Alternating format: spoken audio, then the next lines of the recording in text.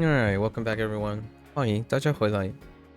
今天是第307天.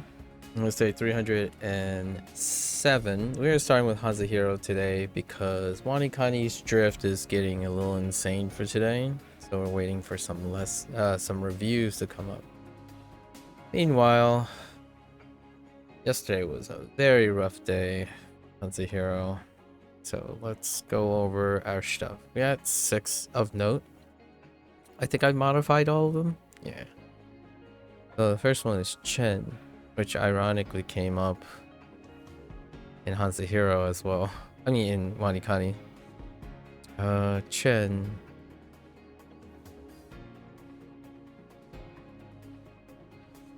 Maybe coincidentally is the word I'm looking for.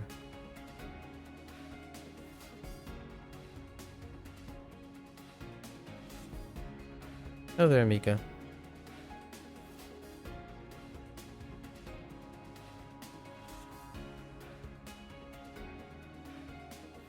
Alright.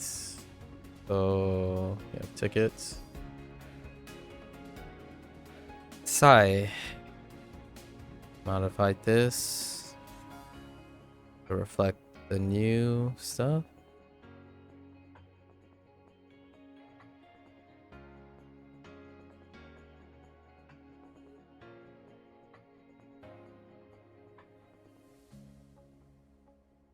Largely dealing with the dollhouse. Yen.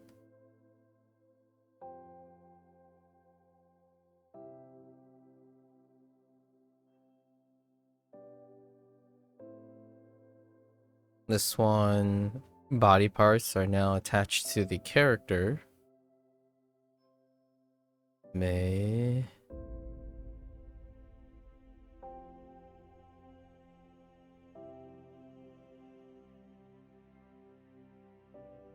Rose. The context was changed to reflect Mario. Xiang.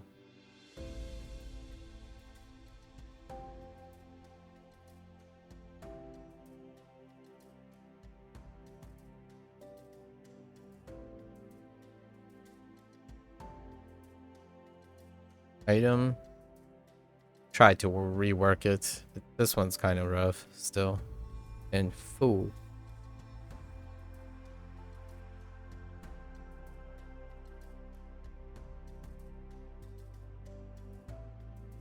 Deputy. This one largely stayed the same.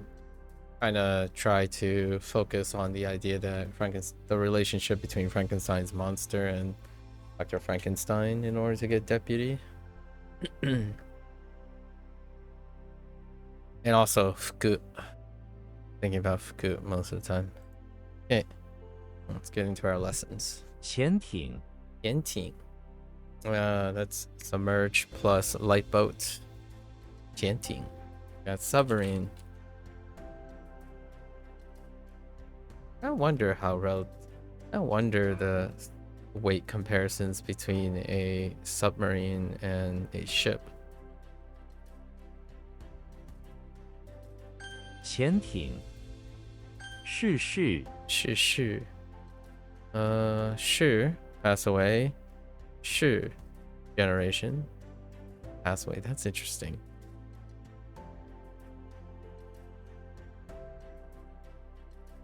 Okay. And it's okay. 逝世世世. 抚养费抚养费. Fu. Fu. 抚养. So a comfort, young, or comfort, nurture, or raise, and then the fee for that. Makes sense. Interesting that Fu Yang. 抚养费 I don't know if I got Fu Yang as a separate thing. As like support or something. 柳树 Liu Shu. Liu is pretty rough right now. Willow. 柳树 柳树 Willow tree. 菊花 菊花. Add flower the counter next to the chrysanthemum. 菊花. 菊花 菊花.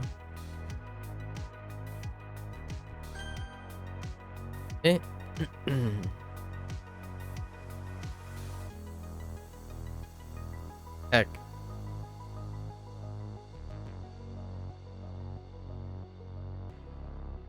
Why am I drawing a blank?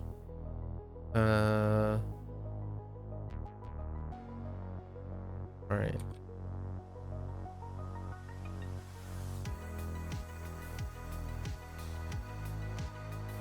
潜艇 Ooh, Qian is kind of weak. Lately, you develop a new hobby, skipping and postponing your Anki reviews. Yay, I'm not covering as much as you need to be. Well, the last couple days, or the last 2 days, anyways, I've been talking to a person. I think you guys might have slightly crossed paths, but I've been talking to Drama. The name is Drama. And they're preparing something too. They got like 2028 before they re-enroll in education. And they're doing this deadline-oriented way of getting to examinations and enrollment and moving to Japan.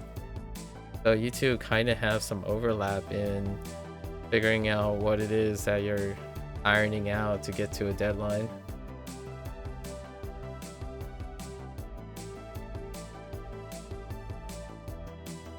Pretty interesting. Different perspectives, though. Definitely different perspectives.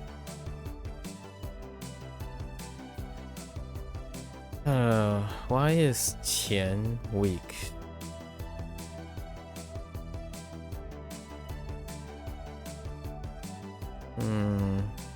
It's because of the sun.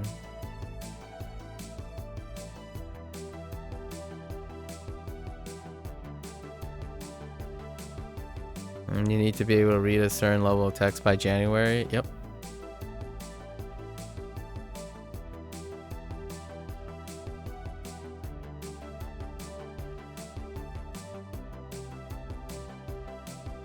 I think the thing that overlaps between the two of you is the idea of how much you have to cover within a specific amount of time.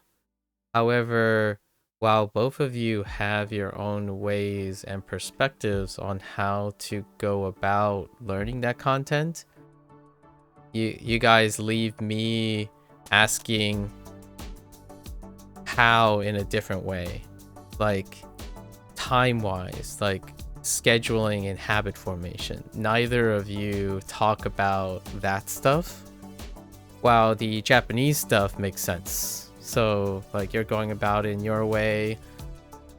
Drama has like the next 1.5 years to 2 years laid out. By the way, they've been working in software engineering for 4 years. They're going back to getting their degree, and then they're going to do it in Japan. That's what their plan is. So this person has been working for some time already. The idea is, it sounds more like whatever either of you are doing is presenting the scheduling and the habits and the obligations, but neither of you have done something that was independently driven in a manner that tells me that you guys focus on the another underlying thing that I typically focus on, which is how to create a consistent, layered, self-evaluating and perpetuating habits of doing a skill that will be with you for the rest of your life. So like redeveloping a skill without the infrastructure of a school, a job, obligations, or things you need to do. So both of you right now have a need and a goal to achieve something by a certain time. And I totally get that. That's where everyone starts, by the way. I don't want to give you the false impression. You have to go through like this process in order to learn like what works for you in terms of like management and habit formation when you go through this self-discovery. The person that I'm talking about that I met in the last 2 days, they went straight to work after they graduated, and then now they're going to go back to getting their degree. So they transition from school immediately to a job. And the nice thing about keeping yourself working is that hobbies like without what's different from a hobby or something you choose to spearhead, right? Quote unquote hobby and passion that you want to turn into a profession is that then when you go and do that, the beginning parts, hopefully you have learned something about that when you're going through school and stuff, and it's a slow process. So becoming your own boss, so to speak, of your stuff, that's what I see on the internet more often, where it's really, really easy, or it's a lot easier for people to know what they want and like sort of how to get there. The thing that gets lost in translation a lot of times is when you're doing something voluntarily, there isn't any more infrastructure. So there's no obligations. There aren't things that are keeping you in line. Like in school, there are deadlines, there are criterias to meet, but they were set for you. So you work towards that. And then when you leave high school and you go straight into a job, for example, like drama, that job is providing the obligations and the setups and the deadlines. So ultimately, when you get like big brained and really successful and stuff, during the job or your school, you're slowly going to develop how you run yourself. And that part is where when people talk about consistency, discipline, trying to be consistently happy with what they're doing, constantly pushing themselves in a way that's meaningful to them, that type of thing ends up being like eventually when you become your own boss or you're so experienced that no one knows what to tell you situation. And that's kind of where my headspace is. It's been a very long time since someone told me, oh yeah, you can't make it work because you don't behave like me. I'm like, I'm gonna make it work. I do things on my own all the time because the last 7 years that was all me. Like my boss and my mentors and colleagues, they're my equal. They do about their things and we exchange ideas like we're doing here. The thing is, I'm not here to lecture you about how to do what you're doing. You know what works for you at the moment, and I know what works for me at the moment. And you're here to take whatever it is, but not replace what you're doing. That's the idea, though. That's like what ideally should be happening between you and me. The difference right now is we have a generational gap in experience. So whenever I look at your guys's ideas, when you share with me your ideas tell me that the thing that I'm kind of curious in the future is, are you going to develop independent skills that make you so that if someone isn't telling you you have to do this and plan all these things that you have to do, are you able to do it? Because in my opinion, that makes it so that you feel like you can make anything work in the future. And that's kind of what I'm seeing happening, or like hopefully see it happen over time. So as you continue to work on something that you are motivating yourself to do, hopefully with enough encouragement, you figure out all the stuff that works for you. Yeah, you're bad at consistency when you start doing badly at something. Yeah. So that is the experience that you have to discover what is it that keep you going. Like, because that's gonna happen. It's going to happen every time you start something and then stop something. And when you have to go solve something, you have to somehow create a routine that gets you to the solution. And if any steps along the way simply stops you, that's the experience that both of you, in my opinion, are going to encounter. Drama seems like they had a lot of things. They have a lot of momentum right now. So drama at the moment is still running at blitz speed. Like they outlined their 2-year plan to enroll in Japan, and I'm like, that's so ambitious. Like, I read the person's plan, and it has so many things. It reminds me of reading like someone, like watching a video of someone's 3-year experience. Like, what did I learn in 3 years? In like 15 minutes. And I sit there, it's like, man, that's amazing. I can't believe they managed to do it. But hear me out. If that person laid out those plans 3 years ago, like before they started, and they said they were going to do all this, which I doubt they did, but if they did, my first thought is, how are you going to do that? It's so incredibly ambitious. How do you know all these things that are so unrelated to each other, and you're going to pull it off in 2.5 years? The reason why I say this is, if you have a lot of experience, like, for example, I think I have sufficient experience in planning things for 5 to 7 years. And even then, the way I propose it, like, for example, if you're applying for government funding, you're trying to pitch something to someone. Like if you pitch a movie, pitch a book, pitch an experiment and a grant for research, when you pitch them, the way the ideas are presented can really tell you who has experience with it versus who doesn't. And oftentimes, when it seems like it kind of looks like a 15-minute to 30-minute hot take hustle video summarizing someone's experience in reverse after the fact, that is a great indicator that that person doesn't necessarily have the experience to understand and foresee all the problems that could happen along the way. And when you're presenting like a document, like a 10-page document on a research, and asking someone to give you millions of dollars for a 5-year plan that is a really big project, right? The way it's written, even in outline form, like for drama, for example, drama actually voluntarily wrote it in a PDF. Like yesterday we were talking about it, it's like, oh, okay, I need to elaborate more. So they draft up a PDF. That is really great. That shows that they are definitely someone who has worked somewhere for more than a year.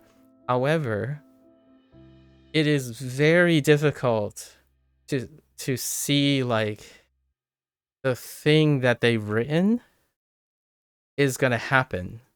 Like I see that it's like, oh yeah, you're doing this, somehow it gets done by this time, which somehow this gets done, which makes sense. Like, you want to get this part done, you want to get this part done, but all the details in between everything, my first thought is, if you think it's gonna go this way, I hope there's detail in there that person omitted, because that 2.5-year plan that I see is, in my opinion, genuinely sounds like 5 to 7 years for someone who's actually incredibly skilled and experienced to achieve. So I really hope that I'm really mistaken. I tend to write plans and stuff on the safe side because you need buffer zones, like buffering ranges, to give yourself some time to not panic and like feel so demoralized, because largely when something crumbles, it starts like getting really, really bumpy and you start derailing, and it's not great for self-confidence, at least in my opinion.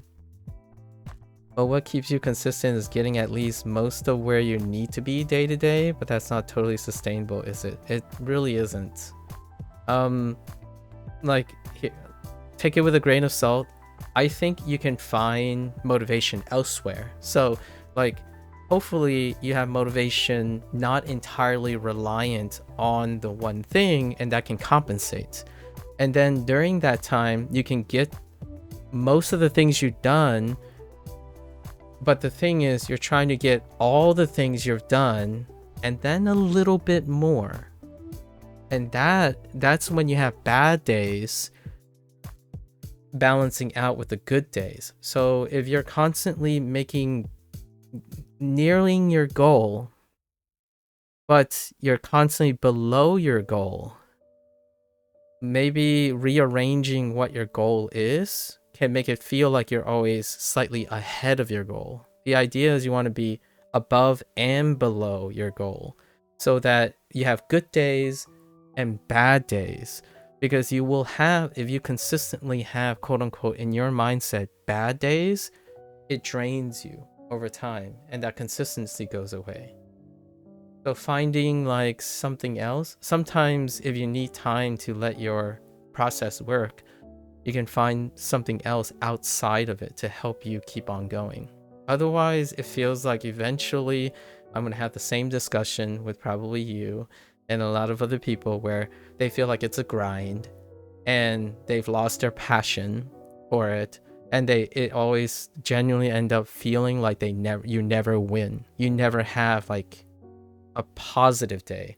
You have, I got my goal day, so you just made it because you're always working at max, and then every other day will be below, which I don't know what would be the greatest way to go about that yet. I'm kind of working out some way to get to that point. And you have much lower consistency with word pronunciation memorization than any other aspect, but you haven't yet resolved that. I see. Oh, so you suggest to do the extra bit the days where you can and less on bad days. Exactly. Well, you're going to do the best you can, right? The goal, the mindset is, there's no specifics here because I don't know what you're doing. The goal is you have, say you have a threshold, right? It's whatever I would call it the bottom line. So this is what you're aiming for. This is your daily goal right now. In your head, it's your daily goal. Someone who is just getting by, like weaving by, right? Just getting by would typically look like this.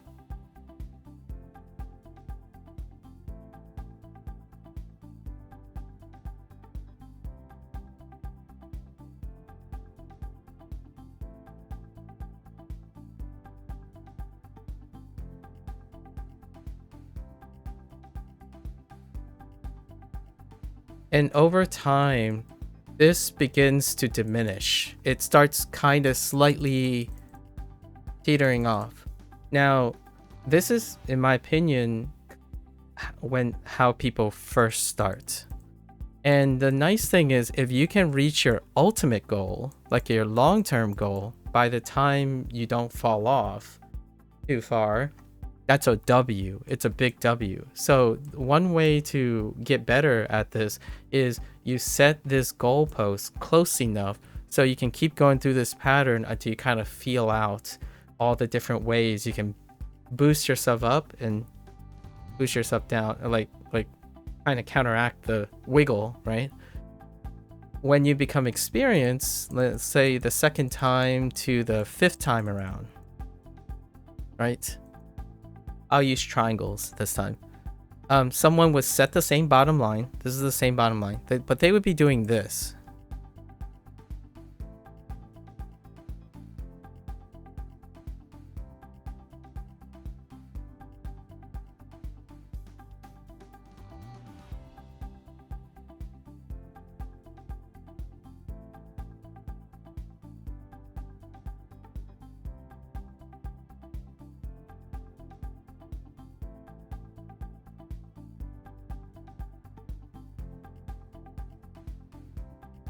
So the idea is, and I'm saying this is part of the process. I mean, this is your first big thing, and drama is entering their first really big voluntary thing. Eventually, it starts looking something like this, where in the beginning you have ups and downs below your bottom line, but what happens is they focus on getting above their bottom line. So they are naturally improving in managing their thing so that they're constantly above their bottom line. And then what they do is then they choose to move their threshold higher. So then they improve over time on how much they can consistently do. So the consistency, the average then starts going up. While in this case, when you're first starting, your average consistently keeps going down slowly. So over time, it feels like you're doing less and less, or you're willing to do less and less, but really slowly. We're not talking about one day you're just going to quit and one day you're not. The day you quit is the day when the average falls to a threshold that you no longer have enough to maintain. And then when you get to experience level, like this is like 5 times plus, what you typically do is your threshold is going to be much higher, right? And it's not going to be a bottom line anymore. It's going to be your average expectation. So when your average expectation, what's going to happen is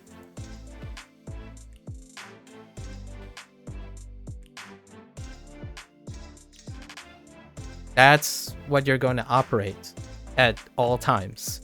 So once you become like super experienced, you know your average and you work exactly within the parameters of your average. So what happens is then you get to you can have an accurate measurement of how well you're going to do consistently. Obviously, there are some occasionally what happens is people will start to try to aim upwards so that you can raise your average if you're looking to improve your consistent average, or sometimes when you dip, it immediately recovers. That's when you become super experienced, where you've done so many jobs, so many problems, so many ways that you can predict your average.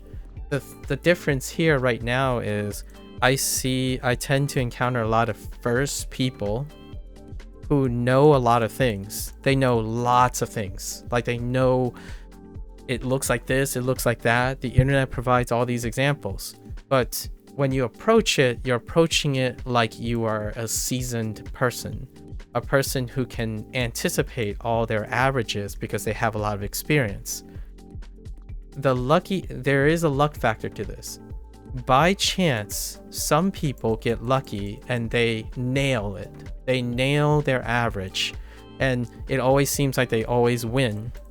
The ones that don't nail their bottom line, they continue to fail until they succeed. The thing is, what I work on is how do you get them to get up and do it until they have enough experience to get their average, right? Some people, yes, they get lucky and they start there in the mindset because they just happen to have enough life experience during the period in which you are forced to fulfill performance requirements. It's not for not everyone gets that lucky, and I'm gonna say lucky because I think this is like less than 20% that it happens, and I'm not one of them, by the way. This was not me. I started at 1. This is when I got to college. The moment I got to college, I realized I can't like hit the upper limits. So then I learned how to improve over time as opposed to always operating at 100%. You guess you do have a goalpost of January reading the sort of text you need to, which you have example of, but you're still quite far. Yes, and the idea is how are you going to get there? What is your time management in getting there? And working on what does it look like in steps to get there. So you have a goalpost, right? And you can run the gauntlet if you want. While you're running this gauntlet, it's definitely great to start paying attention to your good days and your bad days. So then you can lift all them up. The next go post comes out. Once you reach your January go post, then you're going to have a new go post. And that's kind of how I feel right now whenever I hear you guys talk about your goals. This isn't your first time doing Japanese, by the way. Your first 1-2 years weren't great though. Yeah, so what I'm saying is you're acting like it's your first. If you told me you have already done it, right, before, this should be your second time. And what did I do when we were talking in the Discord? I asked you, what did you learn from your first time? And what you told me was it's the same. And then I tried to convince you it was different by getting you to explain how they're different. And you gave me examples of how they're different. But you started by saying they were the same. So even if you literally did it twice, that doesn't mean you have the mindset of someone who is doing it the second time around. Right? Like, if you remember our conversations, oh, first time Japanese was different to first time Spanish, which I use Anki for. I know you know it's different. You're behaving like it's the same. So the problems that you have, you're making the same mistakes. Like what I mean is you're feeling the same. Your mindset hasn't changed. Your approaches have, I'm absolutely convinced your approaches are different. Absolutely. Like you're trying to do different things. I'm not entirely sure if you're getting the same results. Like if not getting same or different results. Like you are feeling unhappy. The second time should be happier. Or like, in my opinion, if you're learning something, the second time should have improved, right? And I really hope that's true. What you're telling me a lot of time is, oh, you're encountering the same problems. Like I'm still bad at consistency, or like you're focusing on the things that are the same, but I really actually think they're different. The thing is, I can't tell you what you're feeling.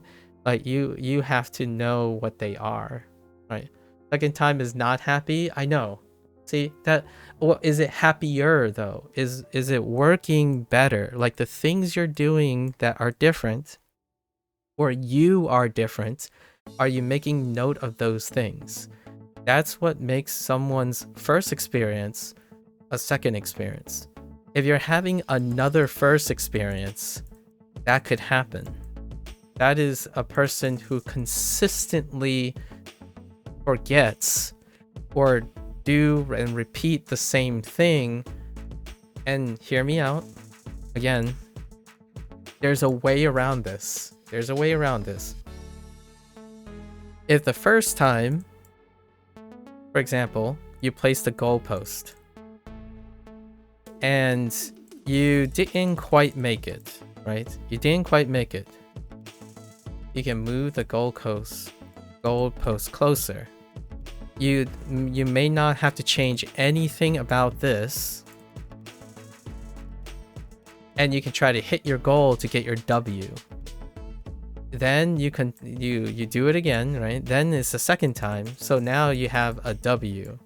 So it might cause you to remember all the things that work because it's a happy experience. And you do it again, and maybe you get to the goal post even better, like you're slightly happier, right? When you hit the goal post, then you got a second W. What this may do is encourage you to figure out, oh, what did I do here that's slightly different? Sometimes it's intuitive. Most of the time for individuals like this, they intuit the happiness. So then you have confidence, and then you start like going this way. So every new time with the goalpost set somewhere, you'll start getting happier and happier, as in it gets easier and easier. Then the boring comes in. So then when the boring comes in, you move your goalposts further and further. That's like an intuitive way to do it. That's how people like intuitively get better without doing like the thing that I was talking about, the analytical work where you have to think about like how you feel each day and adjust. You don't have to do that technically. And this is the like not really therapy, but this is what people say to individuals who constantly derail very quickly because of bad feelings. They don't want to explore their feelings. That's perfectly all right. The encouragement is make shorter goals.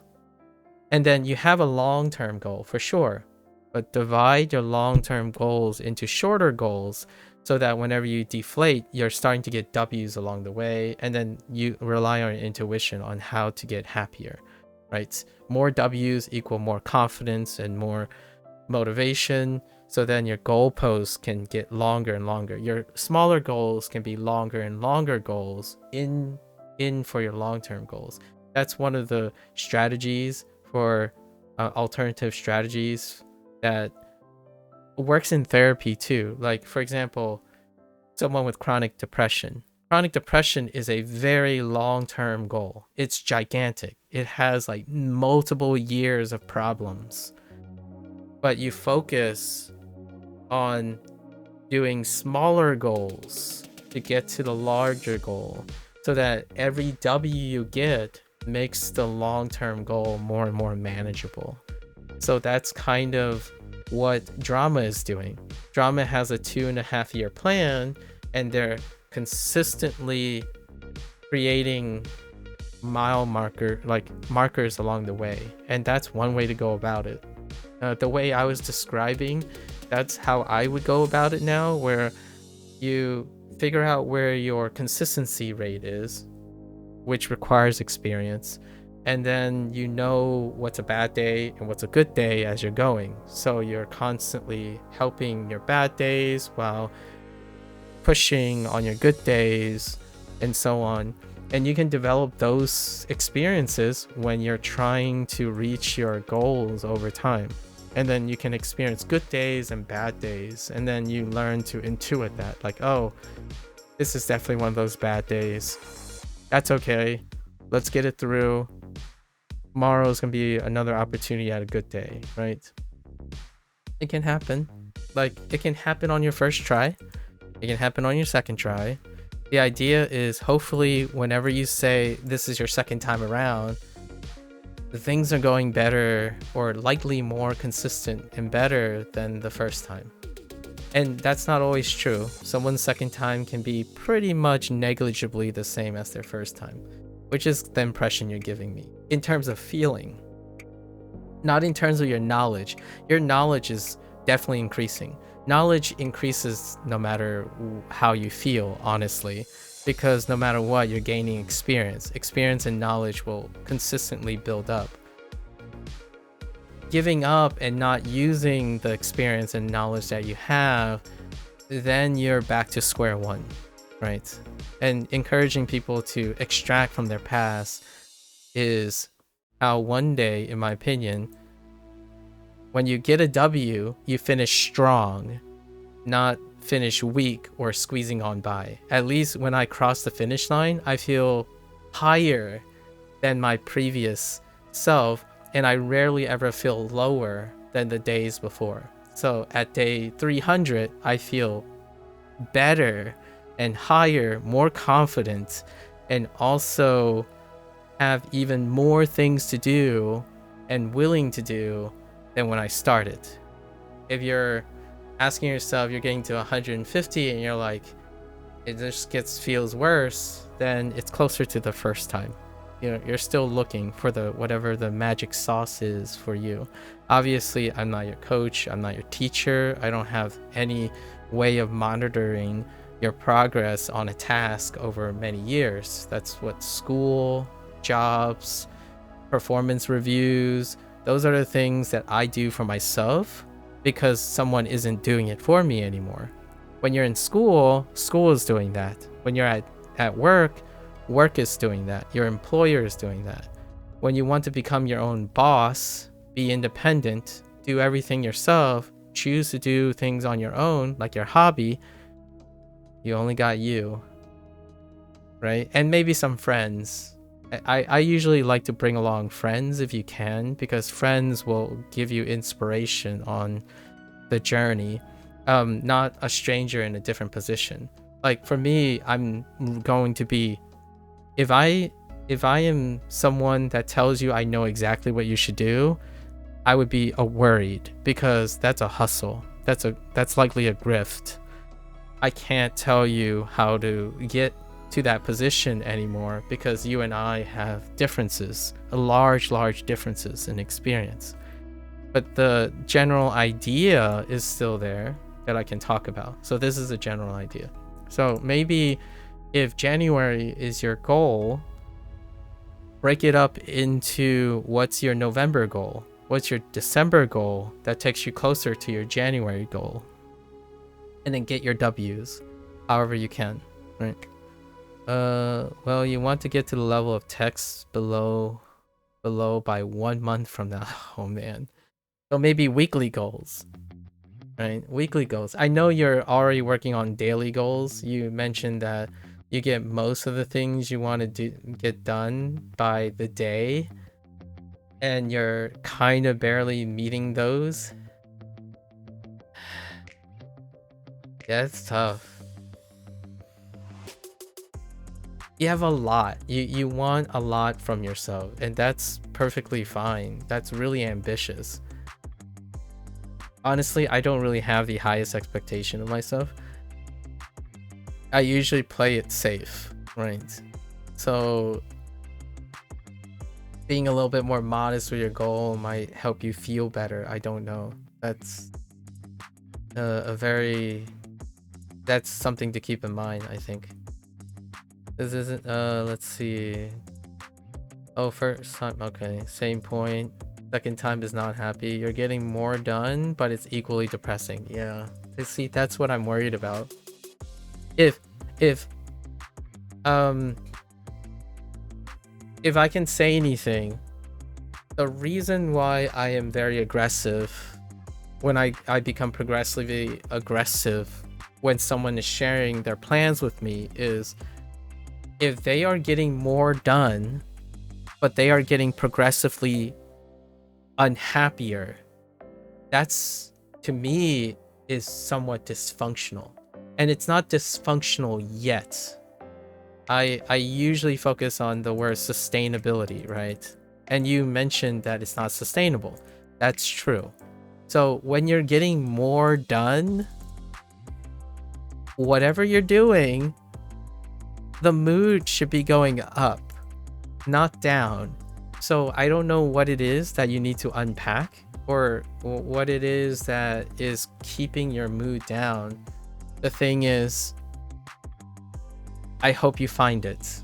And maybe whatever I say or we talk about it, you find your answer in the talking. So if you ever want to talk about, obviously not here or in some other way, whatever is comfortable to you, if you have friends or family, the idea is when you talk to someone, maybe you'll come up with the reasons yourself, or someone could inspire you. Because when you're doing more and you're getting more done, that it's not very logical. You know, it's kind of logical that the mood goes up. It's illogical if the mood goes down. So that's something that we want to keep in mind, right?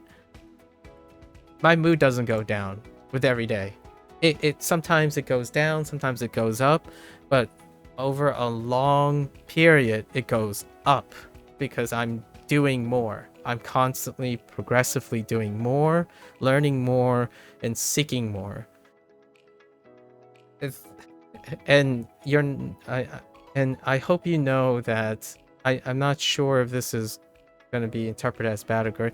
This is a very common thing that's happening right now, at least in my opinion. That's how I feel about people between like start going off doing their first things because they're getting to the point where they're matriculating in their education and their career choices. And those two things are around when you leave high school to when you graduate or you enter the workforce. And those things seem to be exaggerated consistently now. In fact, I still remember when people first land their jobs and get out of school, their mood just goes up a lot of times, like consistently go up because they feel like they're being more productive. Usually those are people who hate school. For myself, during school, I became more and more productive and my mood went up as I'm taking on more and more responsibility. Those who didn't, they drop out of school. And then they curse school and they curse all the times that they've wasted at school. So that to me is somewhat of a dysfunctional relationship with yourself as you're getting older. And to me, what does that look like? A lifetime of regret, chronic depression, feeling emptiness. And hear me out, there's a light at the end of the tunnel. Oftentimes, the greatest thing that happened to those individuals is they find companionship. Companionship is like, I'm not saying go out and like suddenly hit up anyone, but you're doing that. You're going through that rope. You're looking. There's a desire for companionship as well, and companionship balances out a lot of those things, right? You share the thing, and then you have a companion who is constantly providing adequate feedback, of which you're not reliant on yourself. So that could be something that could change your outlook. For myself, the things I'm describing is based on someone who is operating alone. Like, I don't have a companion. I'm the responsible person leading my parents like stuff now, right? All their problems and stuff is uncharted territory, and I'm the one who's leading. So I act more like an independent than a dependent. And if you like the idea of being independent without relying on companionship, the stuff I'm talking about is necessary, in my opinion. It is absolutely necessary to create a sustainable lifestyle alone. And even then, when someone says, oh, but humans are social characters, I absolutely agree. I would love companionship. Companionship, the reason why I'm like focused on being independent is because I am independent at the moment. But I do not write off companionship. Companionship is fantastic. It helps you when you have a dysfunctional, non-sustainable lifestyle, because having someone with you is able to produce feedback. And then two people who may have a sustainable, like a temporarily sustainable solution, they become sustainable when they're together. And a good support system is an alternative. I say I'm independent, but I have a network of support system that in case I fall off the rails, they pick me up, right? So support systems are very excellent to have. You've been staring at the same 15 kanji you cannot remember for the last 5 days. Oh, these? What do you think these are? Do I have this? I don't have this kanji. And I don't have this kanji either. I don't think I have either of these kanji. What do you mean you don't know? Tell me what you know about the left side. Give me something on the left side. Like any like, let's try not to say I don't know. Tell me what this kanji tells you. Like, what does it look like? What do you go through your routine? Like, I'll write down the information as we're going. So what do you got? It could be literally anything. Oh man. I can give you some inspiration. Like, this is usually water related. You probably know this as day from another kanji, right? So at least you know day, and you probably know this as something related to water. But that's not helpful. Hang on. It's part of the process. So, and then this thing, I don't actually know what you would think of this. Usually I would say teeth is the closest thing that you can probably see in this, right? And it's not helpful now. The idea is you're trying to create something that becomes helpful, right? So water, day, and teeth, which is not the mnemonic that I have for this in Chinese. But what this could tell you is you could use these things to remember it in the future when you make a story with these things, right? And I'm using Japanese references, not Chinese references. So these, in somewhere in your mind, other characters that you know now should have something water related, day related, or sun related, and then teeth related. But that's part of other kanji. So you have other kanji that would relate you to these things. I don't actually know what the like. I would have to create the mnemonic on the spot. But for me, if I was using, is this picnic?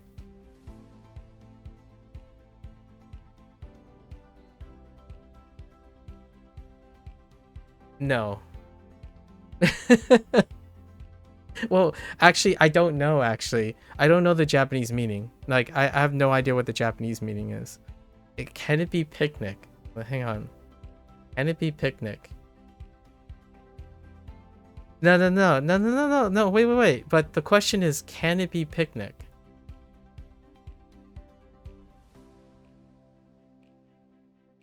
Picnic is when I think picnic, I think of wild plus eat. So it's probably whatever the kanji is for wild, like ya, the different yas, and like a field or something, like a field, and then eat, like food, maybe like this.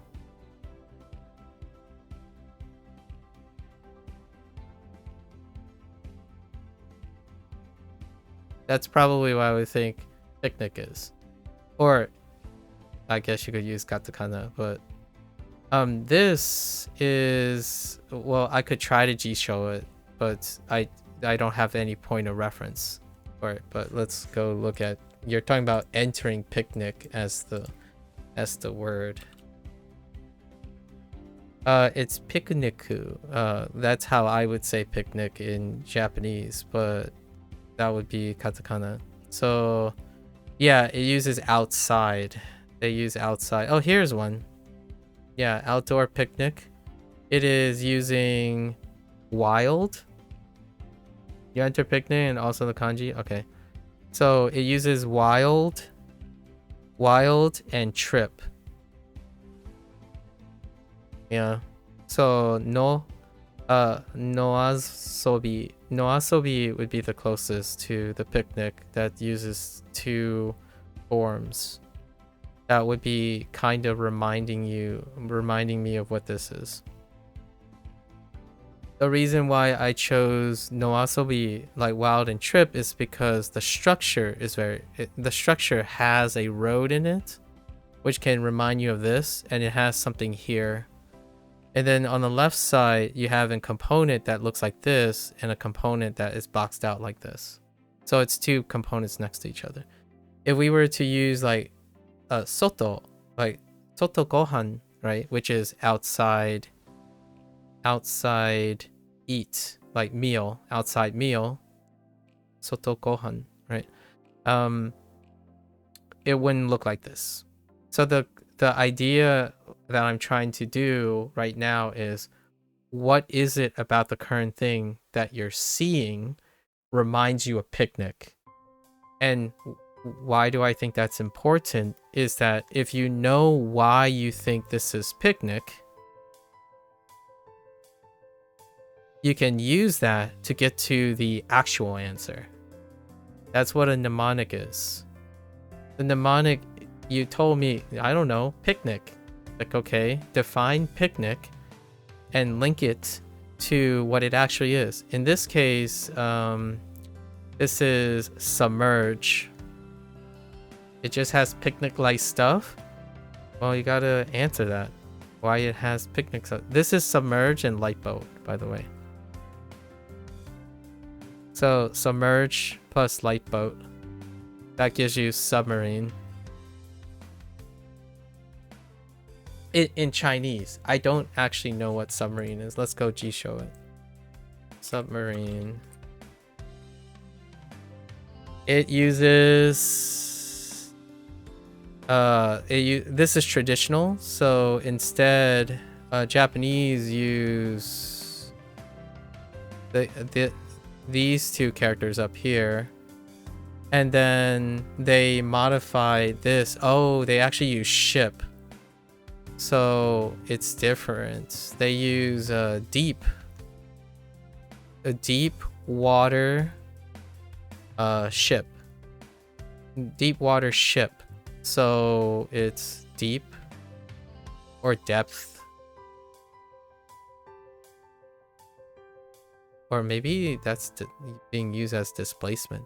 And water. Mizu. Right? And then ship.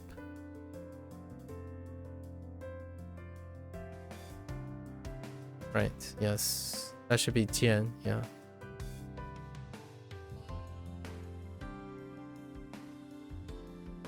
Oh, did they modify this too? I think they might modify this as well. Oh no, they didn't. It's fine. Yeah. Submerge as in water submerge? Yeah. Yeah. So submerge water, or I usually think of it as deep, but something underwater ship. Yeah. So something water ship. I'm not actually sure if this is... Oh, the CN? The CN is, yeah, this is submerge. Specifically like going underwater. And then plus light boat. It's a light boat. Or a boat, basically. So in under a submerged boat. Submarine. Which in Japanese, they do a very similar thing. So you can then attach that to like, and I won't share with you how I actually remember submerge. Right now, actually, submerge is kind of weak. So I'm thinking about changing it up a little bit. Because Kirby is not quite in the... Kirby is not quite coming to mind here. Maybe I'll do it later when it is a little weaker.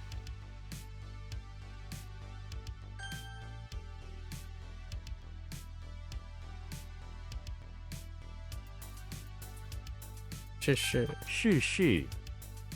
Kirby? Yeah. That's the mnemonic for Qian. So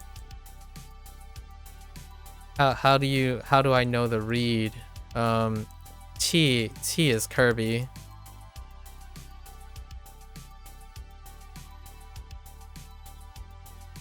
These are my lessons today. So the newest character is Qian, that one on the left, the submerge. Or one of the newer characters is Qian. And I need to know Qian. And in order to do that, my mnemonic deals with Kirby. And I have ways to reinforce mnemonics.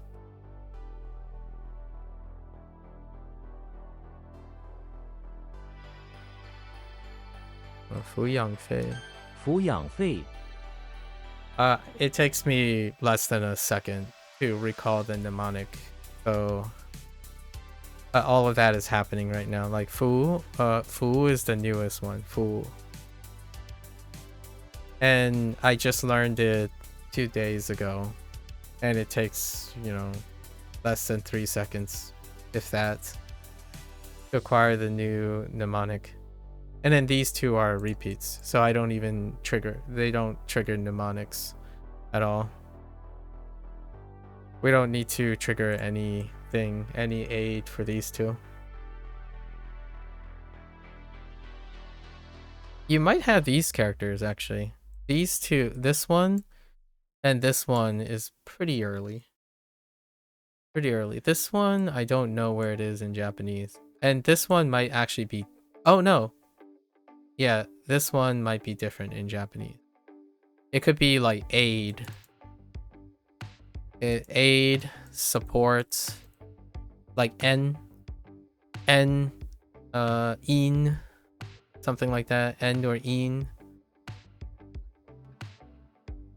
And then this is yo in yang lines up. This is for like raising someone. And this is fi. You question how you forget such simple kanji lately? It does happen. It happens. Hopefully you find your way of trying to get to use simple kanjis over and over again. Like for example, aspects of other characters are in other characters, so you can try to like encourage yourself to use other kanjis in the context of other kanji. Like for this has food. You can see food down here, and you can see sheep up here. Those are separate kanji. This is sheep and food. Those are one of your two early kanjis. The two earliest, like in the beginning, should recognize that the top is sheep and the bottom is food, or eat food, taberu, you know, taberu. And then up here, you should recognize this as younger brother, which is another kanji. And then bottom here is be, which is shellfish. Right? This one is dance. Oboru. Wait, no, not oboru. Odoru. Odoru? It's one of them. And then this is hand, and this is close to hand, so you could see this as te. So you have all the characters already, at least except for this one. Maybe not this one. This one's a little later, but all the other components are here. Like even if you don't know the radicals or what their radical is, you have a character that is close to these things already in meaning. So you can use those to create your mnemonics. What do you do with food and sheep? You raise it. You can raise sheep by feeding it food. By the way, the meaning of this character is raise, like to nurture something. So food and sheep, you feed food to sheep to raise them or nurture them. And then young brother and shellfish. Oftentimes for me, shellfish is related to currency. And this is from your characters. So when you're looking at all your characters that you have learned, when you should have a bunch of characters that have shellfish in it and that deals with money. It has a lot of money or exchange things. So if you combine these two, the money with your younger brother, you can make a mnemonic about spending money on your brother, like a fee or an expense. So now I'm not using radicals or anything. I'm using characters that if you're like following the curriculum, N5, N4, N3, etc., or like you're keeping track of like common characters, these are very common characters. Shellfish and younger brother are very common characters. Or you can see this as like dollar symbol. Actually, you probably see this as dollar or something involving money, but this is also part of younger brother. That way you can do that. That's what Duolingo does, by the way. I'm using Duolingo strategies. Duolingo strategies, they'll give you something, and then they'll give you something that looks like it or sounds like it or means opposite of it or the same as it. And then what you do is you build a mnemonic relating them. And that's not what Duolingo teaches you, though. Duolingo doesn't teach you the mnemonic part. I built a mnemonic relating them. And then when you go to Wanikani and Anki or something, and they write a mnemonic, that's what they're doing too. They're linking what they know to the new thing they have to learn. Right? So whenever I ask you, what do you see? And you say, it's just this, and you don't know. To me, that is screaming to me that when you're building a mnemonic, you're not relying on understanding what you know. You're relying on making whatever it is on the spot to gain experience. You need that experience in order to create mnemonics more efficiently, right? I created most of the things I said to you right now, in this moment, on the spot. I don't use any of those strategies. Like, I see the connection between these two characters without needing to make anything about it. Like, most of the stuff that I'm telling you is improvised completely. If I can explain to you how I know this is Phi, it's Frodo. Frodo in the bathroom of the electricity plant. Not the bathroom of the electricity plant, the bathroom of the beach house. So this is the mnemonic system that HanziHero uses. I don't have to use their mnemonic. I can do it myself using Japanese. I can figure out the Chinese meaning of this using Japanese mnemonics. It's fine because I know the connection between them. And that's what I hope that you'll get when you start working on it and paying attention to how your mnemonics work. There's somewhere what you remember it by is so easy, but then you forget what made it linked despite the obvious link. Oh. I'm trying to think if there's any example I can think of that would make the process a little bit more incentivized. Like, what I mean is, it doesn't feel like to me you're incentivizing yourself. Like, you don't have a habit at the moment of keeping observations of connections. Like, what I mean is, when you're learning something, like say you're making your mnemonics and you're gonna write a card for this. Usually the act of making the card gives me ideas on how to make it better.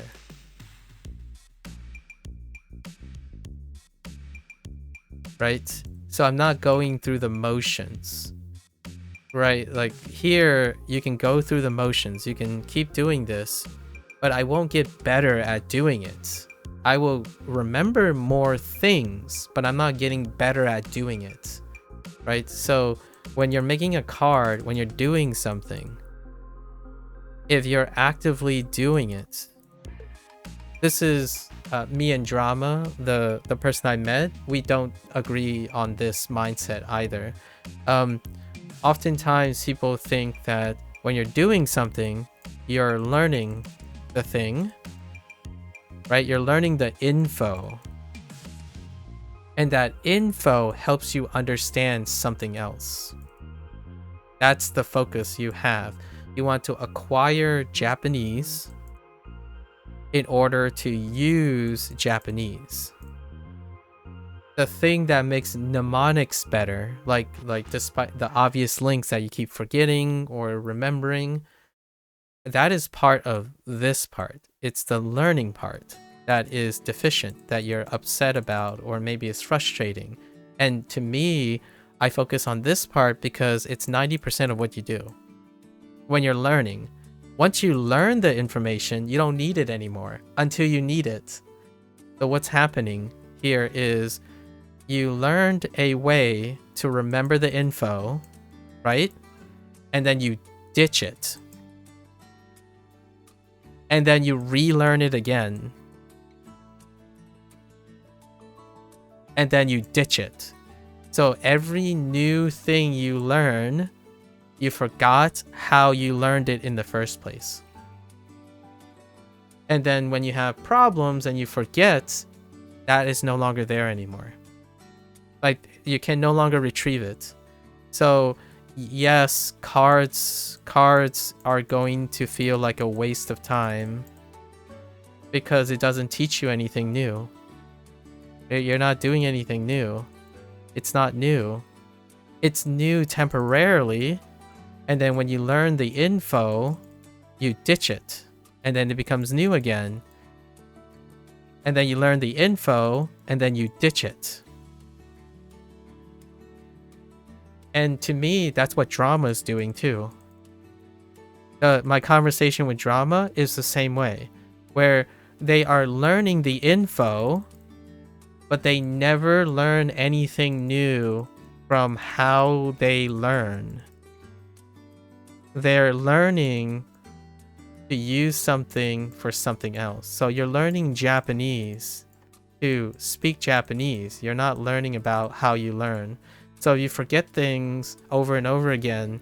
That's not because it's Japanese fault. It's how you're learning. Like, you're not, like, in my opinion, if that stops you, probably worth some time investing. And that, to me, I happen to do that all the time. I don't care as much.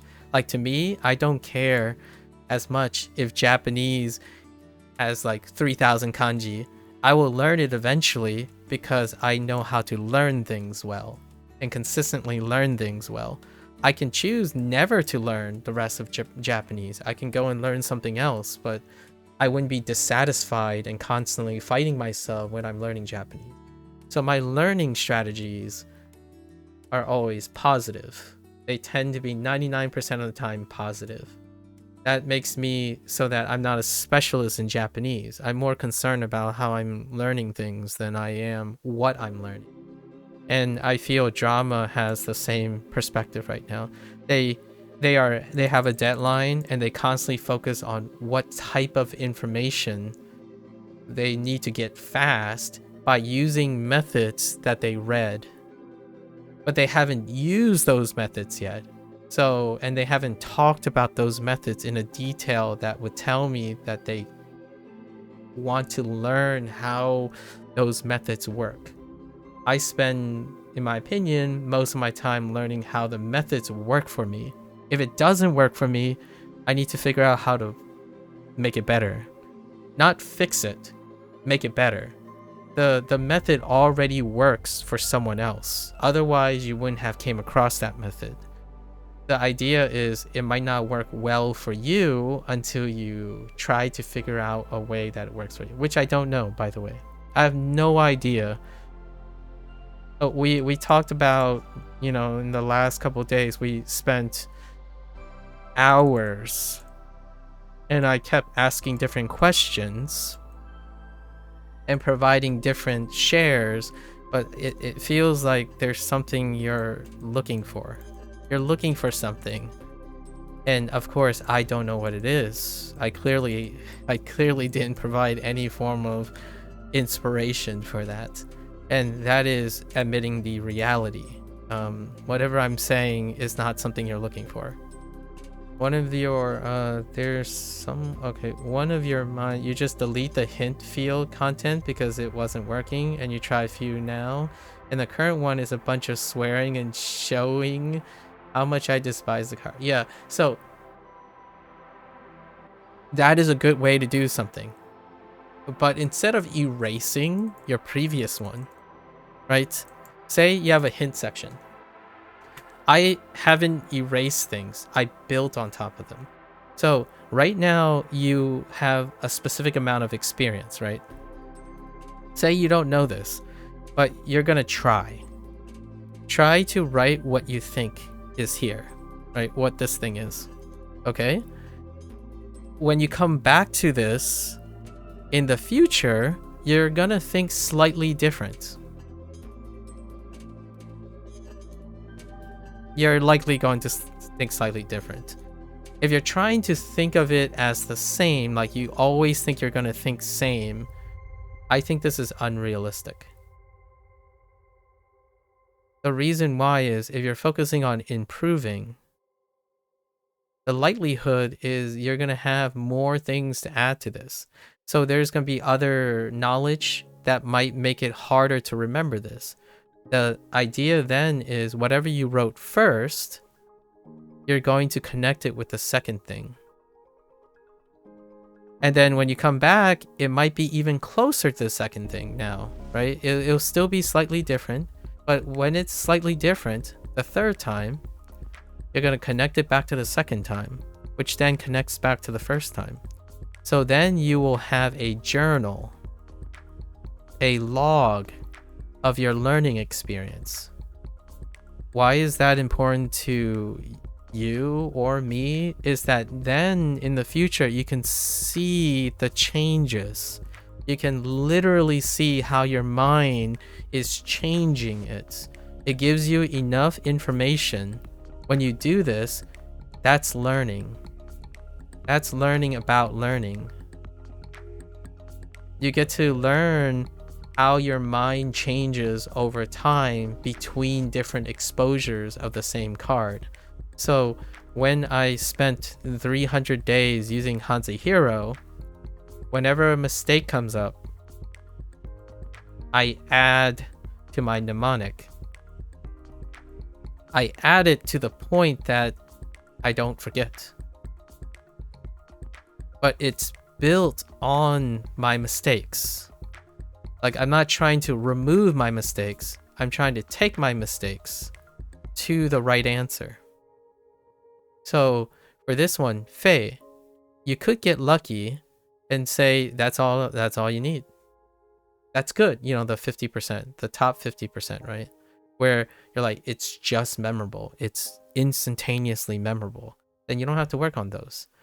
Then you're going down to the bottom 50%.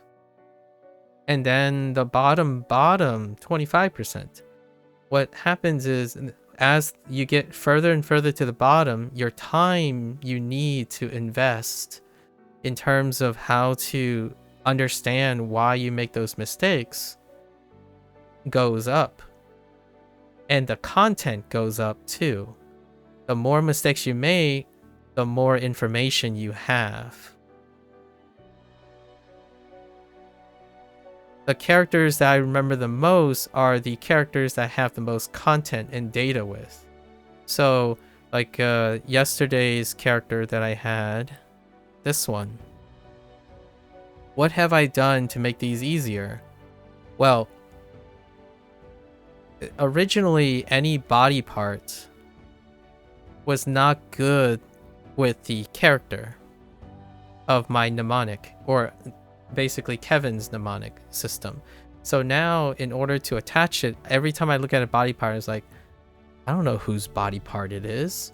Why do I when I look at a body part in a character, I'm like, what? I have no idea. Because I need to know who the character is to read the first part of the word. And I look at a leg, it's like everyone has legs.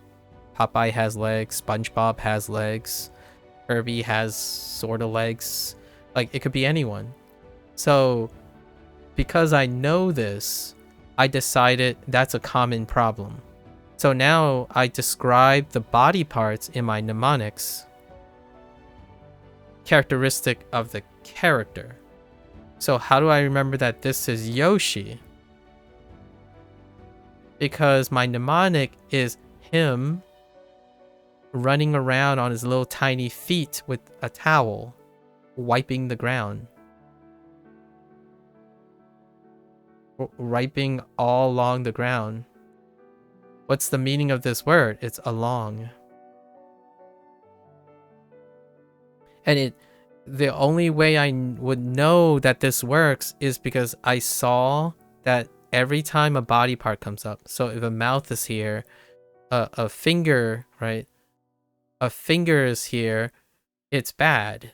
And then if it has both, like if it has two body parts and it's only body parts, I'm like, what the heck, dude? I don't know at all. So I found a solution to it. I use the body part and I describe the character, and it solves the problem.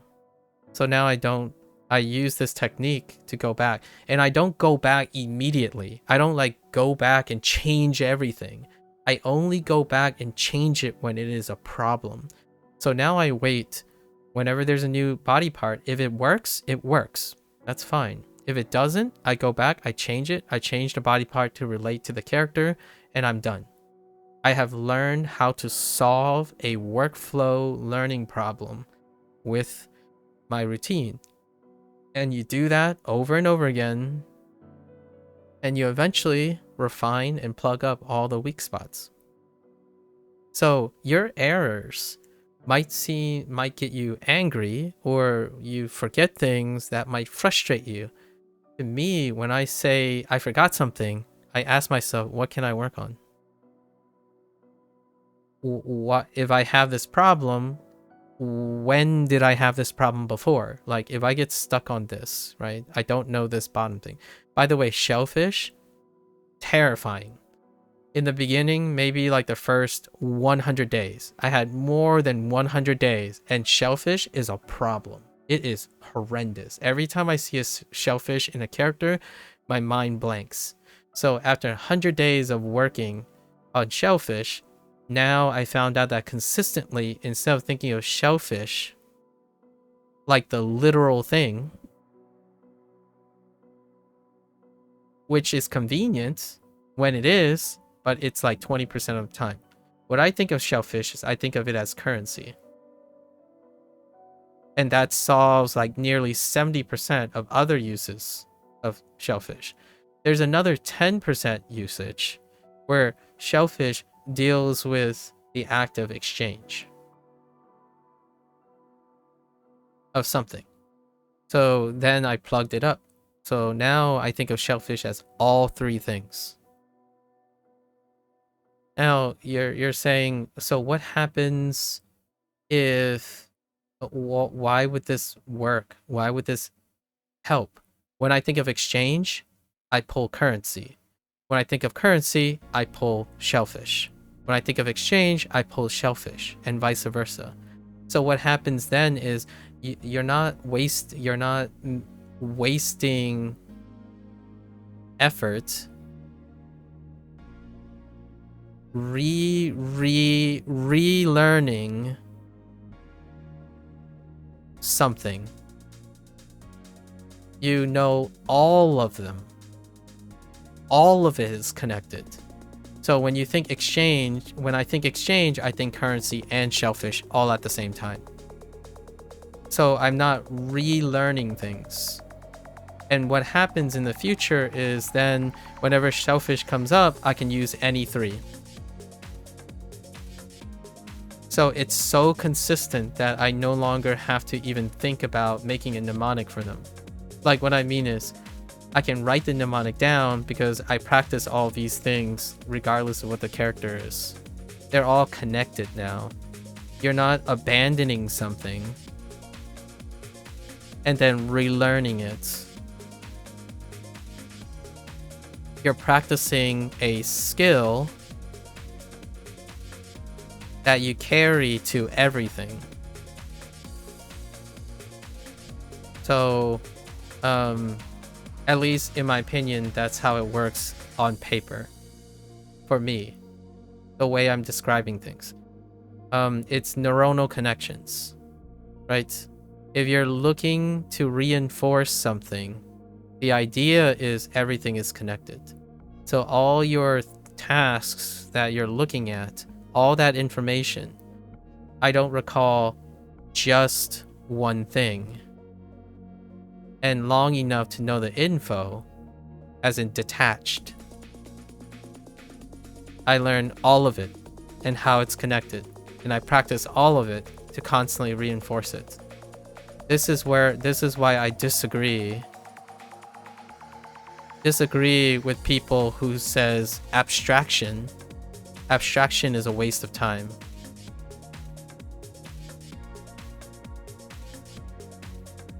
And yesterday I was watching a video that kind of triggered me. and it deals with a very trendy thing about language learning, like how like you shouldn't use English to learn Japanese and things like that. And like you can connect things. That doesn't mean you can't speak Japanese with Japanese eventually. The difference here is these people are focused on learning things, learning Japanese. I'm focused on how you learn learning, like how you improve your learning skills, like how do you encode better memory, how you retain better memory. And the short answer is application. Application through association. Mnemonics is application through association. If you're telling yourself, I'm going to make this mnemonic, right? Just so you can long enough to remember something, right? And then you no longer need the mnemonic anymore, that mnemonic is gone.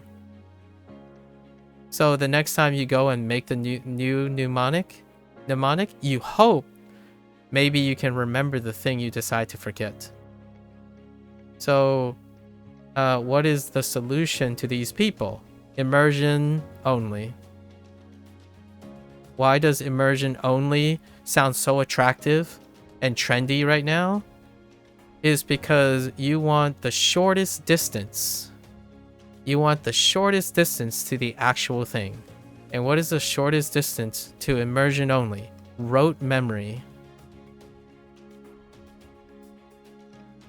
What happens if you don't have enough rote memory, or you think you don't have enough rote memory? You work on encoding. How do you encode? CI. And that's it. This is my discussion with drama. To me, I can't tell you much about this. I think my memory is sucktastic. It's the suckiest property that I have. And people still think like, no, you don't have sucky memory. You remember things. You remember our conversations. You remember. Yes, I remember them through association. I don't remember them because I literally remember it. Like, oh, I remember every word you say. It's like, no, I don't. I take the words you say and associate it with a concept that I understand. I bind the concepts together. So I know my response to a question you asked, and that's how I remember it. That's two things. If I answer the question and ask the question, those are two things of one thing. That's two ways to remember the one thing. If you only remember the answer, then you didn't remember the question. This, to me, is one of the fundamental, and I'm a little bit aggressive here because I'm really think that there's a large disservice being done, especially for language learning, that people think of the answer and never the question. And what is always the answer? Heckin' native crap. And what I mean by native crap, I don't mean native in the sense of Japanese, like naturalistic. Like, I'm not talking about the examples. I'm talking about the stuff that what you do is you don't form associations. There's a heavy focus on literally remembering the thing in isolation. Like the constant emphasis that, oh yeah, by the way, you know, guys, you know what the secret is? In Japanese, there are a lot of things that have no English equivalents. Like, well, yes, that's true.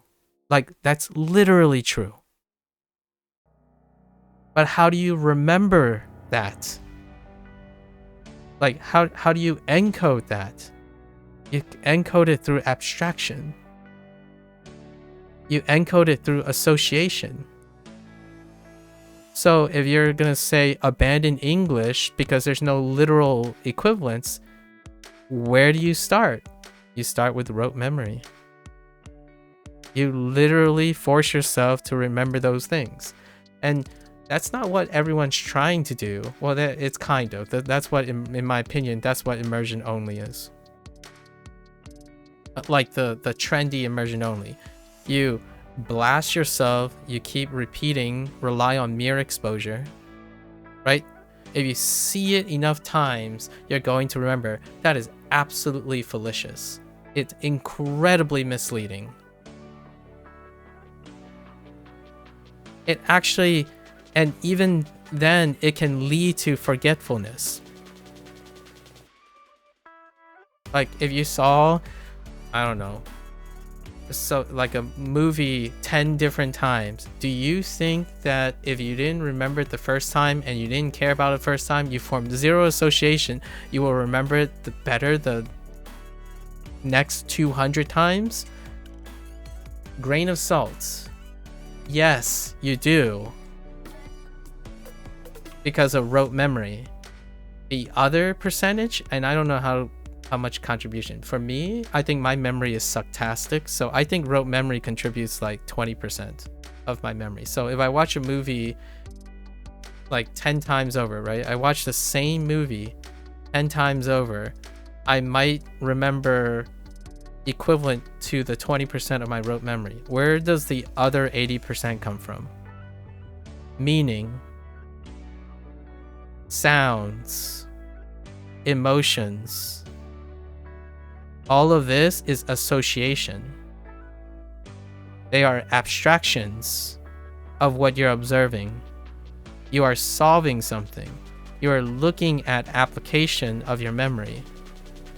At least in my opinion. I know the younger you get, the bigger brain you are. I'm not young anymore. So I think 20% of the time, I don't spend literally trying to remember things. I try to relate them to things I already know. And therefore, they become attached to it. They literally, in my brain, become attached to those meanings. That is the power of mnemonics.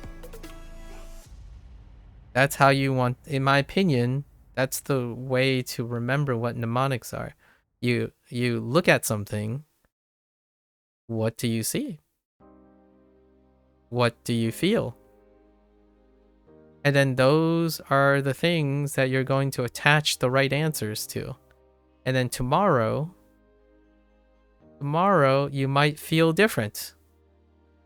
But you did feel something yesterday too, so now you attach tomorrow to yesterday.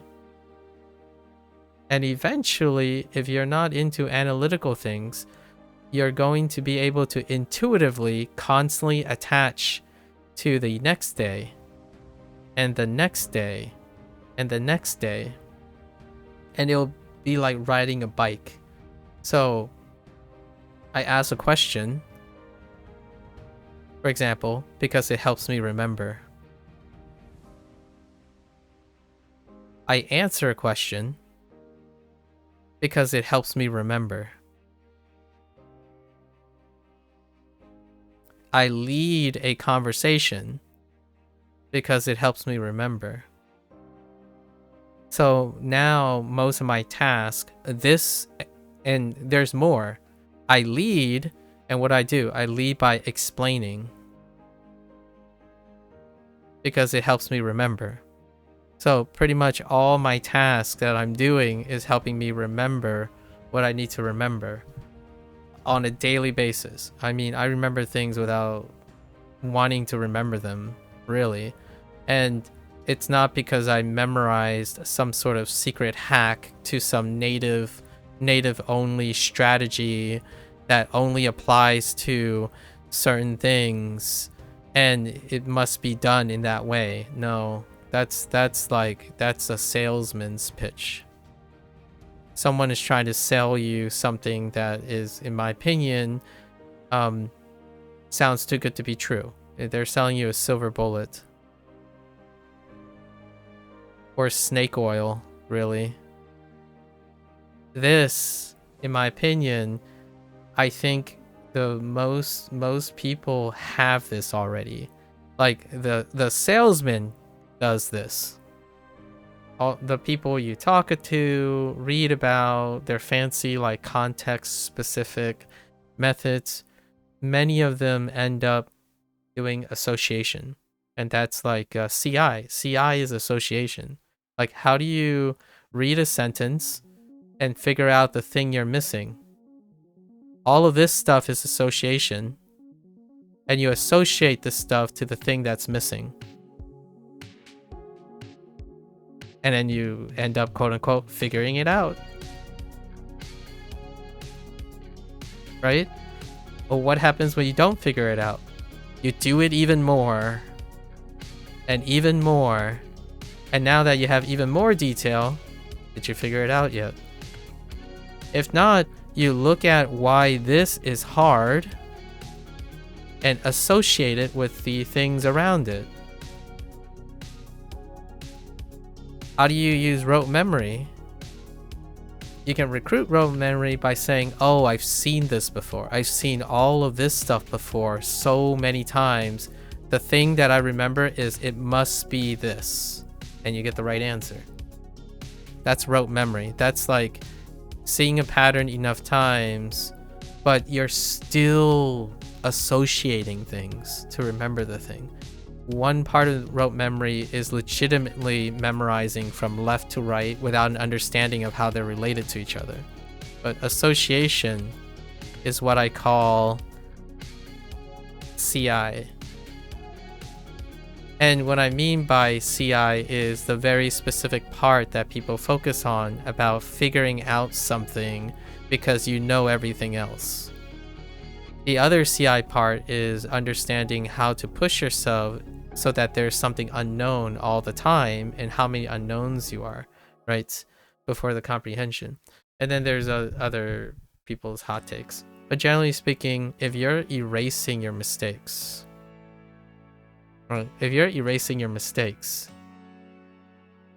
and you're telling yourself it doesn't help as you're going forward, that means you never ended up correcting the mistake. And what I mean by correcting the mistake is what people would use. I would use a different word. You never learned from your mistakes. You corrected it. Is the new modern term. So what I mean by this is you wrote a hint. It worked the first time. Sure, it worked the first time. Second time, it failed. So you remove the previous mistake and you replace it with a new hint. And then you try again. And the second hint, the second, the third time around, right? It didn't work. Then you didn't learn anything from this. And then if you delete this and you go into your fourth time and this didn't work, then you didn't learn anything from this. And then you didn't learn anything from this. It keeps going back to the previous thing. A way to improve upon your mistakes is to stack mistakes.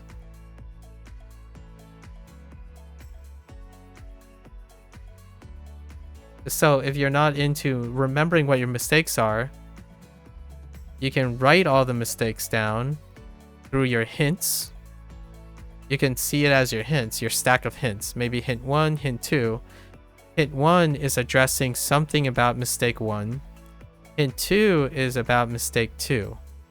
You can use your hints and your answers to figure out what is the nature of the problem.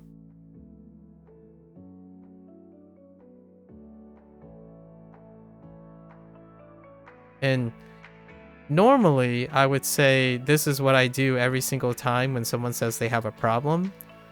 The question is, I'm not entirely convinced that most people know what I'm doing.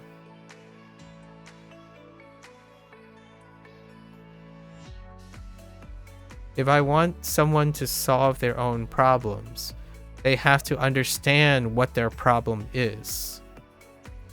That's like, I don't have the answers for that. We are strangers. We don't know a lot. People don't express things to me. They keep things from me because it's too sensitive. That's perfectly fine. You know, privacy issues, discreetness.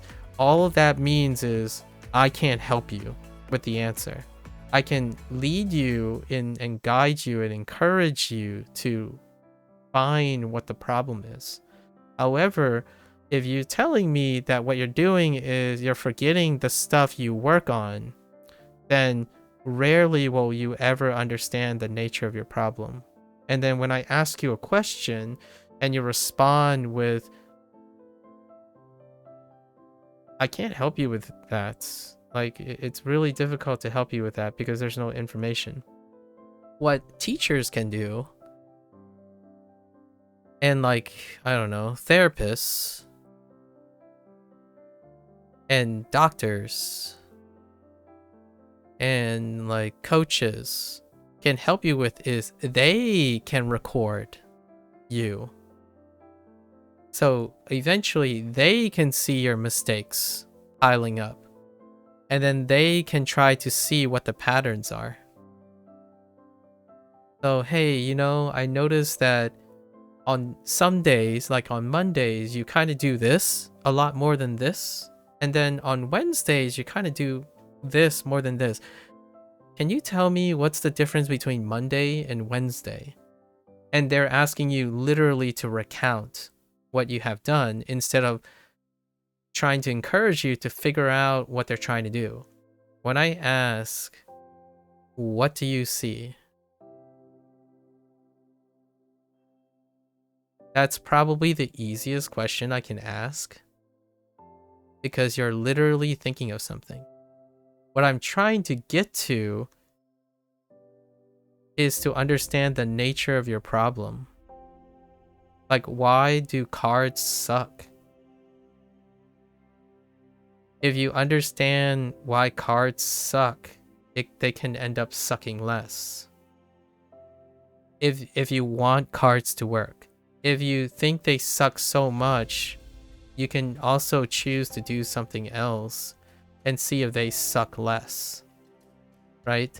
However, if they still suck, you're going to engage in the same problem, which is what is the problem? And that's kind of the tough situation.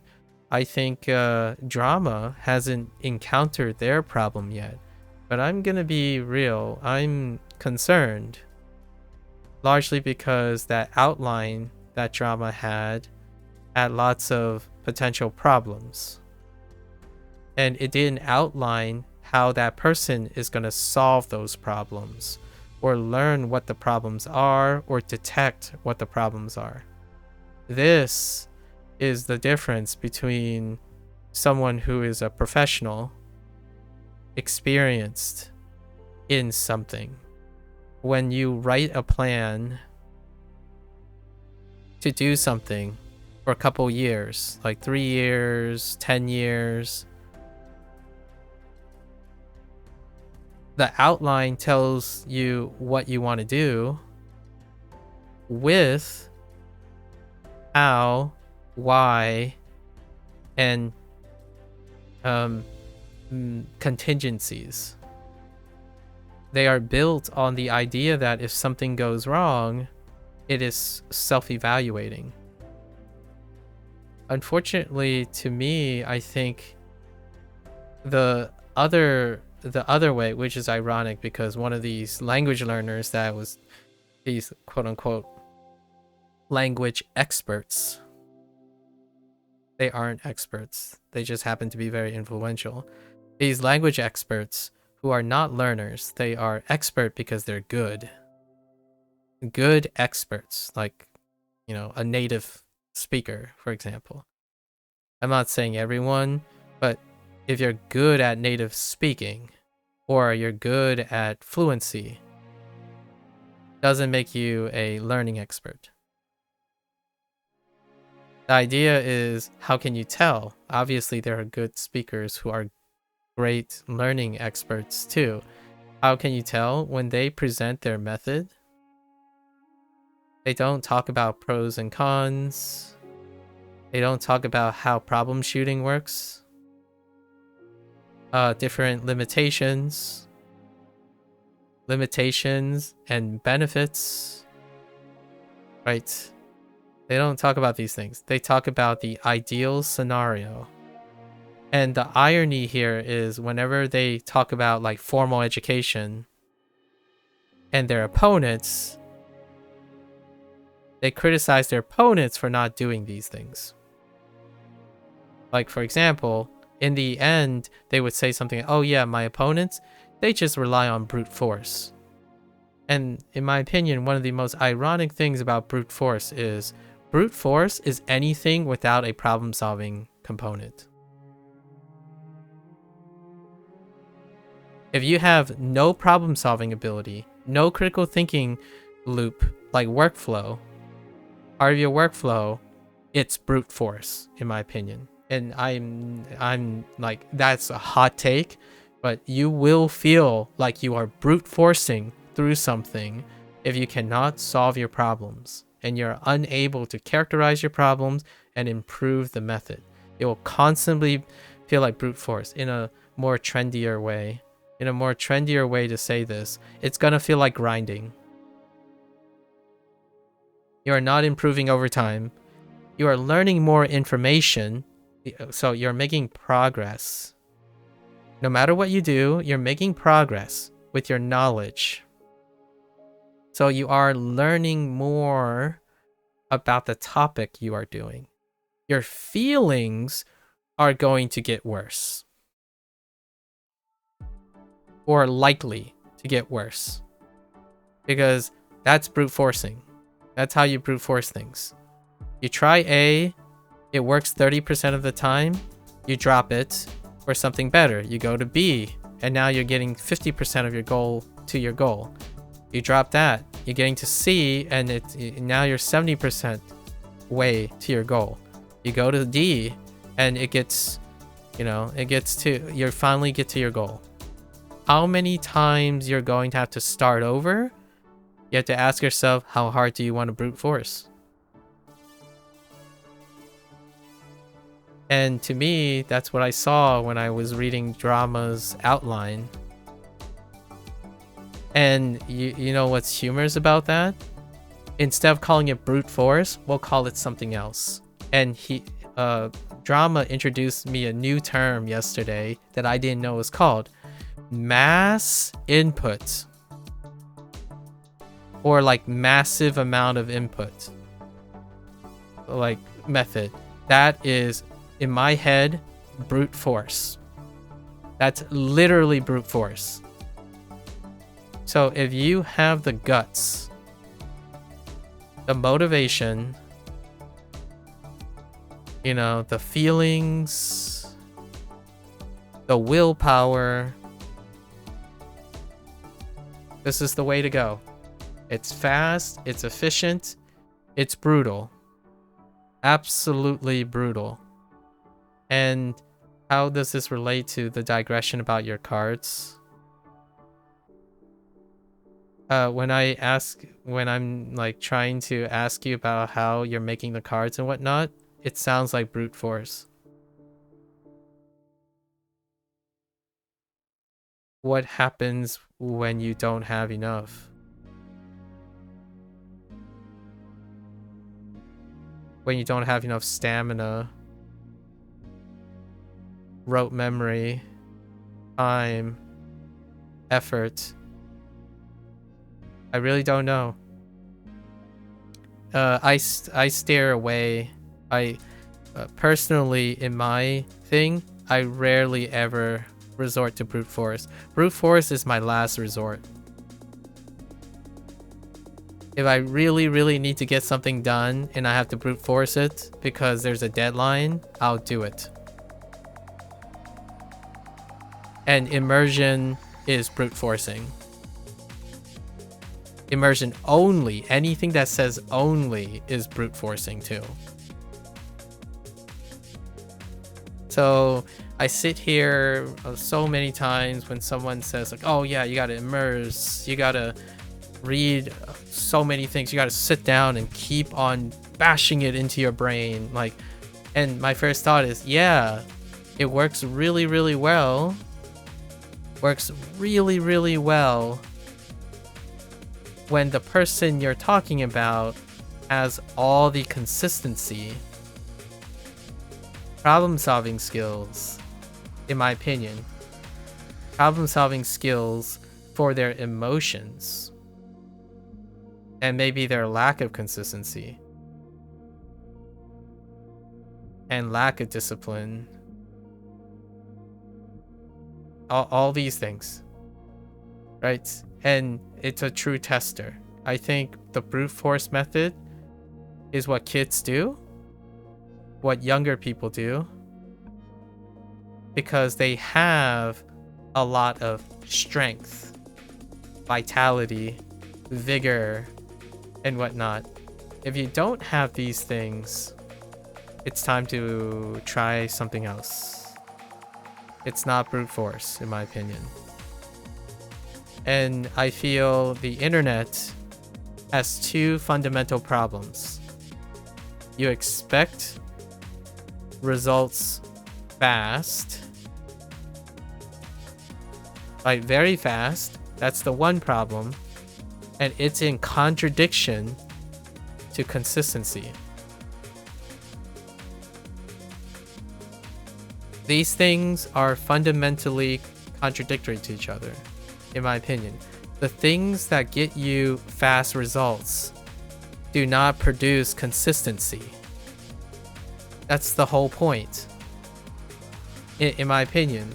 Like, the things that are being sold for fast results are rarely improving on skill sets that produces consistency, diligence, right? Diligence, meticulousness, and understanding of like problems. You rarely even sit there and breathe long enough to know if your method is working. Like sometimes whenever I ask, like, so how long have you been working on this? I don't know. I tried it for 3 hours. It's like, I know what the problem is. Like, great. If you know the problem, then your next 3 hours should be better, right? Since you know the problem, it's an improvement. It's a progress. And before the next hour is like, it feels about the same. Like, but I thought you said you knew what the problem was. And I'm not trying to be condescending here. The idea is I have to remind you, what does it mean to know a problem? And then also, what does it mean to develop a solution to it? I get that deadlines are rough, right? Deadlines are rough. They're self-imposed though. Unless you work or go to school or have a boss, then deadlines are not self-imposed. But hear me out. Your school, your work, your boss has more experience. They often set more realistic deadlines. They are more likely than you yourself to set deadlines who lack experience. Especially if you're on the internet. When you're on the internet, you're gonna think you know that you're fast. And when I look at drama's outline, that's what it reminds me of. It's fast. Like, it is very fast for something self-imposed. So hopefully, fingers crossed, that the person has a lot of deadlines that are built on experience that they have in the workplace, in school, and maybe having a boss, right? That's where you're getting most of your experience. So 3 hours? I mean, I'm pretty bad at being... I'm pretty bad at judging people and understanding problems, I still manage to solve my problems. And when I see 3 hours, I see 30 days.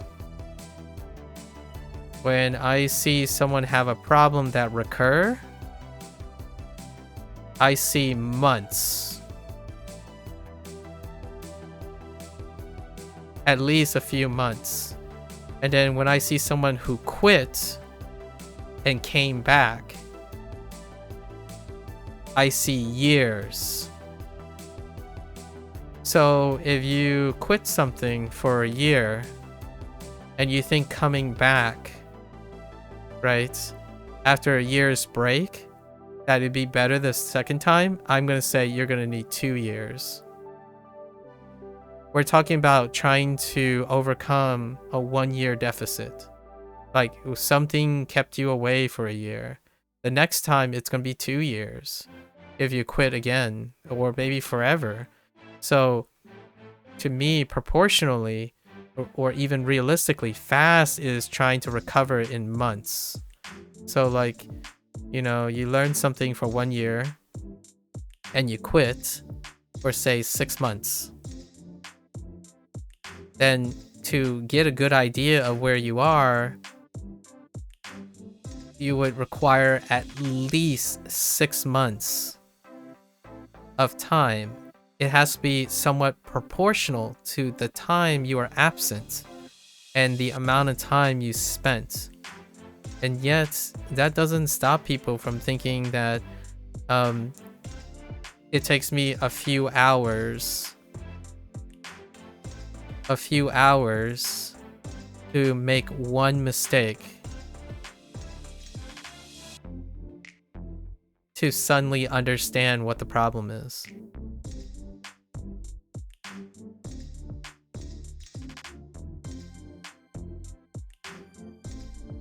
At least in my opinion.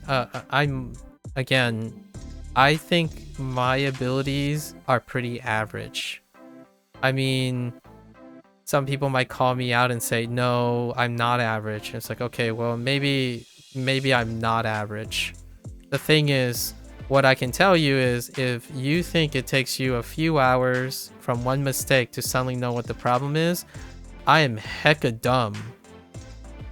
Like, I must be really dumb, because it takes me, like, I make the same mistake like 30 times. And every 30 times, they're not exactly the same. And then I figure out, if I combine all these things, how do I solve all of them? Because solving all of them means that even though the 30 times have 80% overlap, I block up the other 20%. And guess what? I practice becoming more consistent at blocking up the other 80%. So solving the smaller percentage of stuff means I also practice the stuff that I already knew how to do, right? And here's the other side of the internet hustle culture that I really, really am not the biggest fan of. I'm not a fan. The other hustle is when you correct a mistake, quote unquote, correct a mistake or fix a mistake. You think that doing it once means that you never have to practice it again. Never again. I can't tell you how many times someone's like, oh man, you're working on this mnemonic. It's like, don't worry, you only need to learn it until you learn the word, and then you can just drop the mnemonic. Like, yes, you can, if in fact you never have to use it again.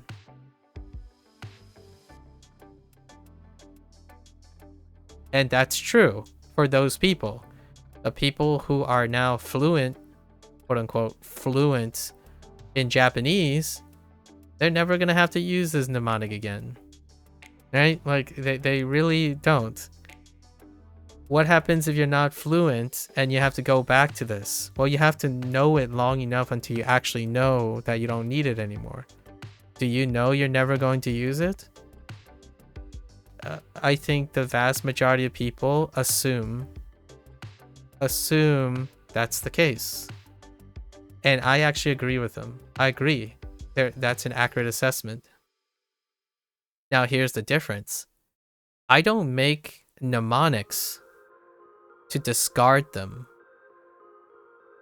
I make mnemonics so that I'll be using them for a lifetime.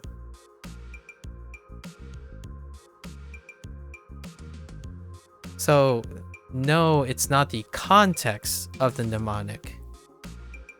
It's the method of the mnemonic. So when I go to learn Spanish in the future, I'm still doing the same thing. French, any language, honestly. I'm developing a method because I care about the method. Largely because this represents 90% of what I'm doing, not the words. If you learn the word, then you learn the word. And then when you practice the word, it's still not going to be as often as how you're learning new words. When you're learning, you spend most of your time doing your method. So if you're not comfortable with your method, that is something you may want to correct and fix. Not the Japanese. It's not because Japanese is hard. In my opinion, it's not because Japanese has like 4,000 kanji. If you know that your method is sound, this goes away, in my opinion. It doesn't matter how many there are. You can do it every day. It's like breathing. It's like walking. Now, you can still not do anything I've said and have the willpower. So my typical advice or my typical blanket statement that I'm kind of okay with saying to people is, if you don't like anything that I've said just now, like none of that is important to you. It's utterly preposterous. You don't invest in the way you learn, right? You don't think about learning. You don't care about learning, in my opinion. You care about results. So you care about acquisition. Which, by the way, this is actually the topic that CI is talking about. Learning and acquisition. The difference between learning and acquisition. And I don't know Krashen's work that well, and I only read cursory things. The thing that stuck to me immediately is the distinction between what is learning and acquisition. And I believe that is one of the fundamental distinctions that Krashen is trying to demonstrate or talk about. And it's a theory. Much like I'm sure when he says it's a theory, not a fact or a corollary evidence-based, double-blinded, supported thing. It's a theory, right? And the theory is that when someone says they think they're learning something, they're actually focused on acquisition. And the theory has been twisted so dramatically that they believe immersion is sufficient for acquisition or input only. And I agree. I actually agree. I do. There's this, like, immersion and input only is sufficient for acquisition. I care about the learning process. So we're talking about the methods that are applying this theory, that are selling you how to acquire something. So when you use an app, you are acquiring a language. You are focusing on acquiring a language.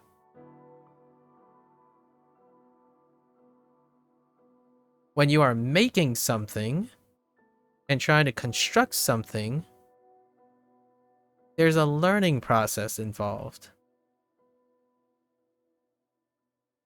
So if you're making something and you're making it to acquire a language, then the learning process doesn't get easier. It doesn't get easier at all. Like, you haven't learned anything about your creation. Like, you have no workflow, no like feedback on your workflow. Your focus is consistently on the acquisition or the results of your method or whatever method you got something from, right? This is not the same. This is why people like immersion only, and it works because it doesn't require you to do this. You don't need to waste, quote unquote, waste your time with abstraction. And then in the end of the day, when someone asks me, what's the point? Hey, MAKU, why are you spending so much time using an ineffective and inefficient method? Why are you using a method that didn't work for me? And I'm trying to convince you, MAKU, that it didn't work for me. It probably won't work for you. You will have the same problems I do. And did you know that there are better methods that work for me that should work for you? That is acquisition. You're talking about acquisition, as in you're trying to find a way in which you don't think about what is actually happening. You only care about the results. So if it works for you and that's like, oh, I just remember things, I just forget things. Acquisition, acquisition, acquisition. That is the warped application of CI on the methods that you have not created. You did not create the method, and rarely do you even care about how the method works. In fact, blind trust is where most of this is coming from. People do not explain how their method works, they explain what their results are. And you get this table, like you're watching this video, and then there's this like impressionable person is like, I'm fluent in Japanese. I'm fluent in Japanese. Blah blah blah, blah blah blah. See how good my Japanese is.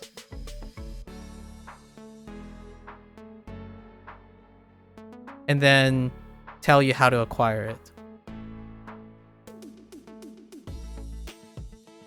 Not tell you how you learn it. No. In my opinion, like, I'm going to be really frank here. It doesn't teach you how to learn it. It teaches you how to acquire it. Like, they're telling you what to do to acquire the language. They're not telling you how you learn to acquire the language. Like, how are you going to scale up your vocabulary? How are you going to scale up your vocabulary? How are you going to scale up your sentences? How are you going to scale up your problems? How are you going to solve your problems when you have one? And you might be thinking, oh, of course they explain those things. No, they only explain the things that help you acquire things. So like if someone is an immersion only person, they will tell you that vocabulary is not important. Content is. Right? And I'm not saying these things don't work. They all work. Like the influencers that are selling you things, the experts, the language, all of those things work. The question is, do you understand enough about your problem and the things you do to accurately trust someone about it? And that sucks, because I'm saying all of this is because I don't know to make sure. I don't know a lot of things, and hopefully that when in the future when people see this and then they're like, oh yeah, this this MAKU guy, he did this way and that way, and then someone says like, oh, MAKU said this is the only way you should learn, or you should do this. He's really impressive on staying positive and stuff. My first thought is, I hope you guys understand that a salesman would likely tell you this is a secret life hack and only way to do things. I am not a salesman. And oftentimes, a lot of the answers come from within, comes from you. When you're able to encourage yourself to look at problems and be interested in improving upon them. And that does come with needing XP to collect enough data, doing things you know, corroborating the data and the things you know in order to create a personalized variant of whatever that works. So if immersion works for you, do immersion plus, right? If someone says, okay, your immersion only method, it works 70% of the time. Now it's your turn. You get data, you get XP, and you bump this up to 80%. Heck, aim for 90%. If you're really baller, or if you're average, in my opinion, if you're a great problem solver, you would end up getting 110%, 150%. Then you end up being one of these people. You sell. If you want, you can sell it. You can choose to do that if you want. I don't sell anything at the moment. Maybe someone will convince me that to sell something or to publish something in the future. But generally, I'm not interested in selling anything. I'm here to tell you that you can achieve this starting anywhere. That's probably what I'm selling. I'm selling encouragement and happy dollars. You start somewhere, it's going to have a specific efficiency. Expecting it to be 100% is preposterous. That is such an optimistic way of looking things. It's so optimistic that it ends up creating a pessimist out of you. Like the internet hustle is in my opinion, an unintentional plague on people's self-esteem. It's unintentional. I'm not saying anyone is like doing it maliciously. I don't think most people, they have genuine intent and kindness with, some kickbacks and incentives, plus or minus. Most people are not doing this intentionally. They do truly believe that their method is the best because that's what they're selling or that's what they believe in. The thing is, when you do something, it's utterly preposterous to think that you're gonna effectively get 100% identical expectations of the thing you're buying into. If you do, consider yourself lucky, because you certainly have to be optimistic for that. And what happens when that optimism fails the first time? It leads to pessimism. And then some people, the first time is all you need to be pessimistic about everything, not even realistic. Like, it doesn't even get a chance to be realistic. Then the next time you do something, you look for everything that makes it fail. Not everything that makes you can work with. You're not looking for things you can work with. You're looking for every reason for you to give up. And then you go to C, you go to D, and then if I get lucky, and I consider this my absolute privilege, if I get lucky, then I get to meet these people. And my goal here is, here's what I'm selling. It doesn't cost anything. Oh, well, it does cost something. Sorry, I lied. What does it cost? It costs time and open-mindedness and your trust. And these things are really, really expensive. They are so expensive to the point where I'm still working on how to gain people's time naturally, organically, keep them open-minded, and know that they have realistic trust between me and them. Because the idea is you must look and observe all your failures to create a work ethic so that you can improve upon those things.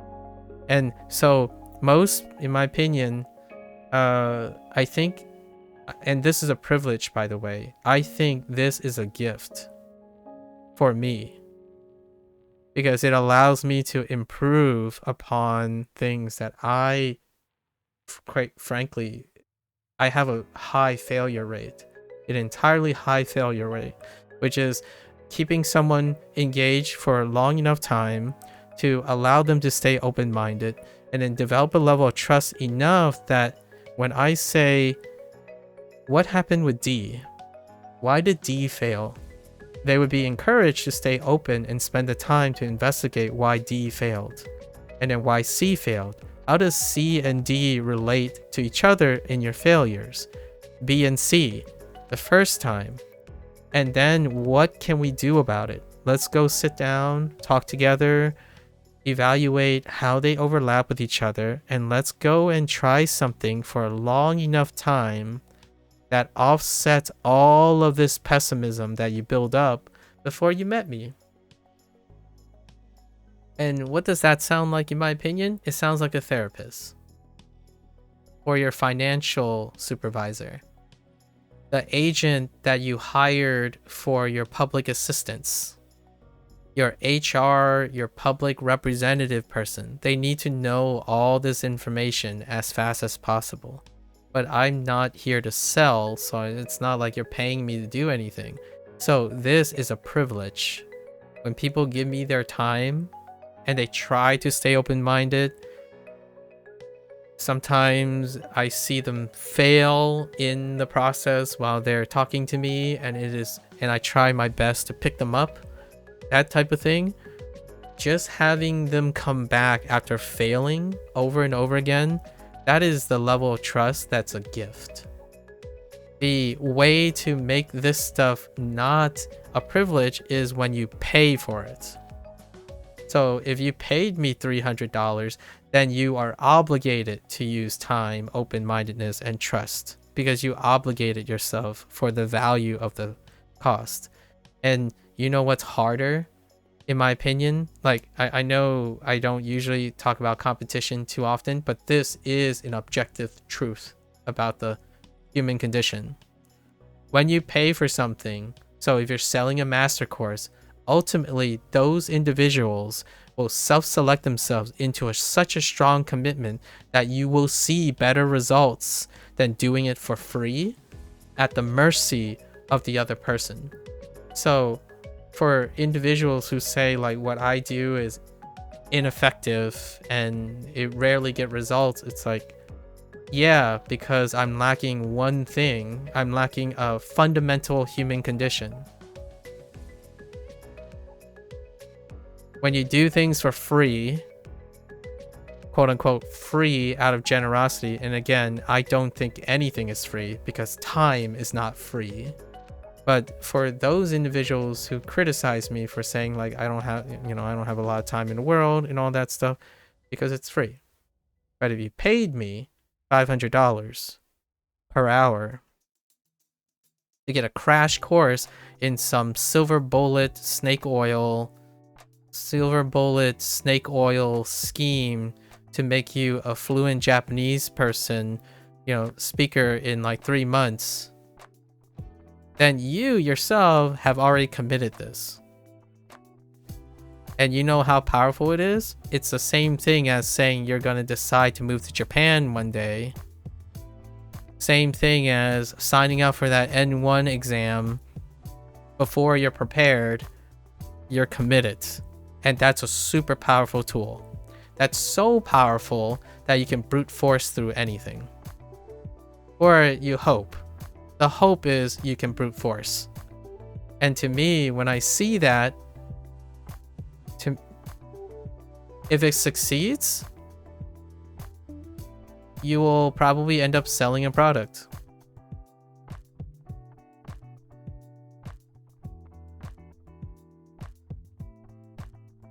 If you don't succeed, there's a chance one day we can talk. At least that's my privilege. It's my privilege. So no, I don't, like, I would say 9 out of 10 times the only people I end up talking to are those who have already not succeeded many times because the hustle culture did not work. So they couldn't brute force to their dreams and brute force to their things, whatever these guys are peddling. And I want to tell them that it's part of the process. Largely because this failure, experiencing the first time in your life, to me, the first time you hit a wall in which brute force does not work. Welcome to your transition into adulthood.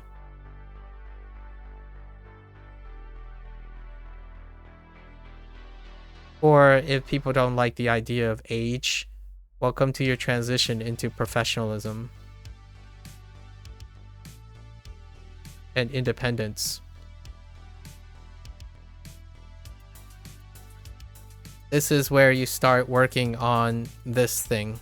The things that characterize an adult, a professional, and independence. Because brute force doesn't work anymore. When did I get slapped in the face so hard that I had to grow up? When I went to college. When I stepped into college, I realized that the ocean is so gigantic that I got humbled fast. In high school, I brute forced through everything because my ability was up here and high school only expected me to perform down here. So I had an upper limit issue. The moment you hit a brick wall for the first time by brute force is when it shatters your limit. It completely just shatters your limit. And now what do? You scramble. You scramble to learn how to do it. The problem is, if you never had a problem before, why, how, what is the nature of that problem? You're discovering it for the first time in your life. And that first time might not be good enough for the second time. Heck, it might not even be good enough for the third time. The idea is this should, quote unquote, should have happened on and off if you were challenged. If you were challenged in high school, or the sooner you reach your first challenge is the sooner you start solving problems. Start solving a problem. And oftentimes that's presenting a problem to you that's so difficult that you have to solve it. College tries to provide that. Graduate school tries to provide that. You will continue to push yourself as hard as possible until you hit a brick wall. And then brute force is not sufficient anymore. There are lucky people out there who, if they encounter mentors and like friends and family, it might not seem like they ever resorted to brute force because those individuals were exposed to the experience that was passed down. And so it's less brute force, not like all brute force. I'm talking about the scenario where people believe only brute force. And that's like immersion only. I think immersion only is my example of what language learning is as brute force. At least the methods that are associated with that type of approach. Or like mass input. I think from now on, I'm probably going to use mass input as my colloquial. And I'm not saying brute force is bad. So brute force might sound bad, so I'm just going to use mass input instead. Mass input language learning. Sure, like it'll work until it doesn't, right? I know that sounds like well, duh. It always works until it doesn't. Like what I mean is, it'll continue to work, as in you'll get progress.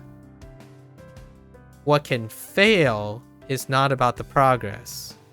It's about your mental state. It continues to work to give you progress until your mental state gives up. Like, what is mass input? As much as you can input. Dang, that sounds like a recipe of exhaustion to me. So a great way is this is one of the silver linings in Drama's outline. They did mention that they're going to journal during this period to make sure they're checking for burnout. But how they're going to do that, I don't really know. And then maybe they're going to journal about mistakes, possibly because of burnout and whatnot. So there is some failsafe loop. I don't think any of this is ever talked about. I think for me, I have a more bias towards problem solving and critical thinking when you're adopting a method. And that's where we are. I'm not sure if I lost Mika in the process, but that's where we are right now. We're in the process of trying to figure out what is it that allows you to see problems, detect problems, and then work on them as though they're not something that will stop you. In fact, oftentimes they're the things that you will probably feel the most, you may end up feeling the most reward in solving.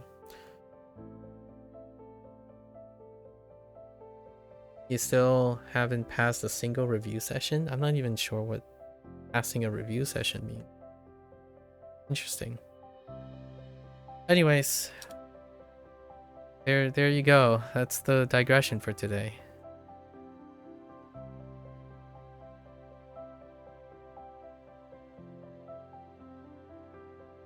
And for the record, whoever feels like they find that there's problems or like they don't believe it's true, I hope I'm not correct.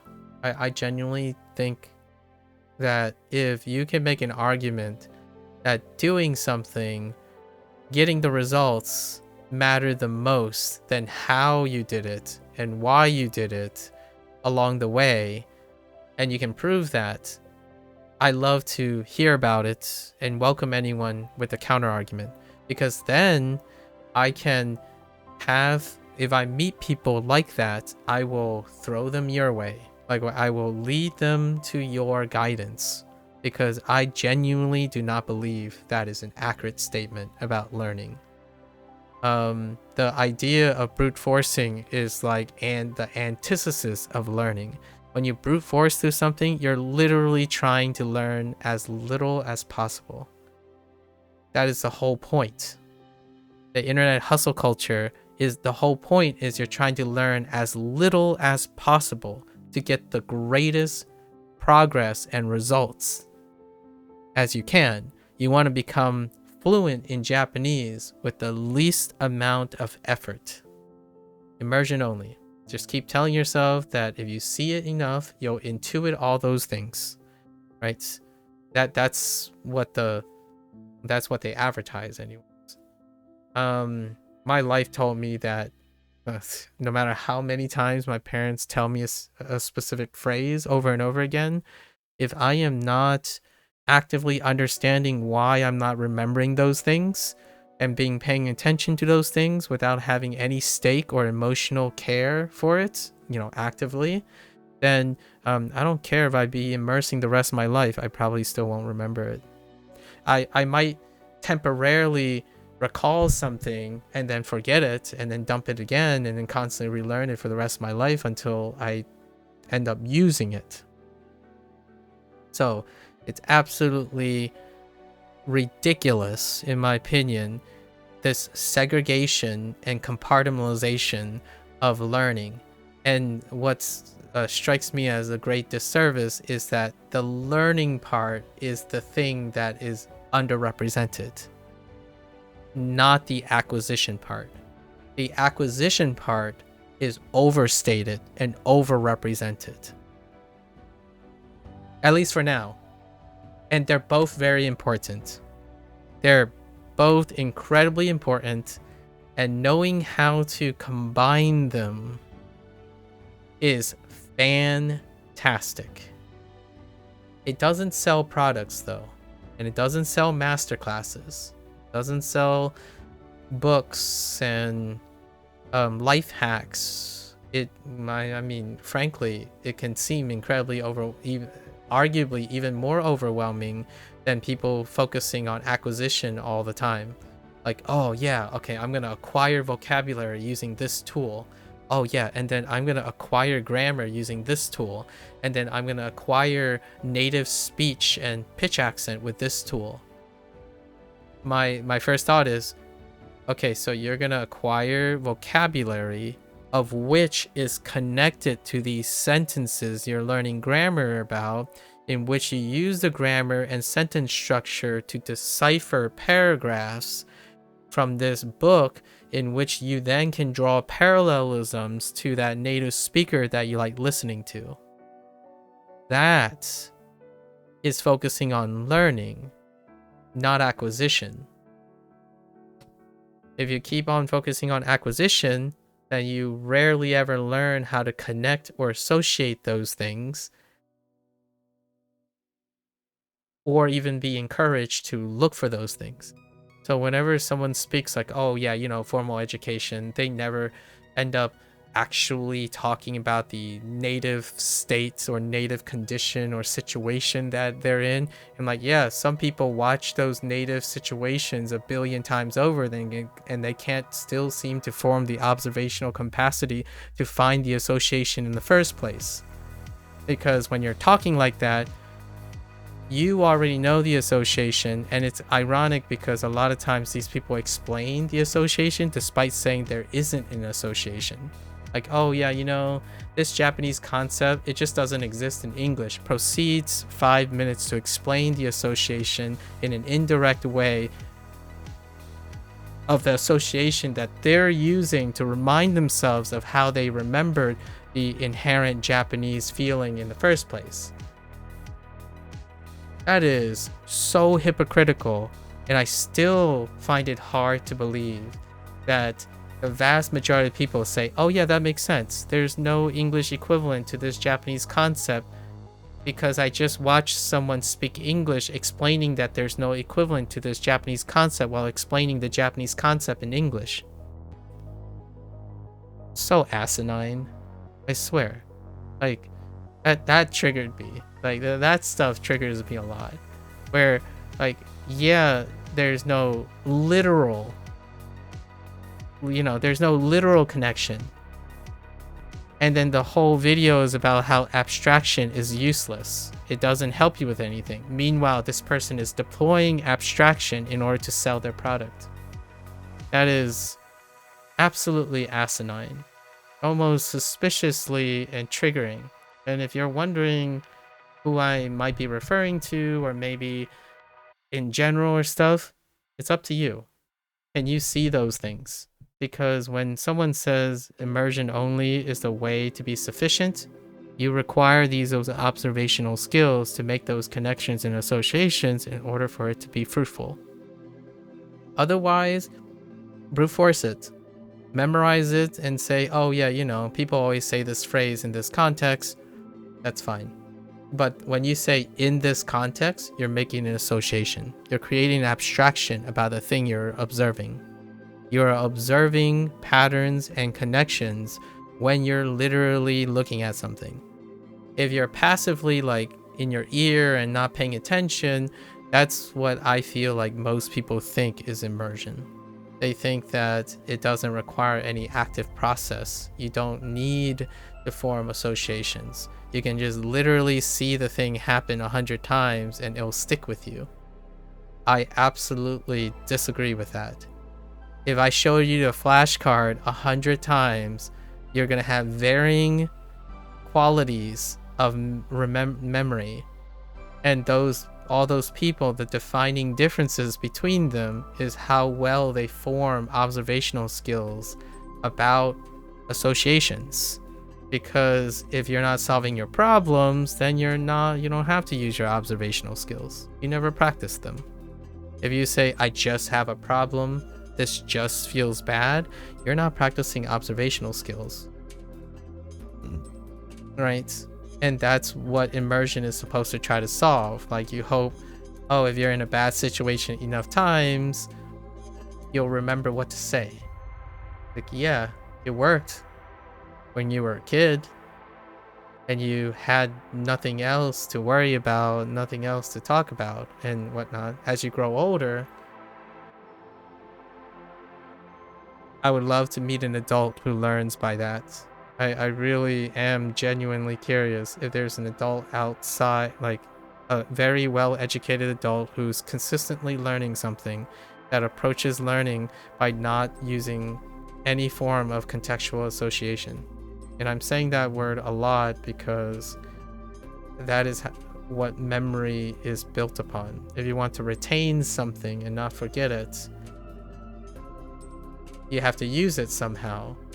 And one of the underrepresented ways to understand how to get to retain information is using and connecting ideas together, however abstract it is. It might not lead to your Japanese fluency. I have to admit, that is certainly a trade-off. But you'll remember something about it. Versus what? Nothing? Perfection? 100% replication of the thing? You can spend the rest of your life trying to do that. I admit that something about that is incredibly impressive. That is the perspective of a specialist. And I think a specialist has their place. The question is, do they think healthy about everything else? Do they think balance of all the skills they don't specialize in? Well, particular specialists, especially in the Japanese area, are poor communicators. I mean, you might think it's kind of ironic, but I don't think it's ironic. Communication rarely translates to language specialization. Like, you can learn to say sorry in the context it is in when you memorize all the situations and just keep on exposing and bashing your head over the things, and it'll seem like you're native. And then when you present that person with a problem to solve about other people, they communicate like they're detached from the problem. You know, a super fluent guy, a foreigner who has like native like speech, and then when they talk about learning, I'm like, I don't think you've ever understand what people have problems with. Like, maybe you just didn't ever have that problem and you just that good, so you just sell whatever you think you can just sell at the moment. And my thought is, dang, how many people would trust that, which they probably will, and then find out that this person understands really little about struggling or doing things or analyzing problems because they never had the problem in the first place. Or they haven't had it in such a long time that they believe it's a non-issue. And one of them would be, and my thought is, if flashcards is a problem, I don't think another brute force method will solve the problem, the nature of the problem. So when I'm looking at a huge outline, right, when someone is, say, step 1 and then step 2, when I notice that step 1 and step 2 has a weak point that's present in step 2, the question is, you're going to have to get lucky enough that this weak point doesn't show up, so then you can proceed to the next one. But if this weak point does show up, then you brute force it, it will show up again, and now you have compounding problems in the weakness. Then you go to step 3, and there's still, that weakness is still exists, like the opportunity, and it checks that. Because anytime you have a weakness that's persistent here, and you think that you're acquiring things in progress, that weakness will exacerbate itself. And one of these weaknesses tend to be scheduling and habit formation. Right? It's great to look at all the progress. I mean, while you're doing this, this weakness can keep building up. You still make progress. You're still going to learn Japanese. Japanese is going to go up. When is this weakness going to become big enough to make you stop? Right? And those are, in my opinion, these are the weaknesses that are important to me. The last thing I want to do is dedicate myself to a skill that I know I'm going to inevitably quit later. And it's not because of not being good at Japanese. There are people who are good at languages and then not use it. Right? And then it's gone. Or they would spend time relearning it. Quote unquote, relearn it. For me, if I forget something, I'm not necessarily relearning it. I'm figuring out why I forgot. Two different things. I'm learning why I forgot. I'm not relearning the material. The material was already learned. I'm focusing on why and how it's forgotten. So you're understanding the nature of the weakness. Brute force doesn't solve weaknesses. Literally, the idea of brute force is to overcome your weakness through sheer force and willpower.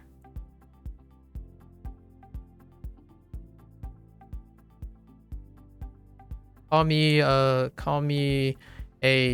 crutch person or not, but if you wanted to punch a wall through a wall with your fists, you probably can with enough attempts. Maybe. I'd probably go look for a different way that doesn't involve punching. If I punched it and it hurt, I'm going to try to punch it in a way that it hurts less, at least, instead of continuously punch it even more the same way and expecting different results. It does end up having different results. I mean, the reality is when you do something enough, there is going to give in stamina or duration. Either you give up or the thing gives up, right? Quote unquote, the thing gives up, the wall gives up or gives in, right? And I think most people do the former. They don't do the latter. Planning is great. And then planning for problems, in my opinion, is greater.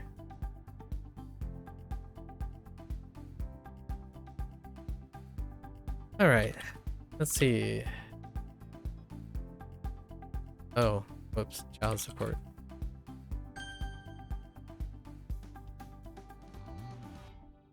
You know, 2 hours later, I still remember these things. There's a reason I still remember these things.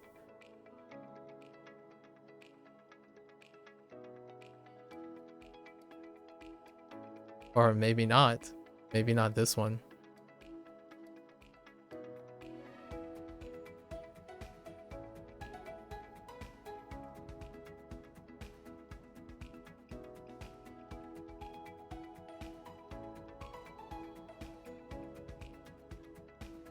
Like code.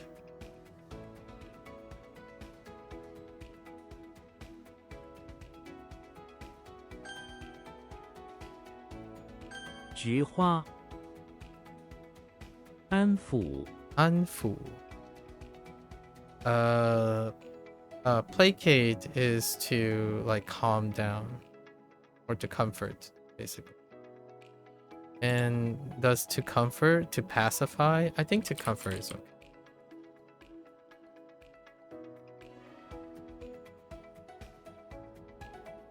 Placate is going to be a tough word for me to remember.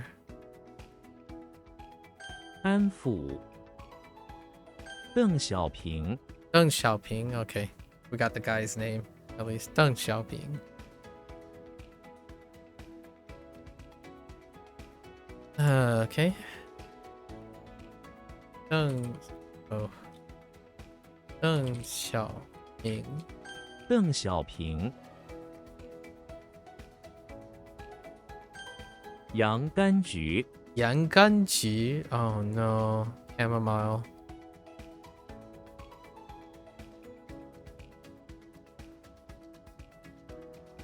Yang Ganji.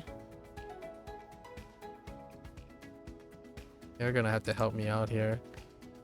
Chamomile is a plant whose flowers look like chrysanthemums, has a sweet taste when brewed, and was first transported to China via ocean-faring ships. It's not named China. Oh. Interesting. So Yang Ganji. Interesting. Very helpful. I'm not sure if it's true, but that's how I'm gonna remember it. 洋甘菊。柳叶。柳叶 willow leaves. 柳叶。流逝。流逝 flow.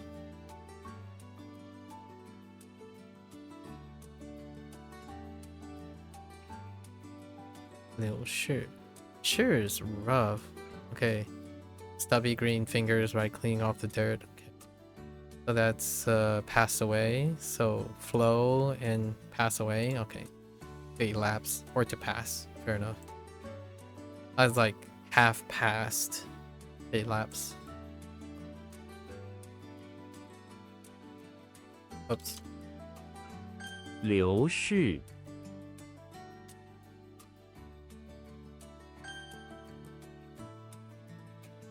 安抚。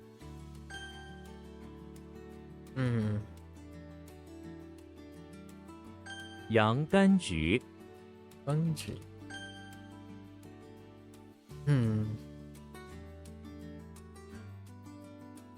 柳叶。Ah! I wrote tree instead of leaf. Awkward. 邓小平。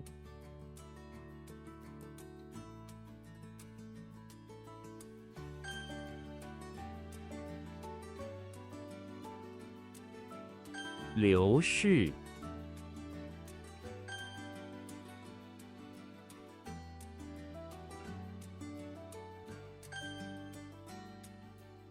快艇。快艇 speedboat. Fair enough. 快艇。蒸。Zheng. Oh, we have more characters again this time. That does look like Zheng. Oh my gosh. Oh, too many Zhengs. Okay. We'll work on it. The eyeball did not change it. To open the eyes. James Bond is in front of the English Manor where he has been hired as a guard. That checks out with James Bond dealy. Sort of. Can kind of overlap with Xena. Unfortunately, he is quite tired and has trouble keeping his bloodshot eyes open. Okay. To open the eyes, he uses a pair of cleats to pin the skin. Okay.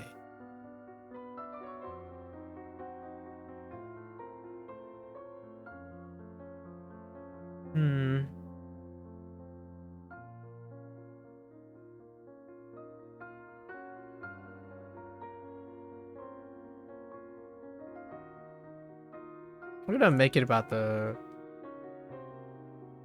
kids with cleats. So James Bond is in front of the English Manor. There's his eyes, so it has to be the character's eyes. So James Bond is keeping an eye on the target by using his high-tech pen again. High-tech pen, I don't know, camera.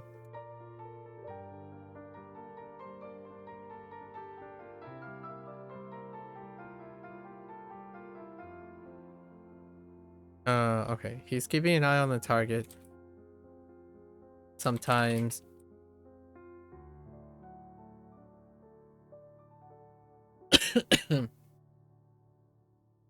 uh, However, at the moment, he is tired, right? And have difficulties keeping his eye open. So he is going back to his high-tech pen tracker on the rich kid with the cleats destroying the immaculate lawn. All right. Young Kai. Interesting. Makes sense. 蒸，毯， On blanket. Can this combine with like tan bei or something, or bei tan, or mian tan on blanket, on mian, probably mian. Tarzan. It does look like a tan though.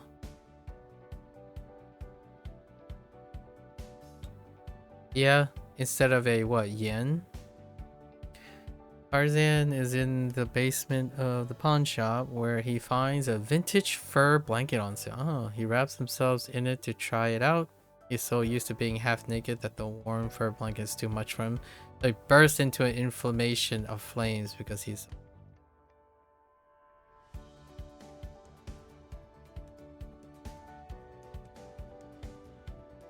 Okay. I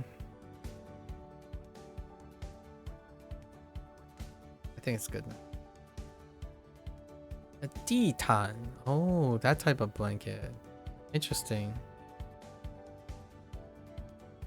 毯，垒， Lei. Flower bud. Oh, that does look like a lei. A lightning is lei. The lightning is on the bottom.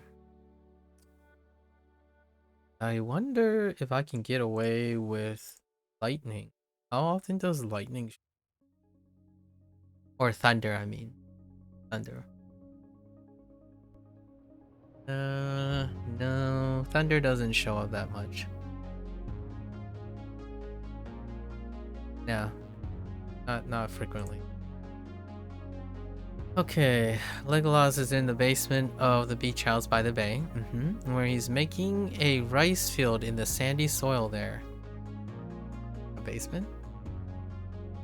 He uses his elvish power to summon rain, which slowly fills the rice rain. Elvish powers and rain? Interesting. Allowing all the rice to form rice flower buds. Legolas goes around collecting them before they turn into flowers so you can make elvish flower buds too.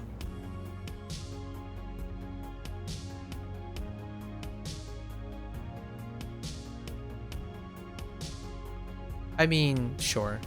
Maybe not elvish powers, but more like collect rainwater, I suppose, outside. It's good enough. I think in its basement.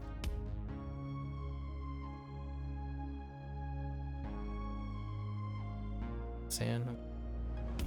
Huale. And oh, ballet. This is the lei they use. Interesting.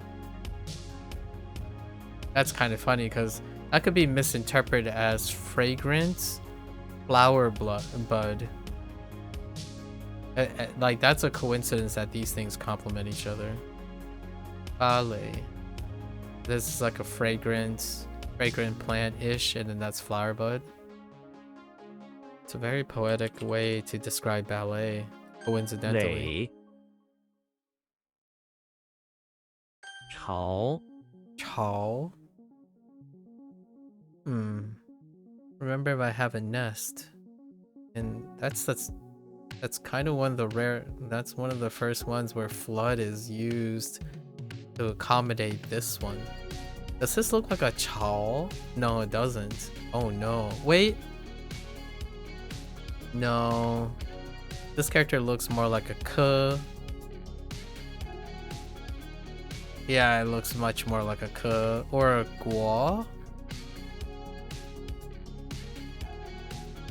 Okay. Might be a problem.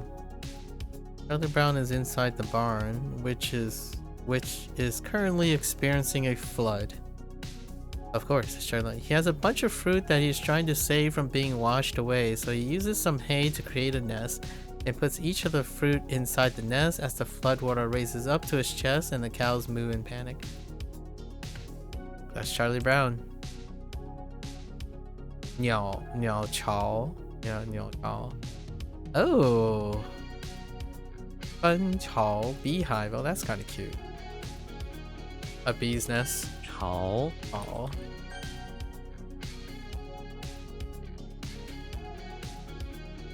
快艇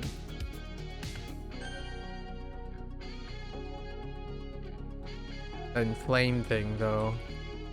坦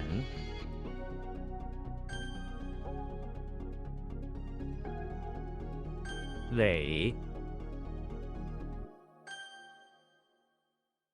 朝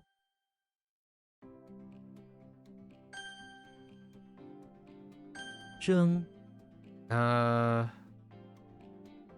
I don't know if this. I think this one might be a little far. 舅 Gil. Oh no. The maternal uncle. Wait. Gil. Oh, Gil. Oh yeah, Egil. Yeah. Egil. Gil. Yeah, Gil. Yeah. Gil. Makes sense.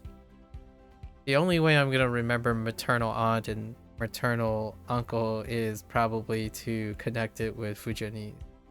Igil is maternal uncle, and Igang is maternal aunt. And Gang is closest to which one? Ah, man.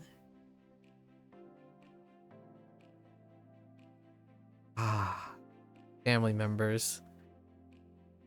This one's not bad though. And then Shu. Shu is usually paternal. At least that's how I want to separate them. Usually paternal.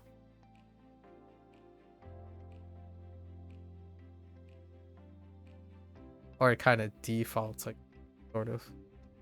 I think it might be able to be used for both. This one's off. This is very specific. Jimmy Neutron is in the bathroom of the bakery where he is trying water. He is using water from the sink to grow a small rice field in the bathroom of the bakery. There's that muscular arm. Oh, you know what? I think we're gonna use male here. Let's look at male. How often male comes up.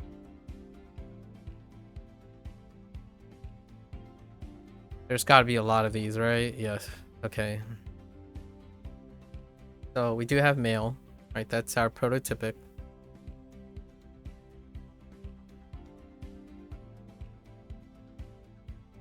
We need to have at least 3 hits. Oh, it's actually not that common yet. The heck? How is this only the second time it's come up? Oh, I guess okay, so there's the second.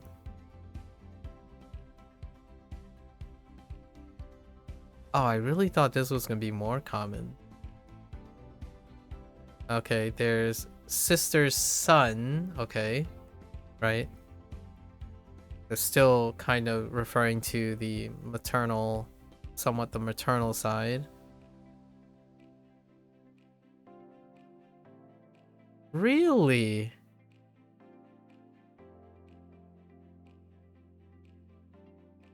Wow. It's way rarer than I thought. I thought it might have been at least 4 or 5 instances. I guess not. So we're gonna keep them separate. It's fine. Intriguing.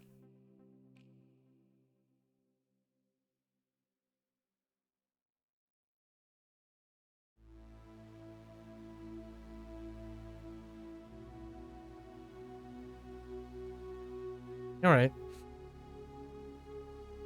So, Tio.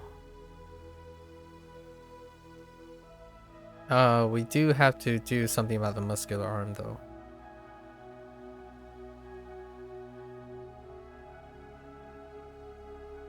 Genius, who has some goofy hairdo, do grind. Oh yeah.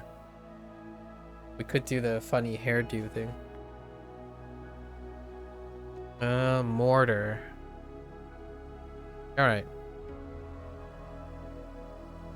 So let's say Jimmy Neutron is in the bathroom of his maternal uncle's bakery, which has a I don't know, a high-tech, what was that thing called? Hydroponic rice fields in the bathroom.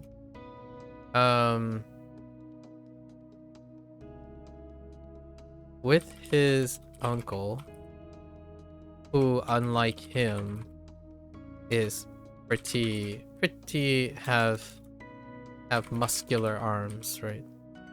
The uncle and father, the dad buff, right? Muscular arms.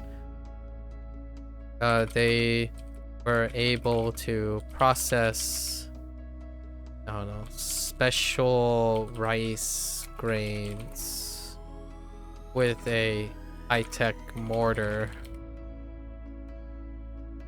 for some special awesome experimental croissants. I'm just having fun adding random words nowadays. Maternal uncle. What is the... Oh, it's just... Okay. A Jiu. Interesting, Jiu. I guess when I say EQ, saying EQ means like number 1 or something like that. Like the oldest, maybe. Maybe that's where that's coming from. Because I rarely ever say the repeats. Interesting. Jiu ma. Oh, that makes sense. Maternal uncle's wife. Okay. Or jiu ma. Oh no, jiu ma. Yeah, jiu ma. What am I doing? Not jiu ma. Jiu ma. Alright. 就 捧 Hold with both hands. Oh no. You don't look like a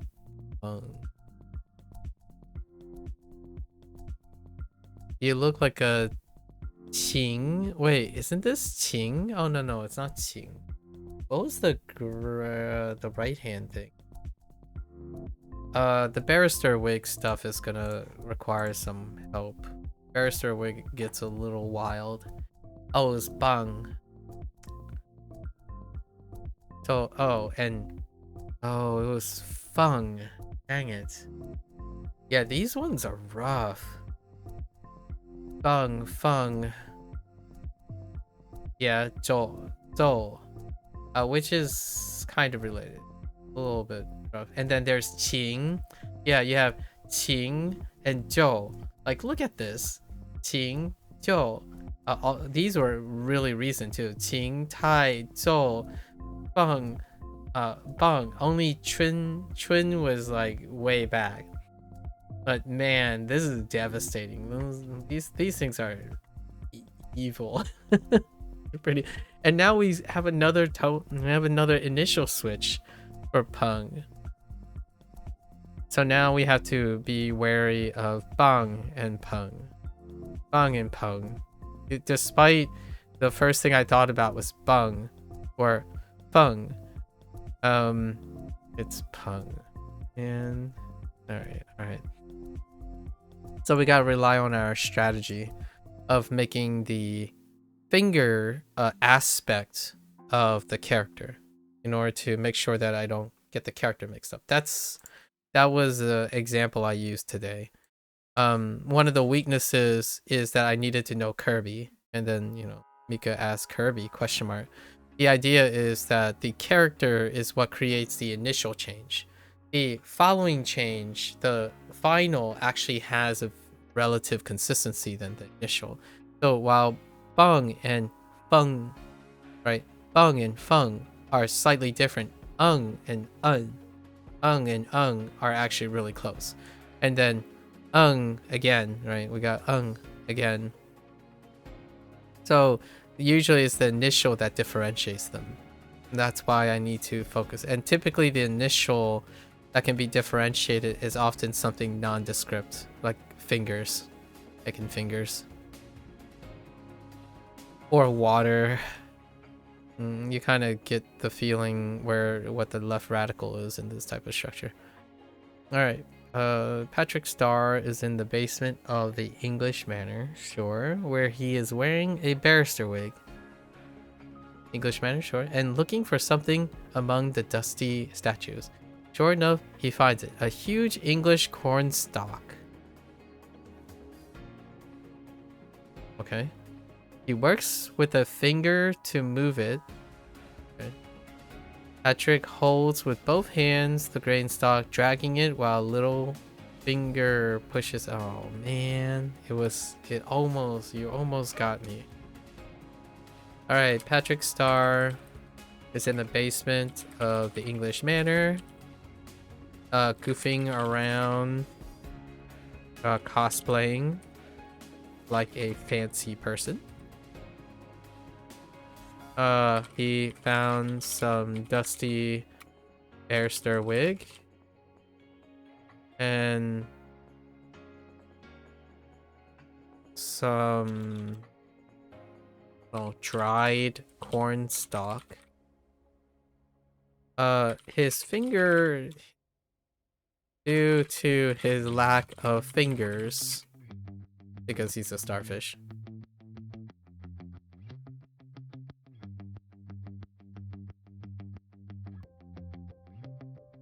He had to hold with both hands the corn stalk and proceeds to wave it around like some fancy gentleman.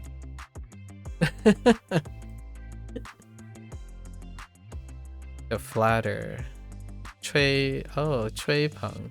That's interesting. This reminds me of boasting, right? Pretty sure.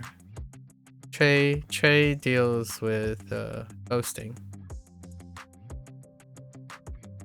Yeah, to boast. Trey Niu, which is a cow, so boasting. And then Trey Le. Trey Le is probably the closest to like kind of the idea of blowing, sort of. And then we have to flatter, and to whistle is coming up, which is the closest to blowing actually, but it's kind of funny to boast and to flatter. You know what, I get what it is, like you're blowing, you're blowing to the wind, like blowing smoke up someone's butt, kind of speaking, right? Like, interesting.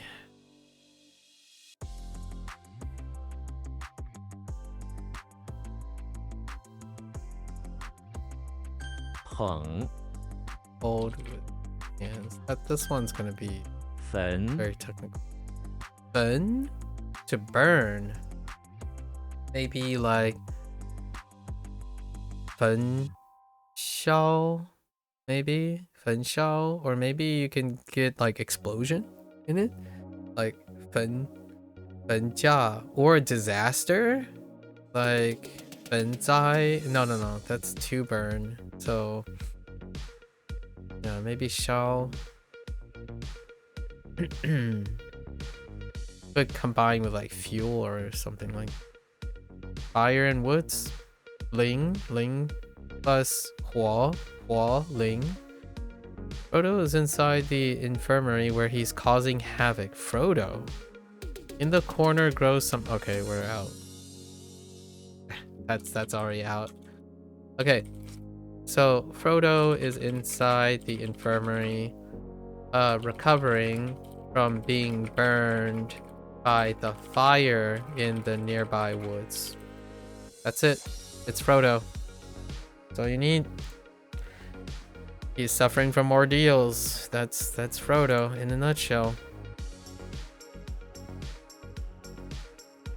Wait.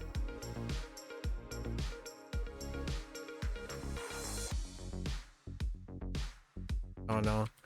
After being chased by griffins. Oh no. By orcs. I'm thinking of a very particular scene actually. Do we have it? 焚烧. There it is. 焚烧 to burn.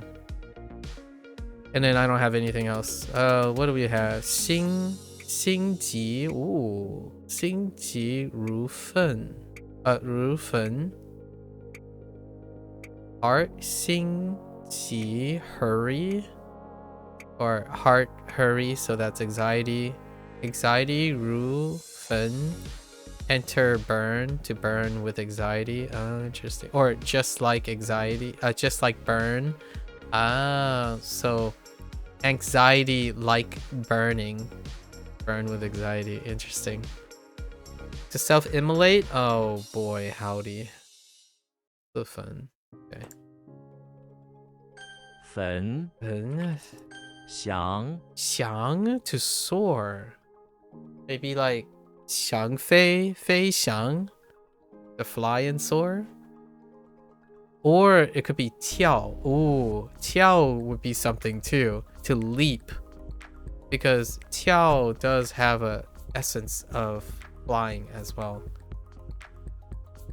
Or jump, I mean jump. And then 跃 is leaping. So we have 跃 and 叫 as a possible pairing with 翔 next to 飞. Oh, it could be also 风 wind. Wind can be used for soaring as well. Or sky, like skydiving issues, like 空, like 翔空, 空翔 or something like that. Very neat. Let's see what the examples are. I'm excited. Xena's inside the chapel praying to her god for a miracle. Okay. She takes a sheep she has captured and put it on the altar. Fair enough. A second later, all the wool of the sheep turned into feathers. Oh, that's kind of alright. I like it. And it begins to soar around the inside of the chapel. Xena takes out her sword and starts chasing the soaring sheep. She doesn't realize that this is the miracle she was praying for. I think that's good enough. What do we have? There it is. 飞翔. Oh, glider. I totally forgot about glider. But it's not glider. Okay, they used glide with something else. Dang it. I thought I could have used what is it? Shun? Shun. Right? Like 祥shun. But not the object. Is this slippery? Oh no. Oh, that glide. Oh. Okay. I got you. 翔 忙 Mong? Wait, what type of on is this? What? The on refers to the hairy or bristle-like growth on the plant, especially grains. See Wikipedia for details.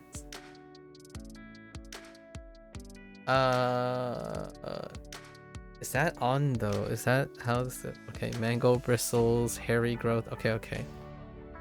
It's funny that it's also mango. Alright, Mung. Do you look like a Mung? You kinda do. With flowers. Mario is inside the chapel where he is sitting next to Death on one of the pews.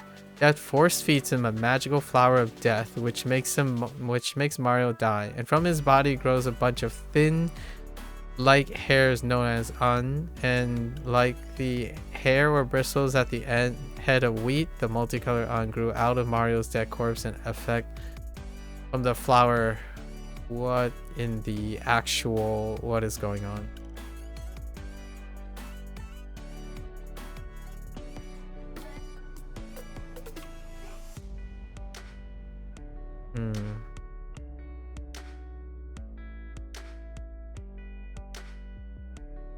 Alright.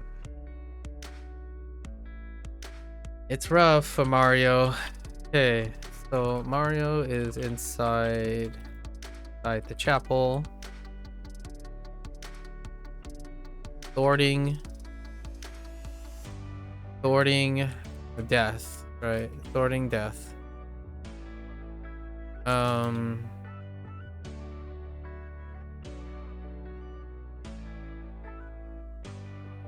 As a countermeasure.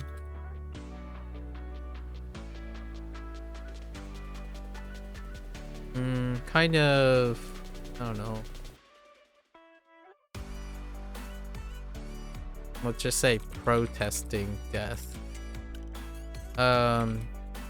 He does this by working on irrigation to help different types of flowers to flourish in the, I don't know, the atrium.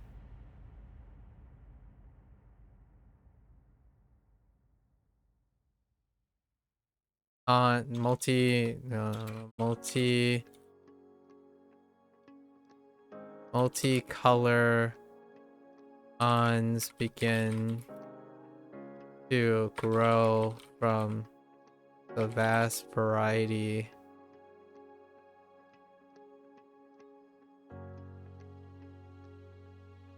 of flowers. Protesting death and maybe like perhaps trying to impress Princess Peach.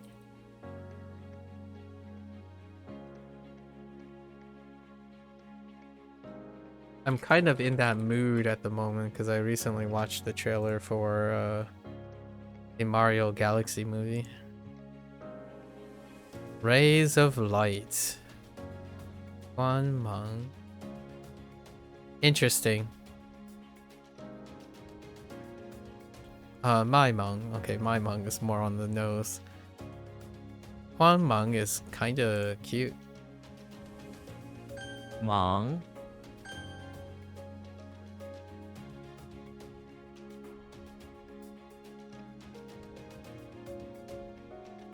就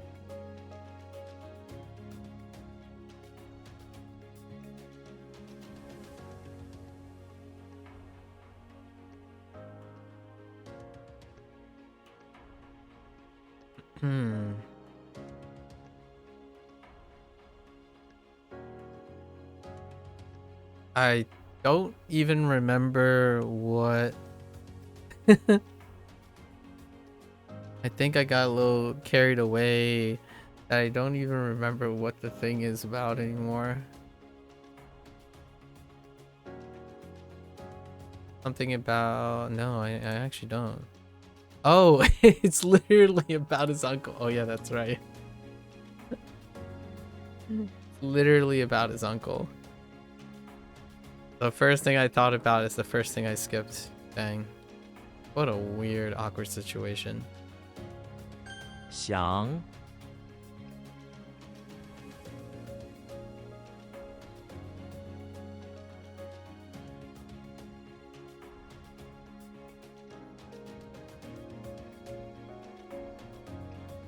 Looks like the thing turn into feathers, but Hoping for a miracle. Lena didn't know it was a miracle. I honestly, this isn't great either. Oh, it's the characteristic of the sheep with the feathers. That might not help me get Xena. That definitely might not help me get Xena. That's a problem. 忙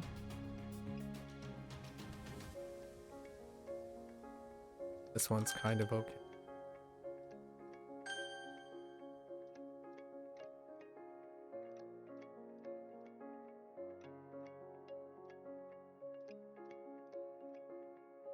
Oh. 捧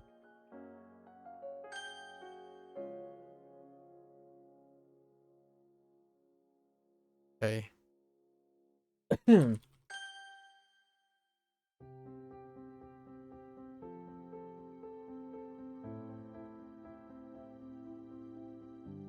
坟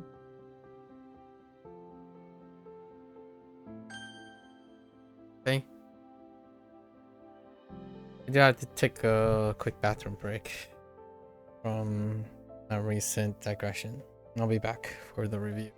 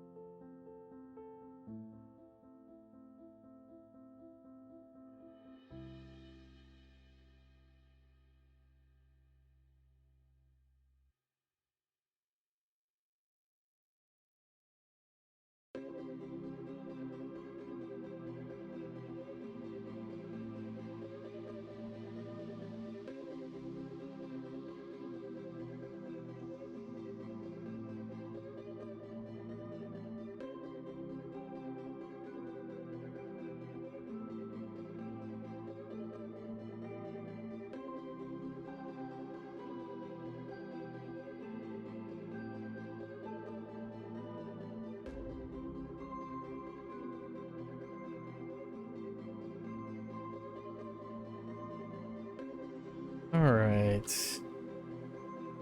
Waited long enough. Let's get our reviews in. No whammies, please. Gotta move a little quicker today.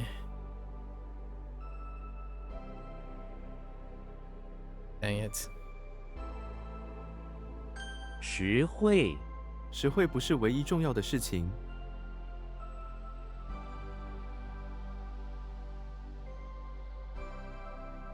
实惠。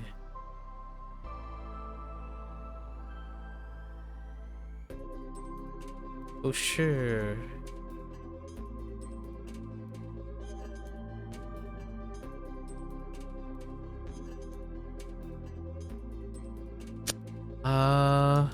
It's kind of like virtuous or true favor? Reality favor? Hmm.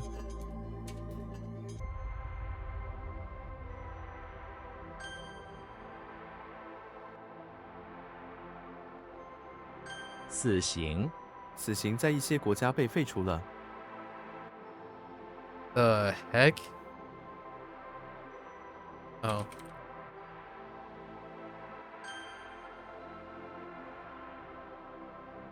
卵， Oh! I missed a U. 秋，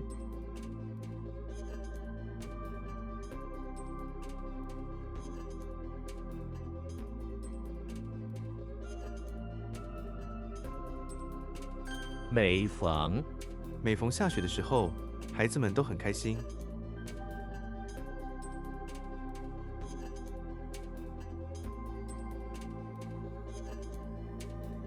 赢，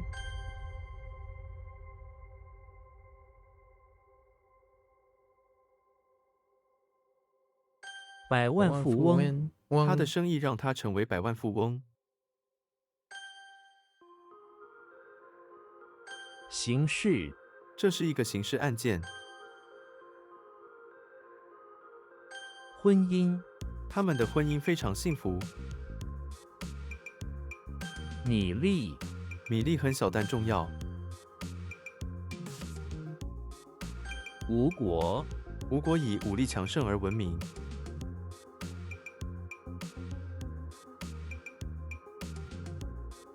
己， Okay.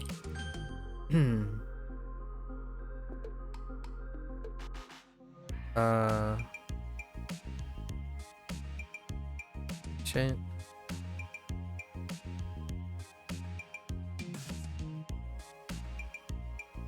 算账，月底的时候，我们要算账。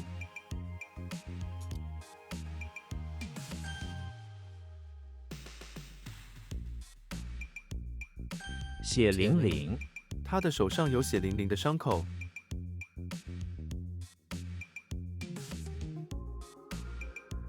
分，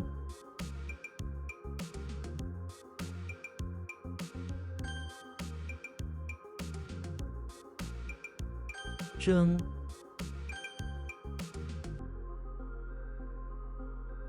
进攻， 敌人发动了一次进攻。 Yeah, so it's a bit better. 担心， 这将是他担心的见证。 富翁， 成为富翁是他的梦想。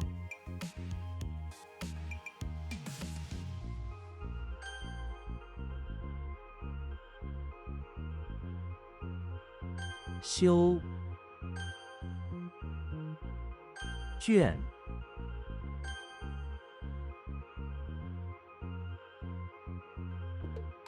坤，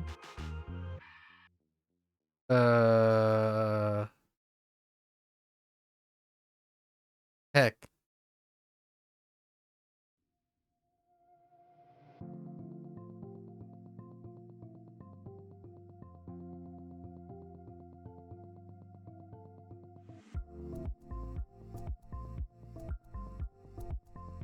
It's kind of something like relatives.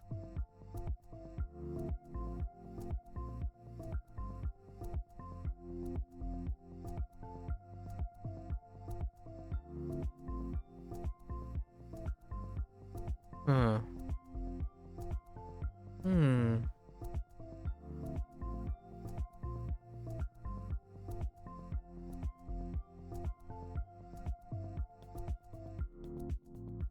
棉花， Oh, 他的衣服是用棉花制成的。 Silence.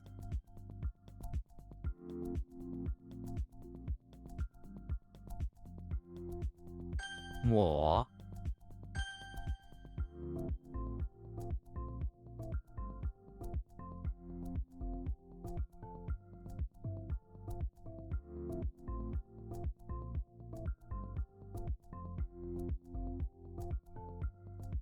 Oh, it's like numerous descendants. Okay. I'm gonna write this. Okay.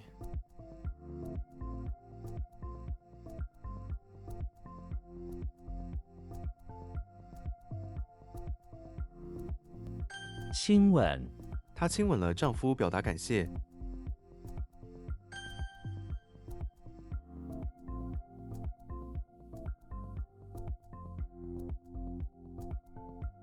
纠正，老师纠正了我的发音。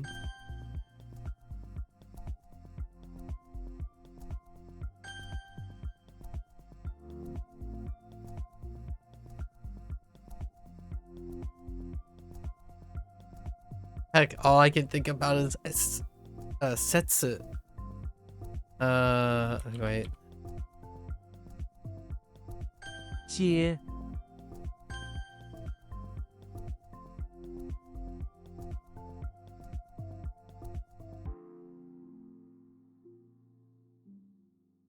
显赫，她来自显赫的家庭。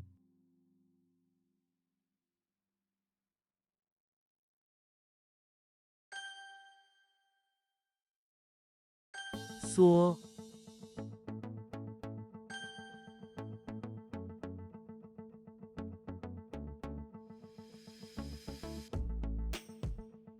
多余，这份文件有一些多余的资讯。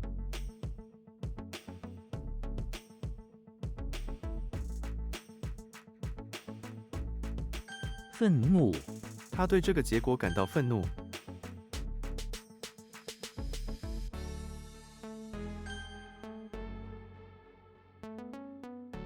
丹麦，丹麦以美味的点心出名。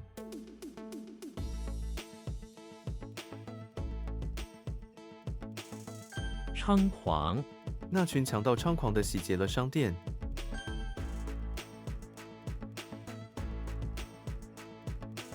无语，你会说无语吗？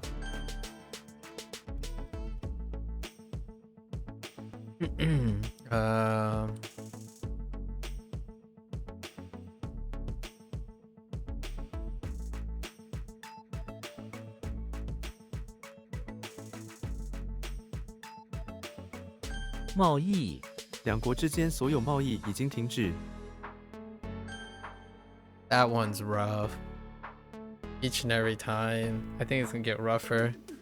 I have to add something next time around.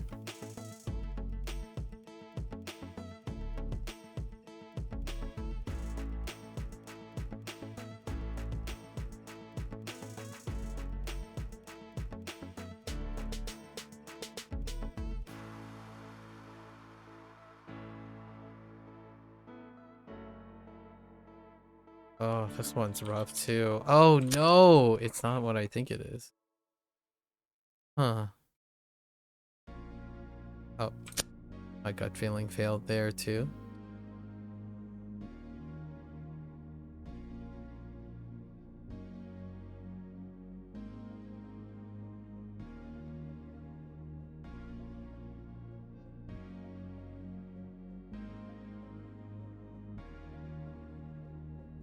Wait.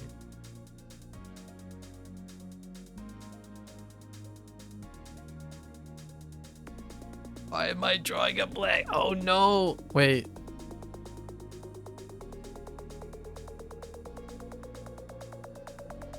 What is? Oh no.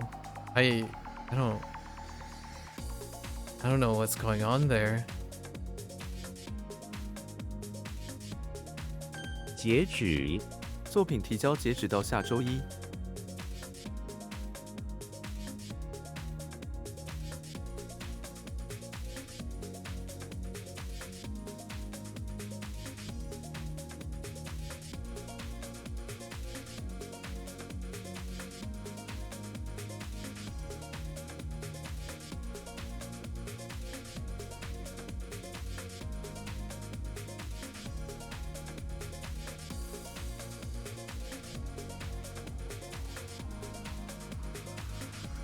Uh-oh.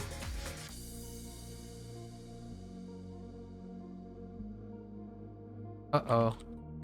灰， I have a couple ones that I'm not too sure on anymore.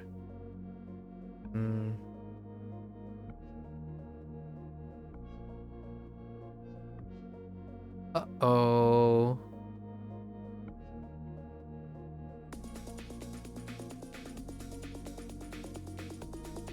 给予 急于表态，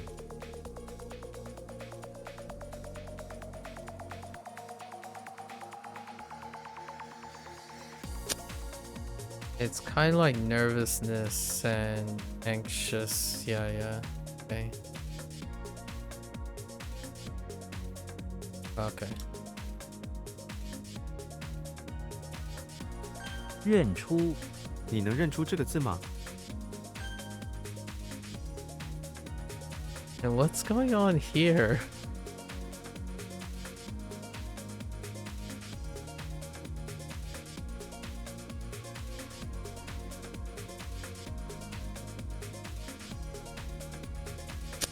I don't know. All I keep doing is defaulting back to the same thing. Oh no, that's not right.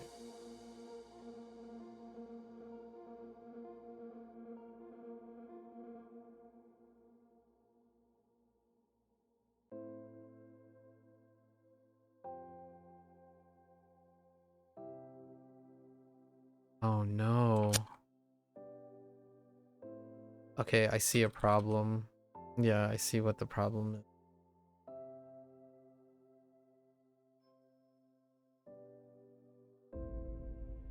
Like material benefits? Or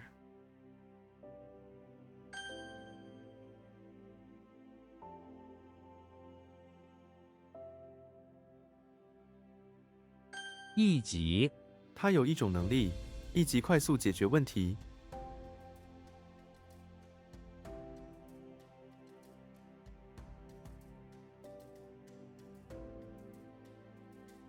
it's like also is or namely. Yeah, dude.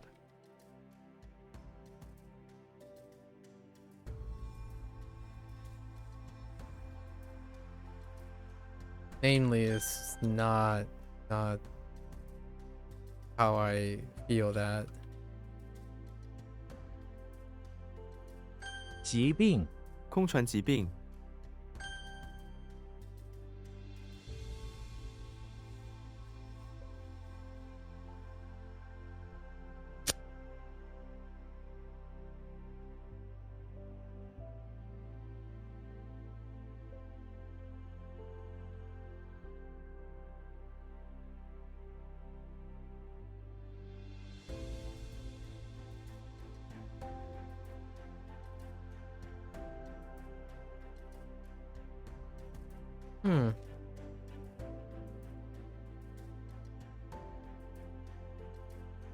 A mental block. Serious mental block.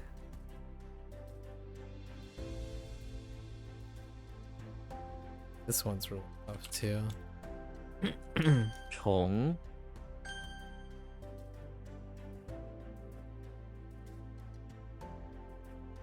Pretty tough one.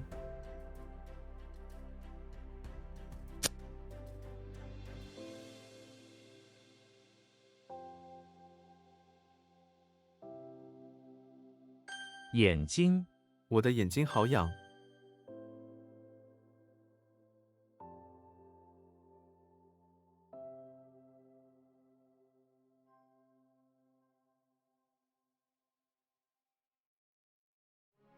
童年 童年是一段美好的时光。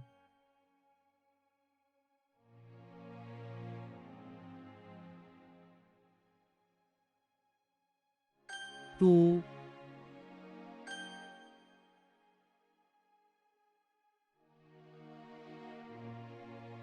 主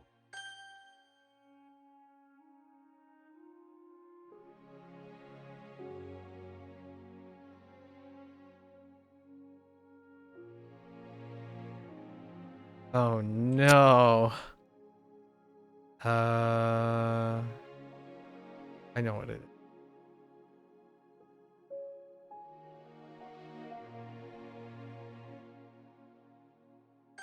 狠毒，他说出的很多话让朋友非常伤心。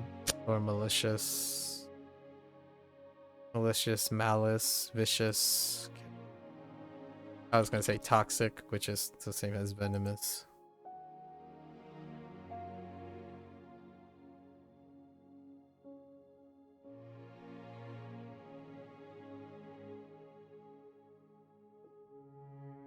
Heck! Wrong tone.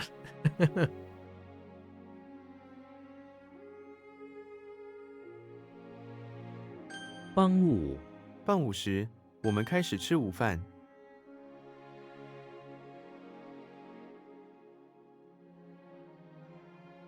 矿藏，矿藏是这个国家的主要资源。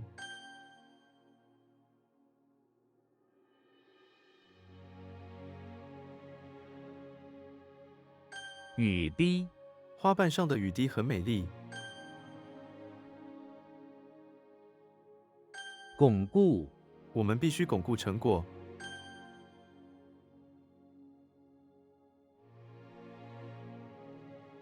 Yeah, this is not good. Yeah, the whole postage in the box thing. Problem. Oh, wait.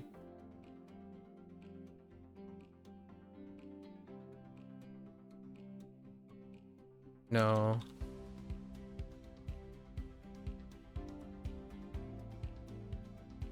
No. It's not that either.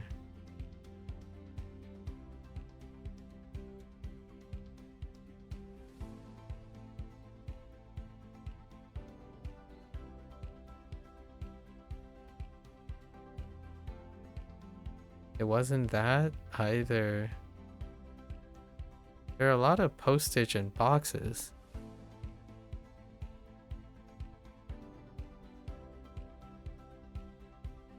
Okay, so I know it's not that. It's not Yi. Why isn't it Leo? Leo.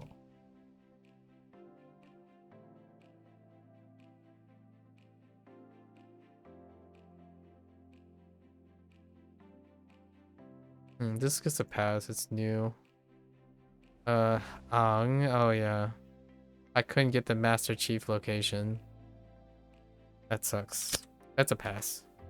We're not new. Gotta let it sit. It's probably because there's really little to do with... Okay, so all of them deal with... The three that I was talking about all have postage boxes. Right? So we're just gonna sort them out in our heads. They're all within the last week. Yeah, all of them had postage boxes. There might be one extra actually. I think there's iron somewhere. Oh, iron is probably the thing that separates the Leo with Han.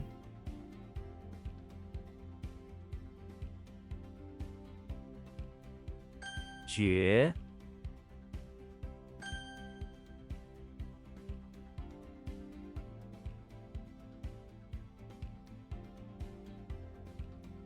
洒， Ah, so weak. Oh no.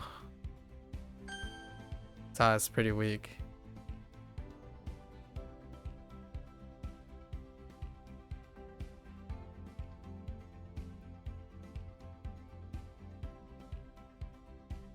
What in darnation? 详尽，这篇文章非常详尽。非常详尽 or thorough, okay.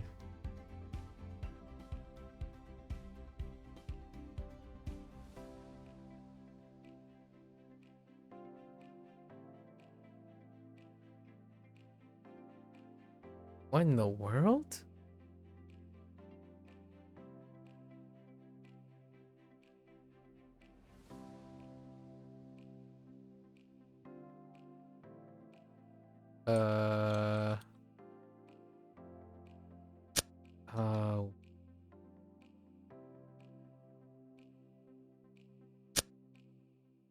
Really?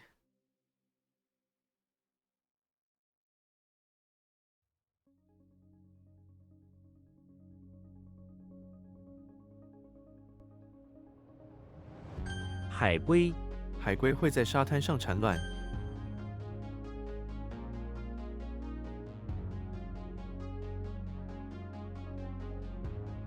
马后炮，你现在说这些，不过是马后炮。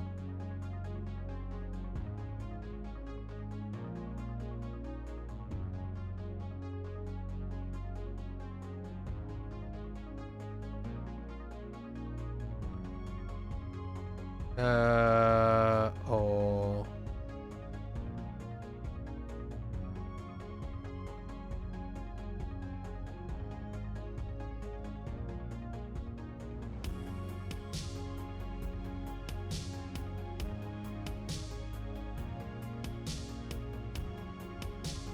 偷懒，我喜欢偷懒，那又怎样？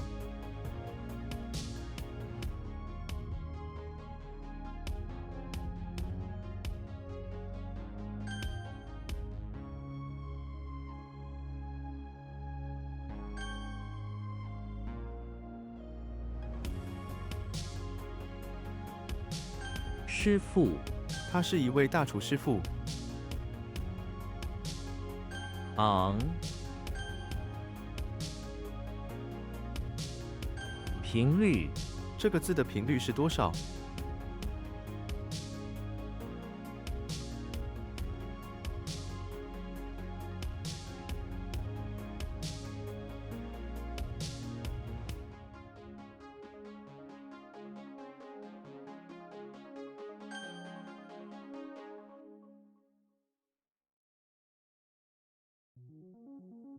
零，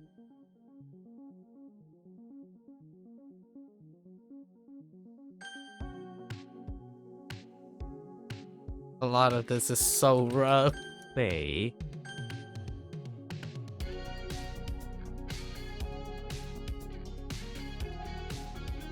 煮咖啡，我每天早上煮咖啡。厘米，这条线10厘米长。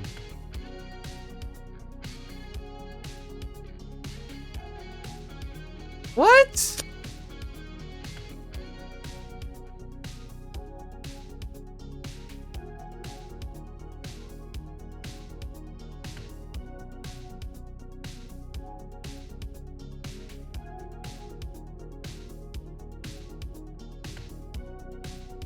Hmm.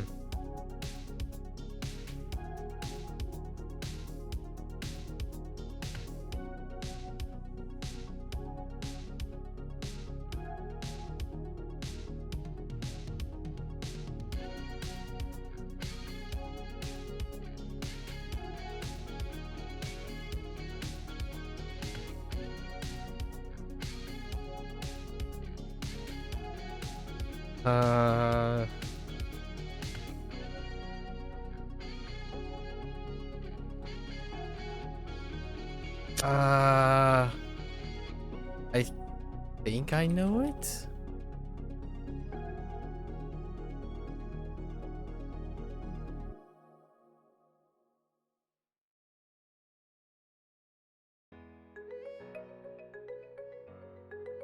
"发烧，他昨晚开始发烧。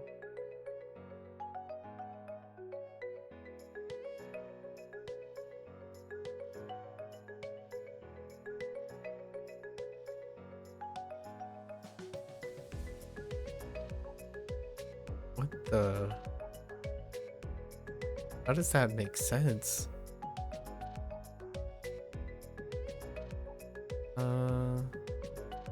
就开始。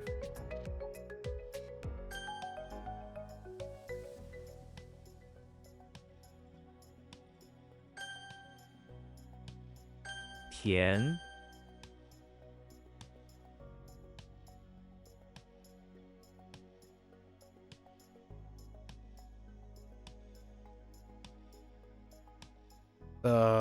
What? Oh. 孤单，他常常感到孤单。哦，常常 alone.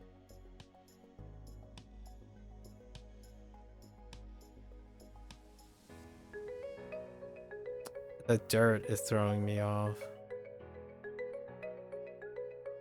I just want to say it's like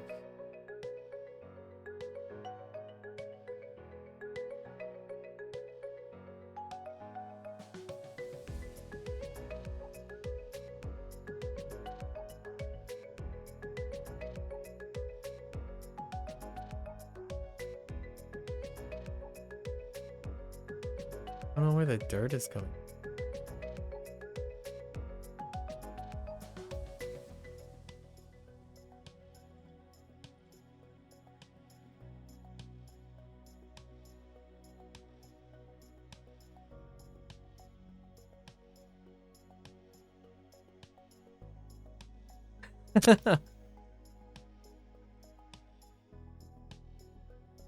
Hmm.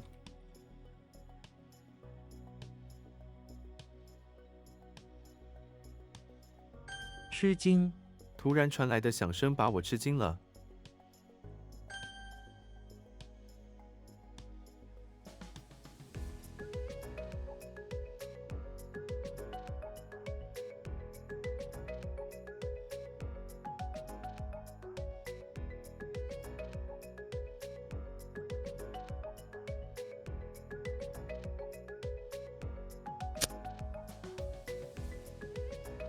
It was do or blocked up.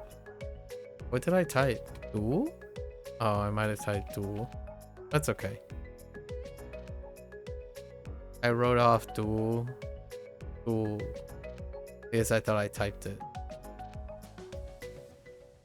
What the Imi? I thought it was supposed to be a measure of distance, yeah.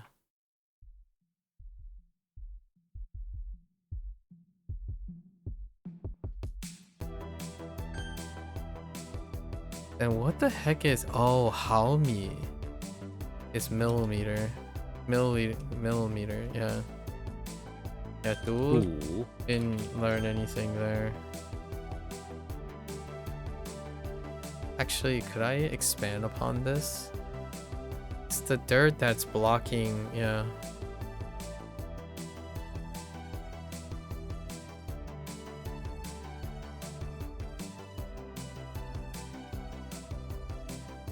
No, the dirt is giving me the duel.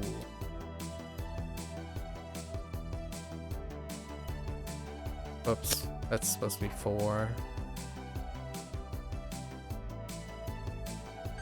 坏人，他不是一个坏人，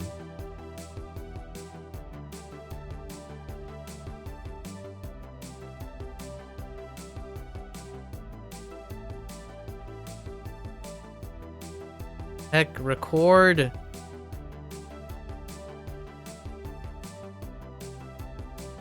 For record. Oh no. Oh gee. 号，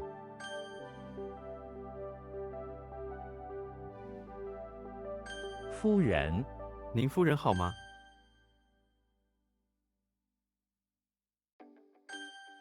Lonely.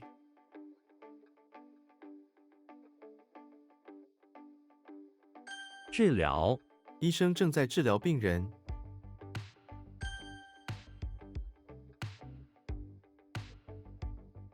What? Oh. Wait.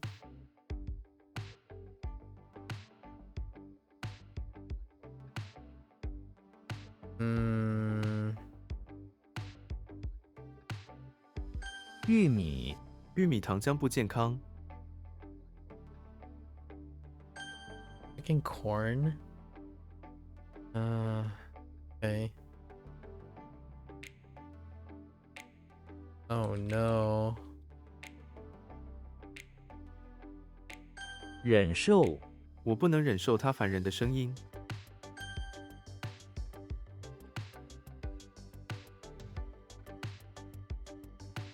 一并，工资与奖金一并发放。 Oh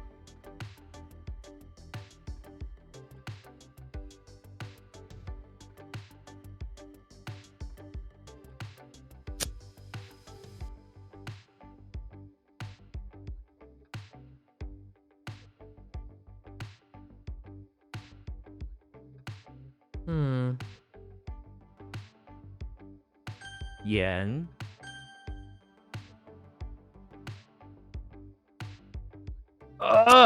Wait.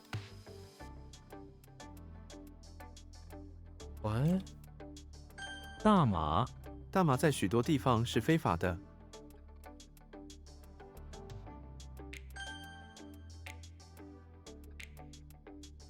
车辆禁止车辆来往。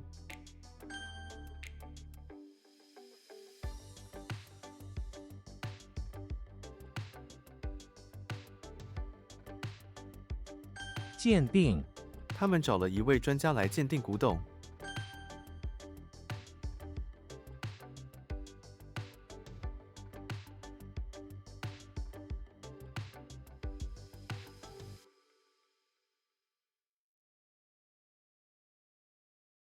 壮观我们看到了壮观的瀑布。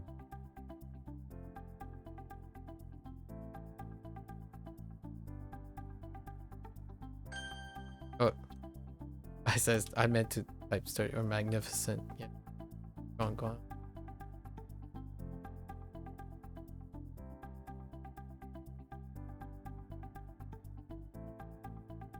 What? Oh, is it? Wait. 要还？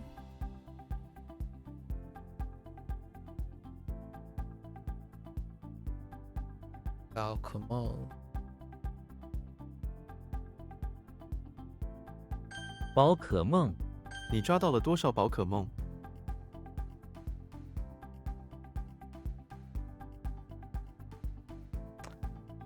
Oh boy. Oh no. Ay, ay, ay.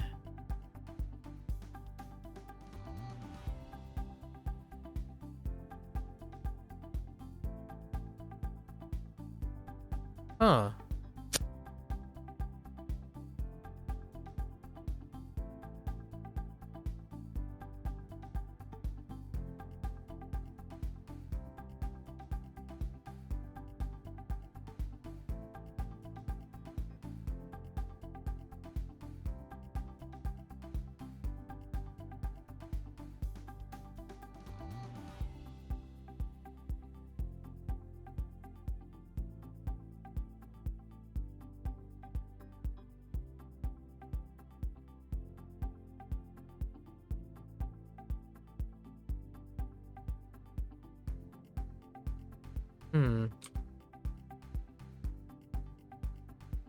I have no idea what shrine is.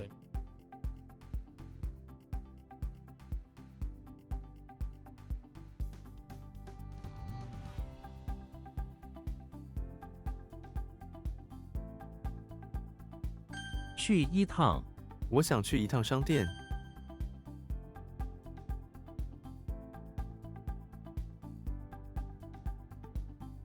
反抗学生反抗了校长的决定。 Or I guess boycott is fine. What?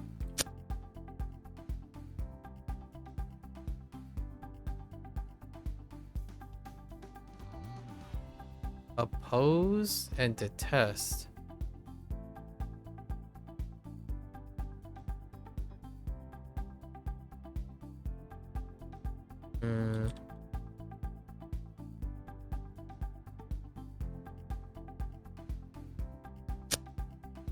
Going on with the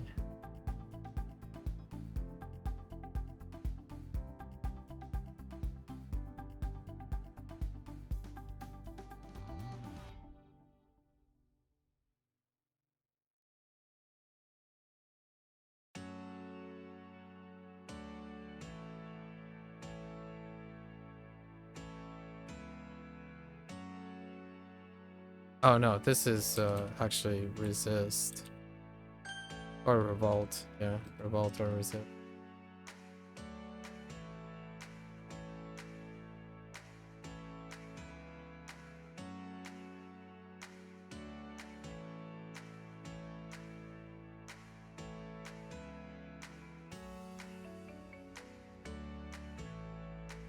分析你看过市场分析吗？市场分析吗？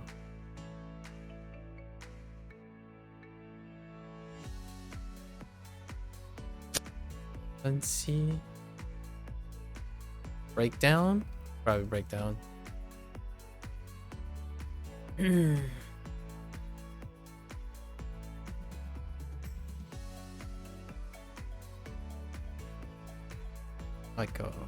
like a whole. It's like together along. Oh yeah, okay. Together. So.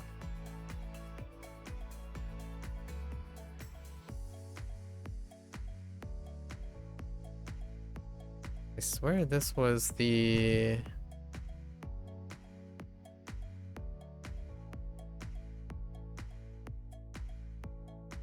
Oh no, maybe not.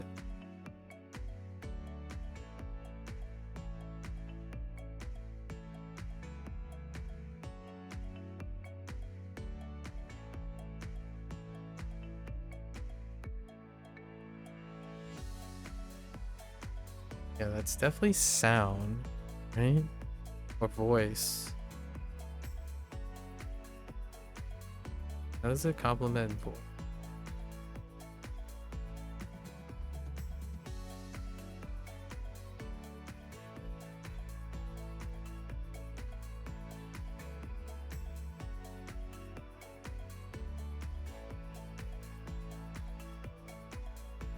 Shit, don't remember. I thought it was what? Favor is what I think it was. That doesn't make any sense. Oh no, wait. It could be encourage.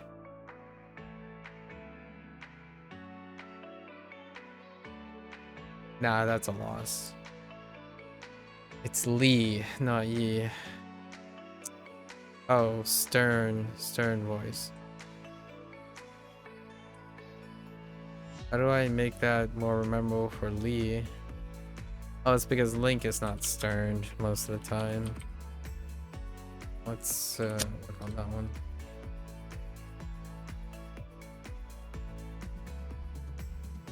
过剩，市场上的食物过剩了。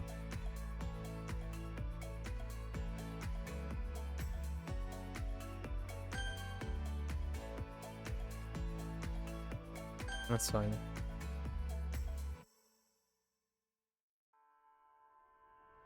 乘坐，他乘坐飞机去中国。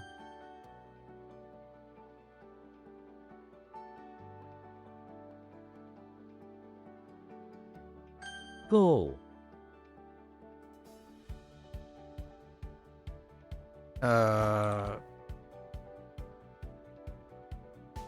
Like construct. Break down.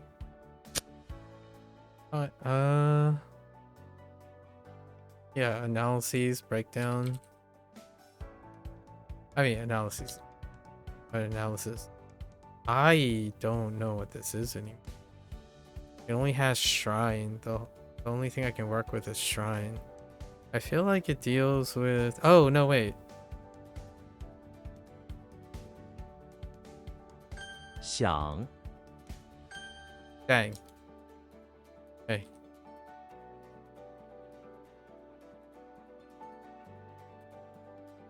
上帝，上帝是全能的。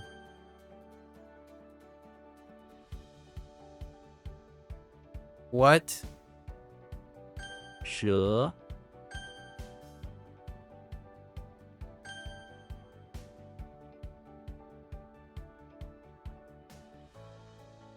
I feel like there's 吊魂. 吊环，我使用吊环运动。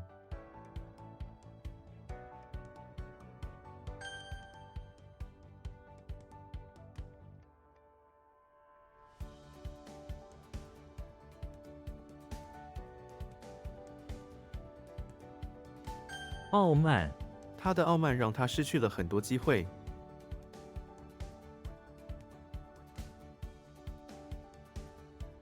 Or arrogance or stubbornness.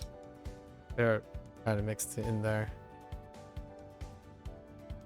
是，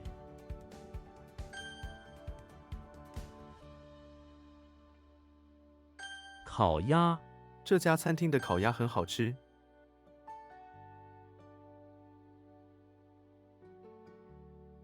乌云，孩子们害怕乌云。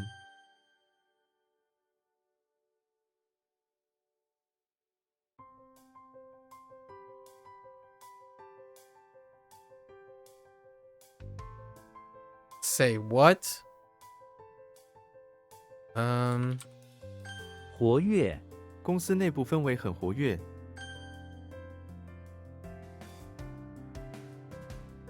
同仁，我们必须尊重每位同仁。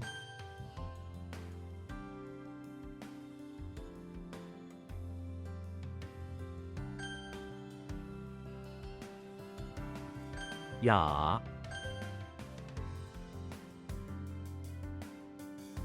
厉声，警察厉声命令他停下。I've got the voice.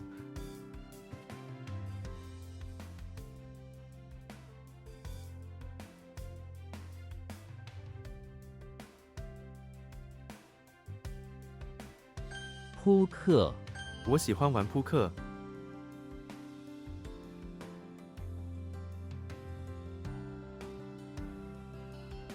岂有此理！他居然说这是我的错，真是岂有此理！朋，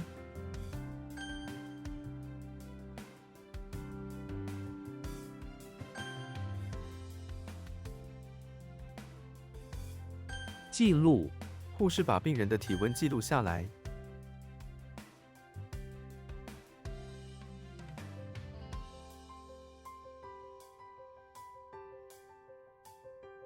妥，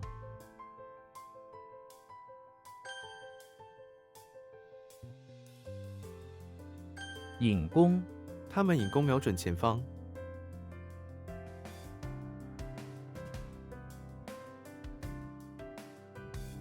妥协，他们最后妥协了。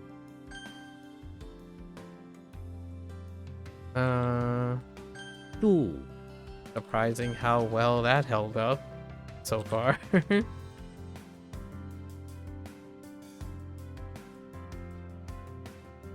牛棚，我们去了牛棚。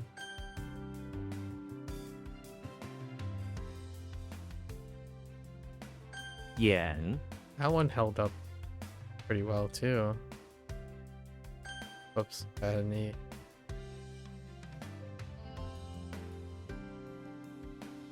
Uh-oh.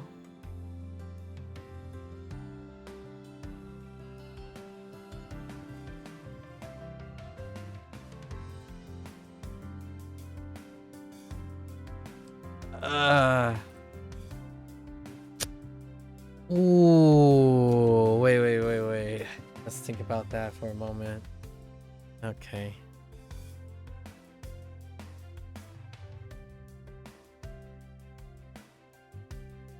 枚举，我们不应该枚举邪恶。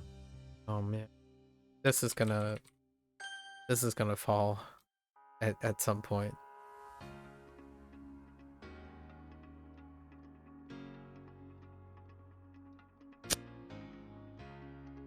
Man, they put both of them occurred at the same time, man. That's crazy. What? .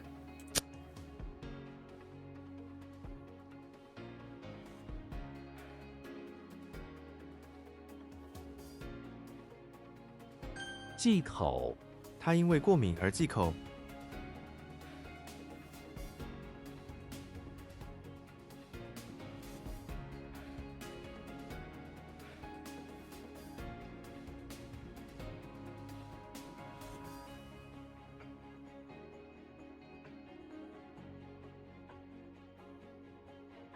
Eco. This was like shun. How do I shun like? Huh.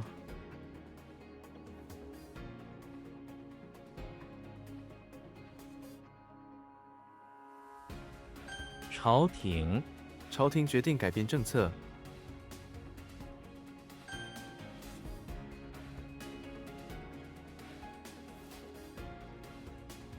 Oh my gosh, Jing. 景 Trying to practice that. call. Pretty sure it's Shun. Then. Oh, like. Oh my gosh, that's a little. That's rough. 停没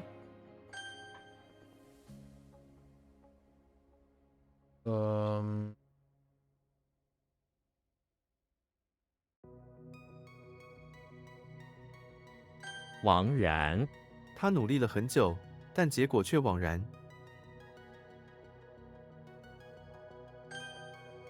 They're just gonna keep in vain. It's fine.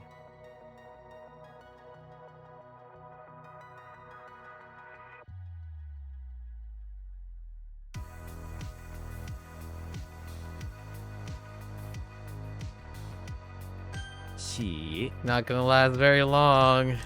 It's getting harder and harder. 枉法政府承诺打击枉法行为， I guess you can pervert the law, which is still kind of illegal. Say what is...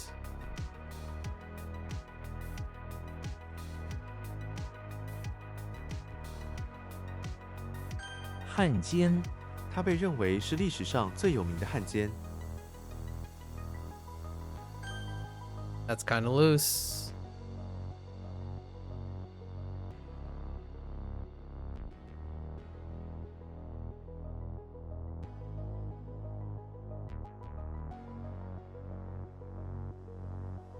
"船闸这条河上有一个大型的船闸，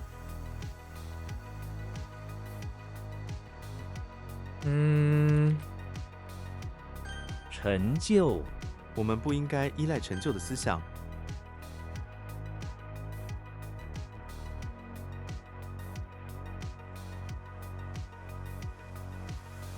Chung is getting... Oh, Chung is slowly slipping away.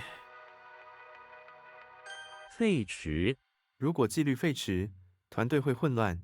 I'm lax. 没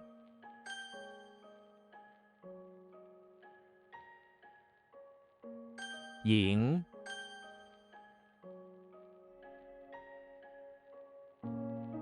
Excuse me?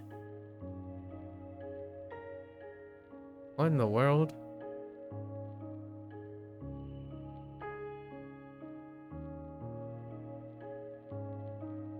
What?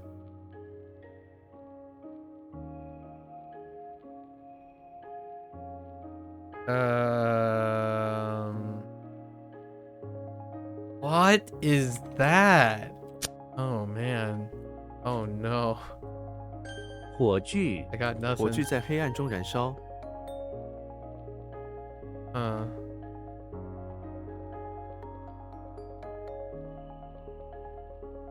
What?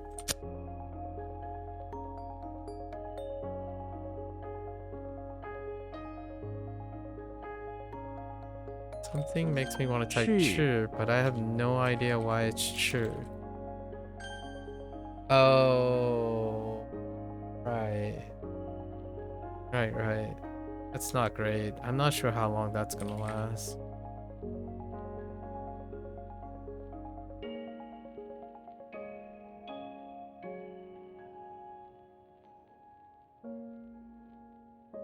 弘扬这个节日的目的是弘扬文化。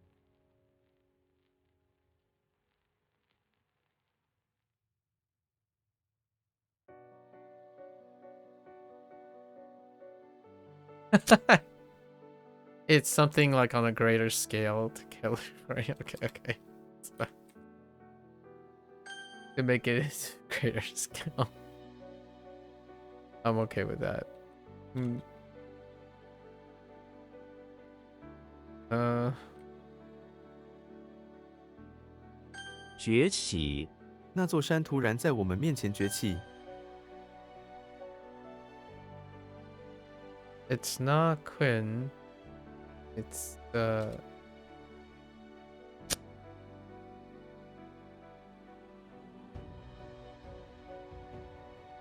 Hmm. 奸臣 他的父亲是一个奸臣， Hmm. It's not good. 道 Oh, whoops. Wait.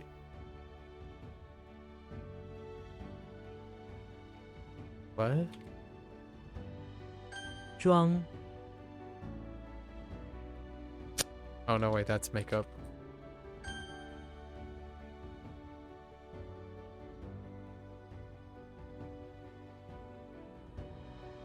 What in the world?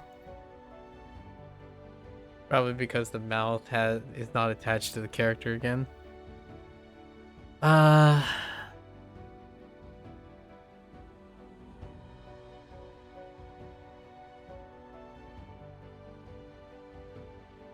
It's not that.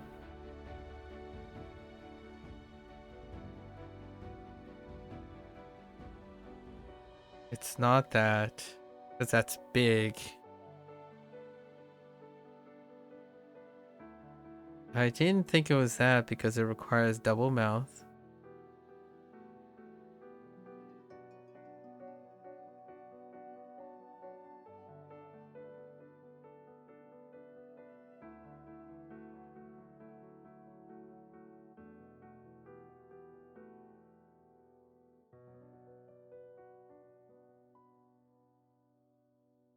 Oh. Oh, it is. Oh, it doesn't require mouth. I didn't learn anything from that. Hang on. I do need to double check something. And what is the thing with the mouth on the side? Or am I making that up? I swear there was one with prison. Okay, so we got the yin. That was fine. Because that's the big in the thing. But I could have sworn there was one with mouth on the side. Am I making this up? Oh no, I'm making this up. Yep, I'm making this up. I guess maybe I was thinking of this. Wait. I was thinking of throat. Yeah. Okay. That's fine. I'm okay with this. I ruled it out immediately though. That's kind of unfortunate.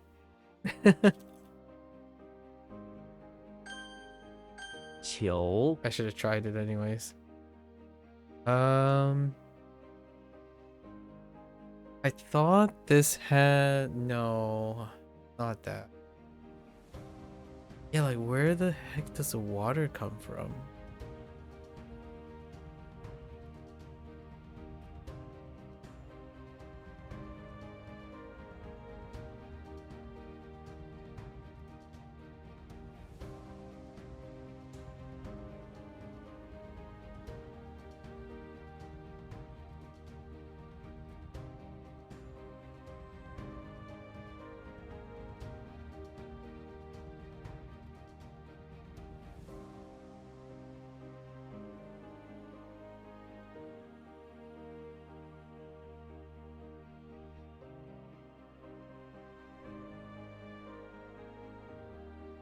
There's no chance. We need to work on this.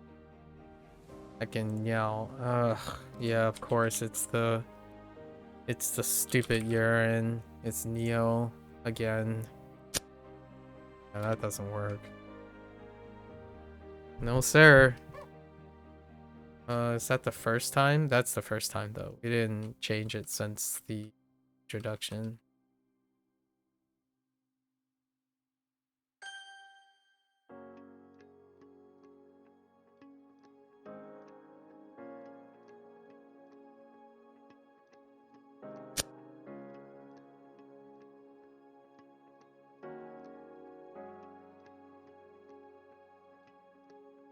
Oh, this is... 尿 Yeah, now it's just horrible. Try to brainstorm something.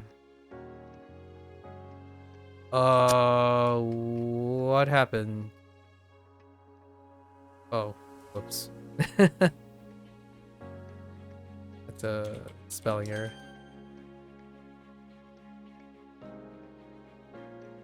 火炬手 Alright, today was pretty good. Let's got Wanikani. And yeah, all the reviews. Because of the digression, we're gonna get all the reviews done today. Alright. Yeah, Niao. What am I gonna do with Niao?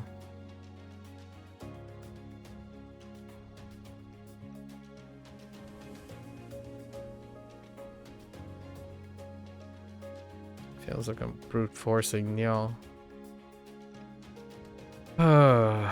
Okay. What is this part supposed to be? Like that character. I don't know what that character is supposed to be. Oh, it's supposed to be fur.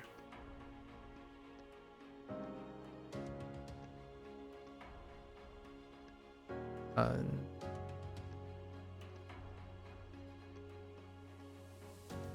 um, um,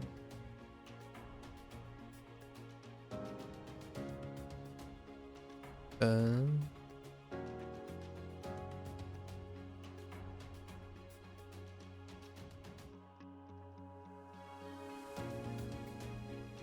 young. Yeah.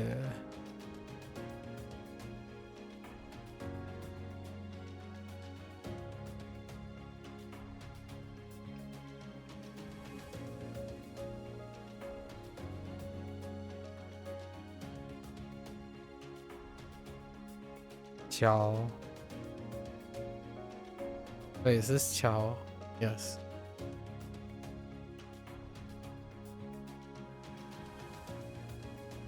Meng.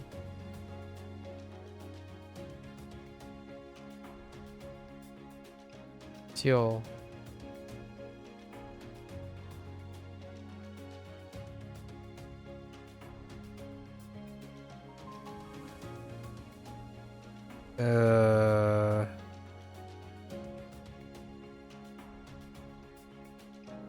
Oh wait.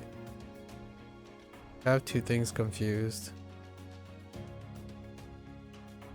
Yes, I do. This is power.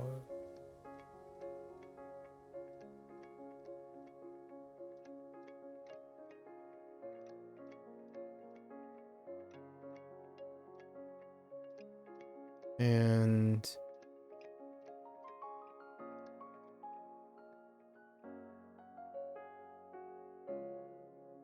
Xiang. Okay.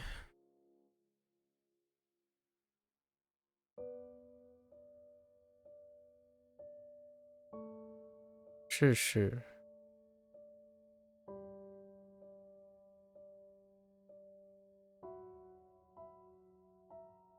不养费。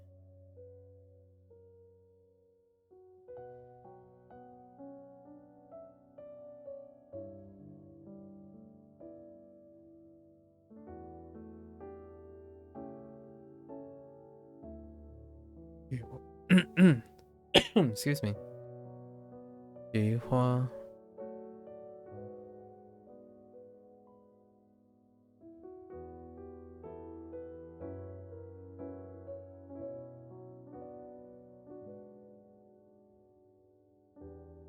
邓小平。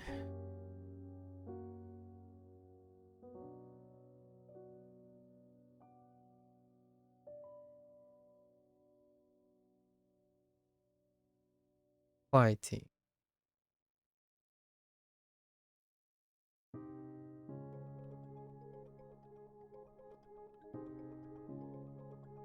潜艇。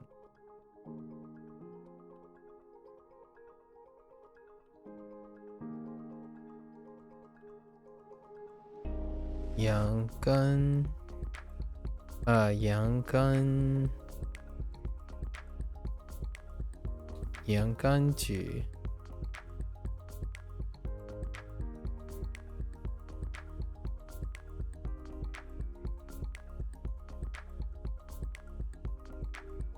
Oh no, it has tree and iron. Oh, tree and iron. Oh, it's tree and iron, and it's not a box. Okay. Willow. I was thinking willow. Oh no, wait, the other Liu. Oh no, no. Yeah, I'm thinking of this one.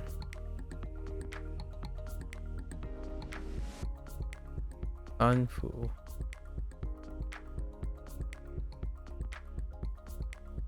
Liu Ye. Liu 什么？刘氏。Okay. We have Tarzan. Basement. Pawn shop. Checking out a really cool fur coat.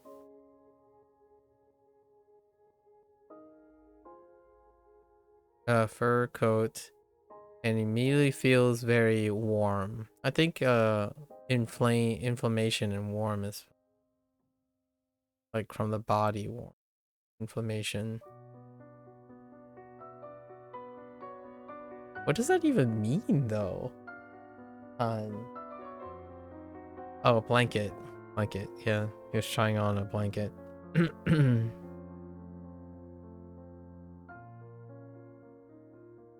Xena in the chapel. Praying for a miracle. Right, praying for a miracle. Offers sheepy as a sacrifice, but instead it's like its wool changed to feathers, start soaring everywhere. Right.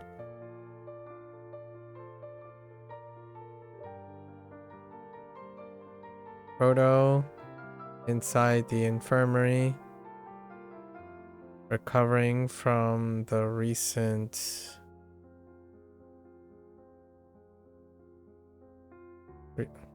burns, retreating through the neighboring forest. That was on fire, being chased by orcs. Got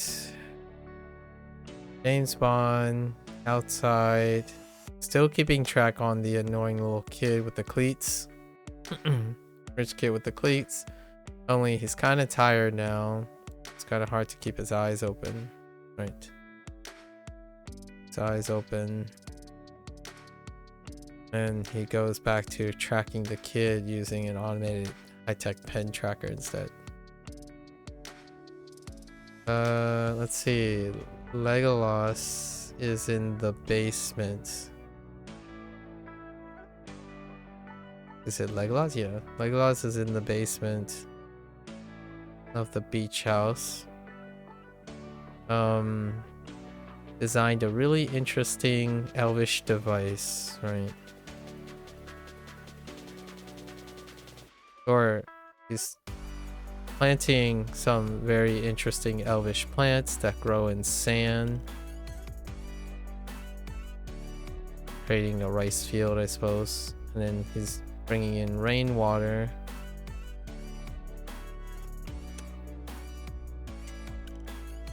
I don't know where I'm going with this.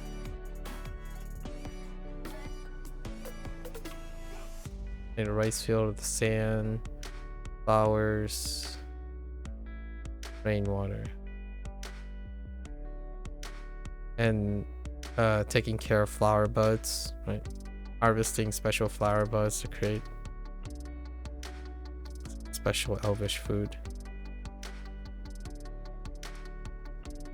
We have Charlie Brown, who's in the bakery. Is it really? Oh no, not bakery. The barn. Is in the barn, and of course, his luck. There's a flood happening, so he did the best he could. He decided to make a nest to save the fruits. Are in the barn. Unfortunately, you can't do anything about the animals. Mario is in the chapel. This one's a little weird, but in order to keep Death at bay and to impress Princess Peach, he came up with some irrigation plumbing to put flowers everywhere. And these flowers are like multicolor awns everywhere. And flower romantic gesture. Okay. Then we have Jimmy Neutron, who's in the bathroom of his maternal uncle's bakery, checking out his specialized rice field. His muscular uncle. Specialized rice field with some high-tech mortar to make special ingredients for his baked goods. Patrick in the basement of an English manor, goofing around, encountering a barrister wig and some old dry cornstalk. That's his fingers. He has a lack of fingers. He has to use both hands to hold the cornstalk. Right. Continue messing around with it. Lee Stern. Okay.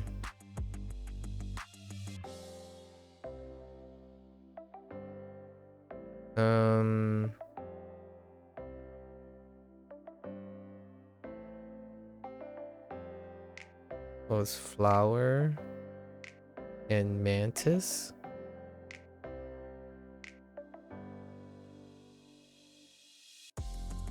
Uh-oh.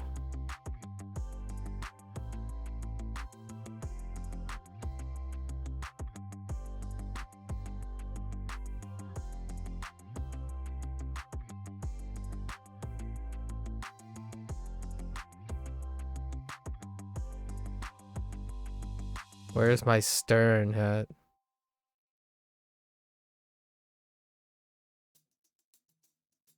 Oh, Mantis is the other way, right?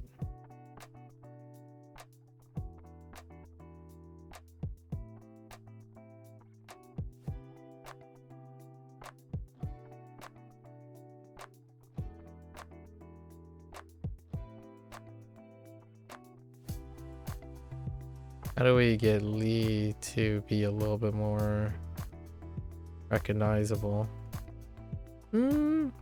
Maybe there's a Stern Mantis yelling at Link. That's actually kind of better. And y'all,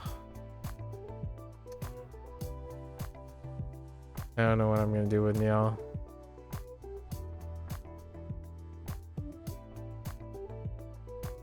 At the moment, urine. Alright, let's go and look.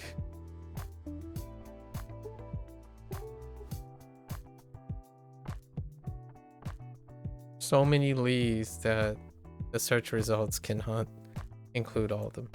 Okay.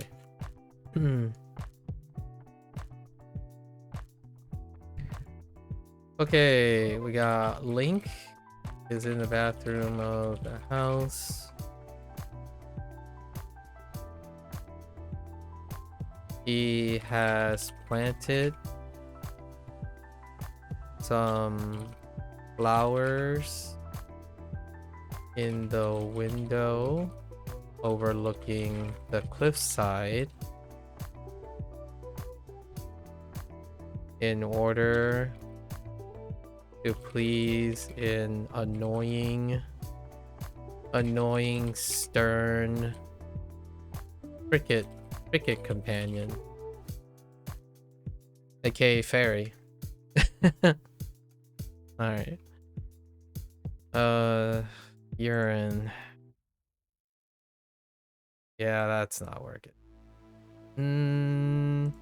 So he's always running from Agent Smith. So he's holding a flag. The flag is the water, and the flag is not helping.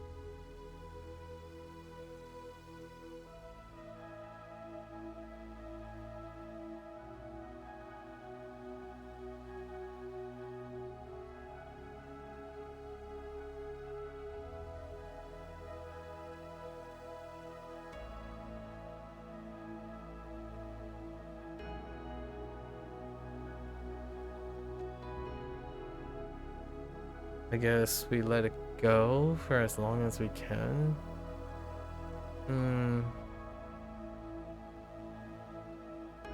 That is tough.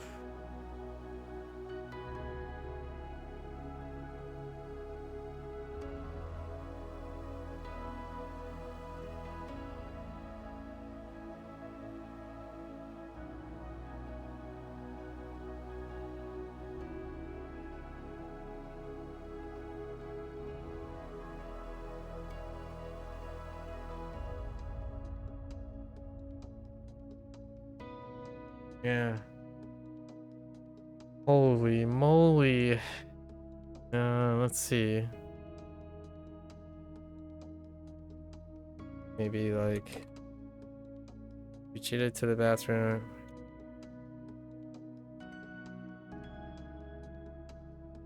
Grab the flag and chucked it. Chucked it so hard at the urinal.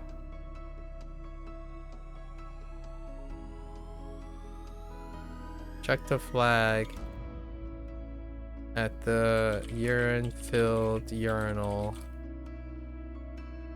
I don't know. Opening the wall.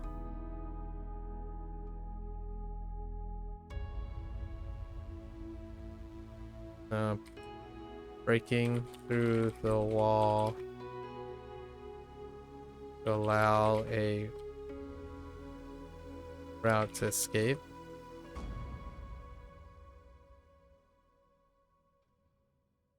To escape. I'm not sure what that. So basically, I'm trying to think of when I see the flag, but the water. Oh wait, I didn't even have water anywhere. It's attached to urine, which is not a great idea.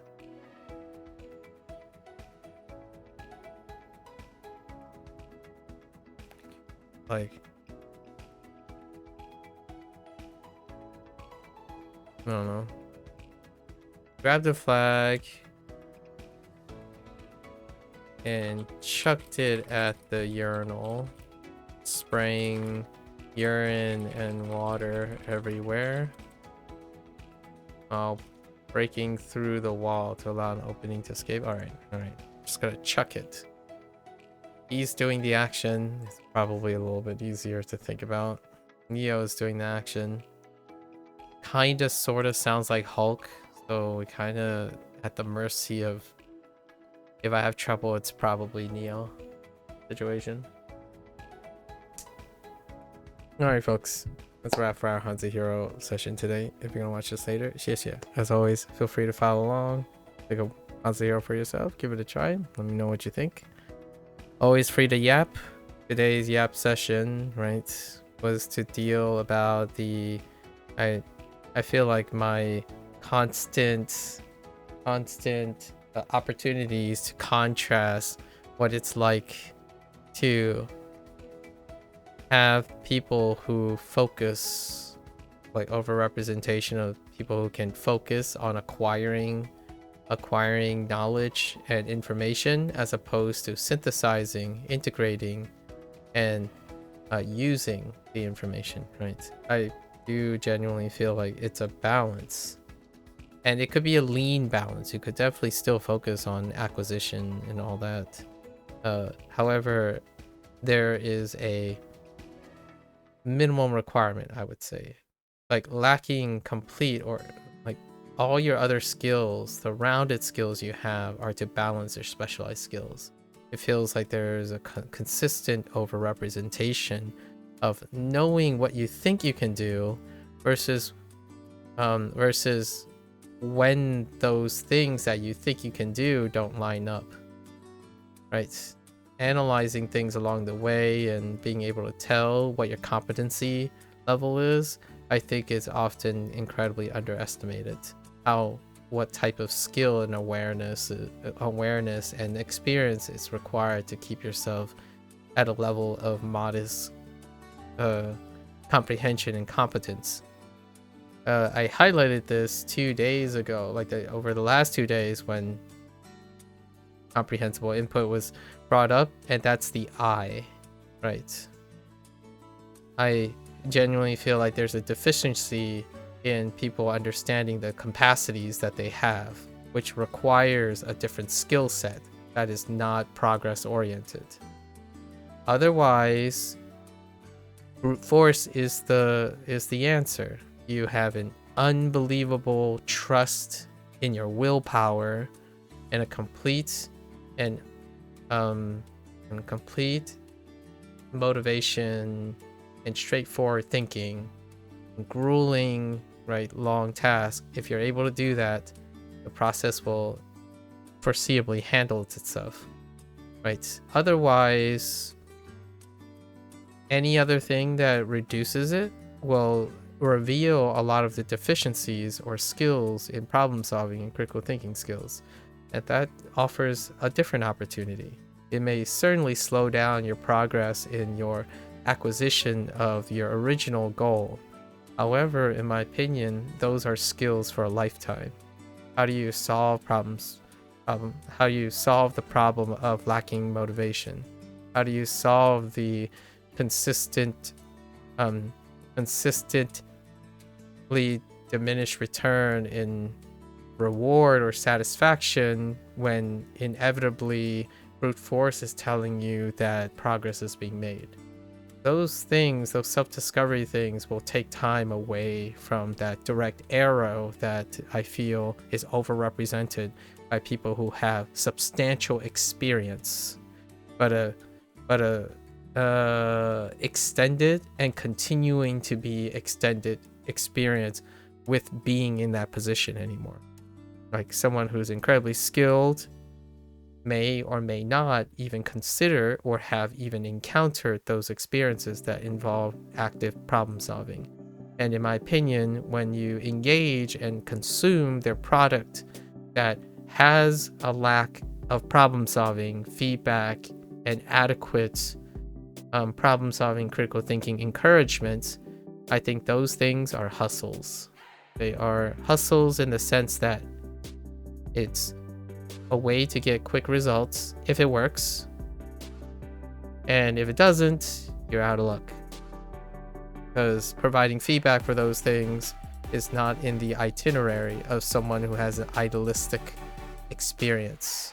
At least in my opinion, it's not to say there's varying degrees of this. It's evident in the product that they sell. If something is suggested that it works with minimal problem solving skills, minimum like tenuous or various conditions, it might end up being overly complicated. So if it's incredibly simplified, I would be very apprehensive and have my reservation on whether this person focuses on the act of teaching and instructing other people or demonstrating their approach that worked for them once, and they rarely interact with other people who think differently or very differently. That's the sacrifice you make, right? General skills and generalized methods are mid for most people. It averages out. It's the combination of its application across many different methods that makes it consistently successful, but not by leaps and bounds. Specialty approaches by specialists are deliberately catered to those specialists, and it kind of makes it like I say the same things over and over again, because most of the time that's what they focus on. They focus on selling their specialty, and they use their influence and their specialty to show you the product. If it works, it works. If it doesn't, go look for something else. That's kind of the nature of the internet hustle, right? And I pretty much strongly voiced my counterpoints to that type of mentality. Whether it serves you or not, if you're lucky and you never run into a problem with brute forcing through by blindly trusting any form of specialist's approach, then you won't ever have to solve problems in your life. Or quickly think about how to create your own solutions, and then you'll find abstraction to be worthless, waste of time. And I think whenever someone says that and then they try to explain their method, they're abstracting their method.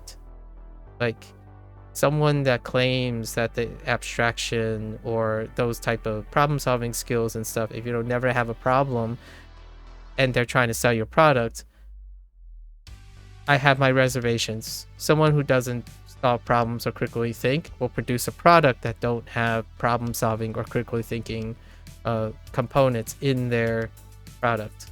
So that may or may not be something that is appropriate for someone. If you're not okay with seeing problems, then maybe the hustle is what you want. I have no idea, since I don't make blanketed statements about everyone. I don't have enough experience to even do so, really. So you're more than welcome to come on by and share your counterpoints. Convince me that you are the outlier and or the social norm. I will learn from that. And that's kind of the idea.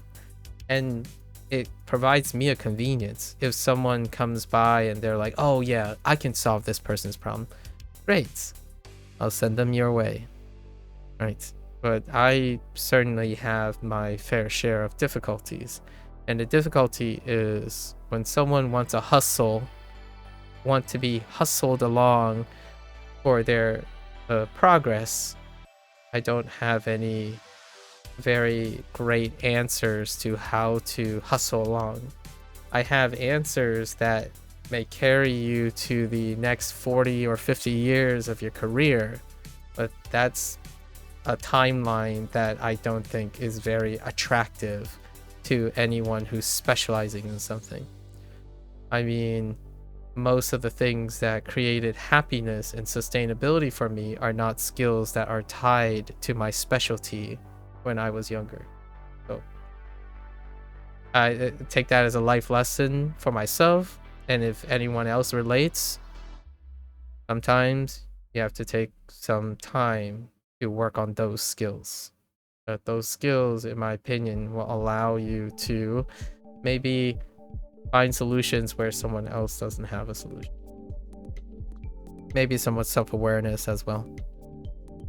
And exchanging ideas is a great way to encourage that. Encourage entertaining different opinions and perspective, not specifically listening to different opinions, right? It's very different. You can listen to an opinion and perspective. Internalizing and synthesizing the pros and cons of those opinions and then acting on them is what I'm talking about. So you can be nice, like you can go and do your immersion and say, oh yeah, I've heard that like 20 times. Oh, I saw that like 40 times. I think I know what it is. Like, well, that is how I feel about what people represent. It's that easy. It's not. It really isn't. In fact, oftentimes when I remember something, I think of it as, okay, that I see that phrase now. How am I going to use that phrase and find myself in that situation so I can use that phrase? How do I create that opportunity to use that phrase? That is what I'm thinking of. I am integrating and synthesizing the information I'm getting. It's going to take longer, because while you read a message and you're like, oh yeah, now I remember it. And then you move on to the next thing. I'm creating scenarios and contexts to to integrate that information at the time that I learn it. And that's the balance. It's the balance of input and output, not a race to jamming how much information you can and a race to how fast you can forget all the information while you're trying to get more information. I think there is a genuine lack of responsibility and oversight for saying, oh, just learn more, just bash more things in your brain, because that's how the internet works now. You doom scroll through 60 videos that portray the same exact idea and you don't even remember any of them. You could spend an hour doom scrolling 80 things that show the exact same information in a different context and still remember nothing about the experience. That is scary, very scary. And then now we take those people and try to teach them based on that principle of mere exposure using language. And my thought is, I'm not surprised that with every one of those success stories and whatnot, there are 9 out of 10 people who find disgruntled, depressing, self-defeating, self-sabotaging lack of self-confidence in their own ability to ascertain, detect, and remediate different problems that don't fit the hustle. And I'm going to continue to do that with a smile, obviously. Today was a little bit on the negative side and great, but I wouldn't give that opportunity up. So come on by, feel free. Let's go and have a chat about it. Anywhere, really. It doesn't have to be now, or it can be on Discord, in the Discord or on stream, whichever. One person at a time. This is not scalable, right? This type of idea is not scalable. The hope is to have hundreds of people interact with hundreds of other people at a one-to-one scale. The internet doesn't do that. The hustle is having one person cater their whatever product they have to millions of people. And that does not create avenues of problem solving or feedback. You can give assurances that's a feedback, but then there's a tier system. Who pays more or who gets more attention are the ones that get that feedback. So you have these like master courses and master classes, like, okay, but the person's attention is increasingly divided by the resource they have. So I would love to encourage people to develop the skills in which they can do that at any time, and then they can share that skill. So in the future, maybe the internet would be a little bit brighter, where when you engage in a conversation with someone, there's a mutual understanding that either or of the people have critical thinking and problem solving skills by default. Like, it is assured and assumed that most people have critical thinking and problem solving skills. That does include explaining things to other people, telling people what is good and not good for them, providing advice, unsolicited advice. All those things tie to problem solving skills and critical thinking skills. If you yell at me and state a fact, if you lack critical thinking and problem solving skills, you could be negligent and mislead someone to doing something that they otherwise would have been okay without doing, because you don't have problem solving skills or critical thinking skills. You can't analyze the situation. Right? What you see in front of you, like your immersion, like, oh, you're going to immerse and you're going to watch this Japanese person or this Chinese person speak natively in their environment. If you don't actually observe and be able to collect that information, you can't make the contextual connection anyways. So yeah. Anyways, more than welcome. This is the end of HanziHero. So I'll see you guys next time for that, right? 大家下次见，感谢观看. Thanks for watching. I'm going to take a break. I'm going to walk around, stretch a little bit, and I'll be back for Wanikani, because Wanikani is next. I'm going to have to do a lot of reviews today. I'll be right back. Hello there, drama. Good morning. I'll be right back.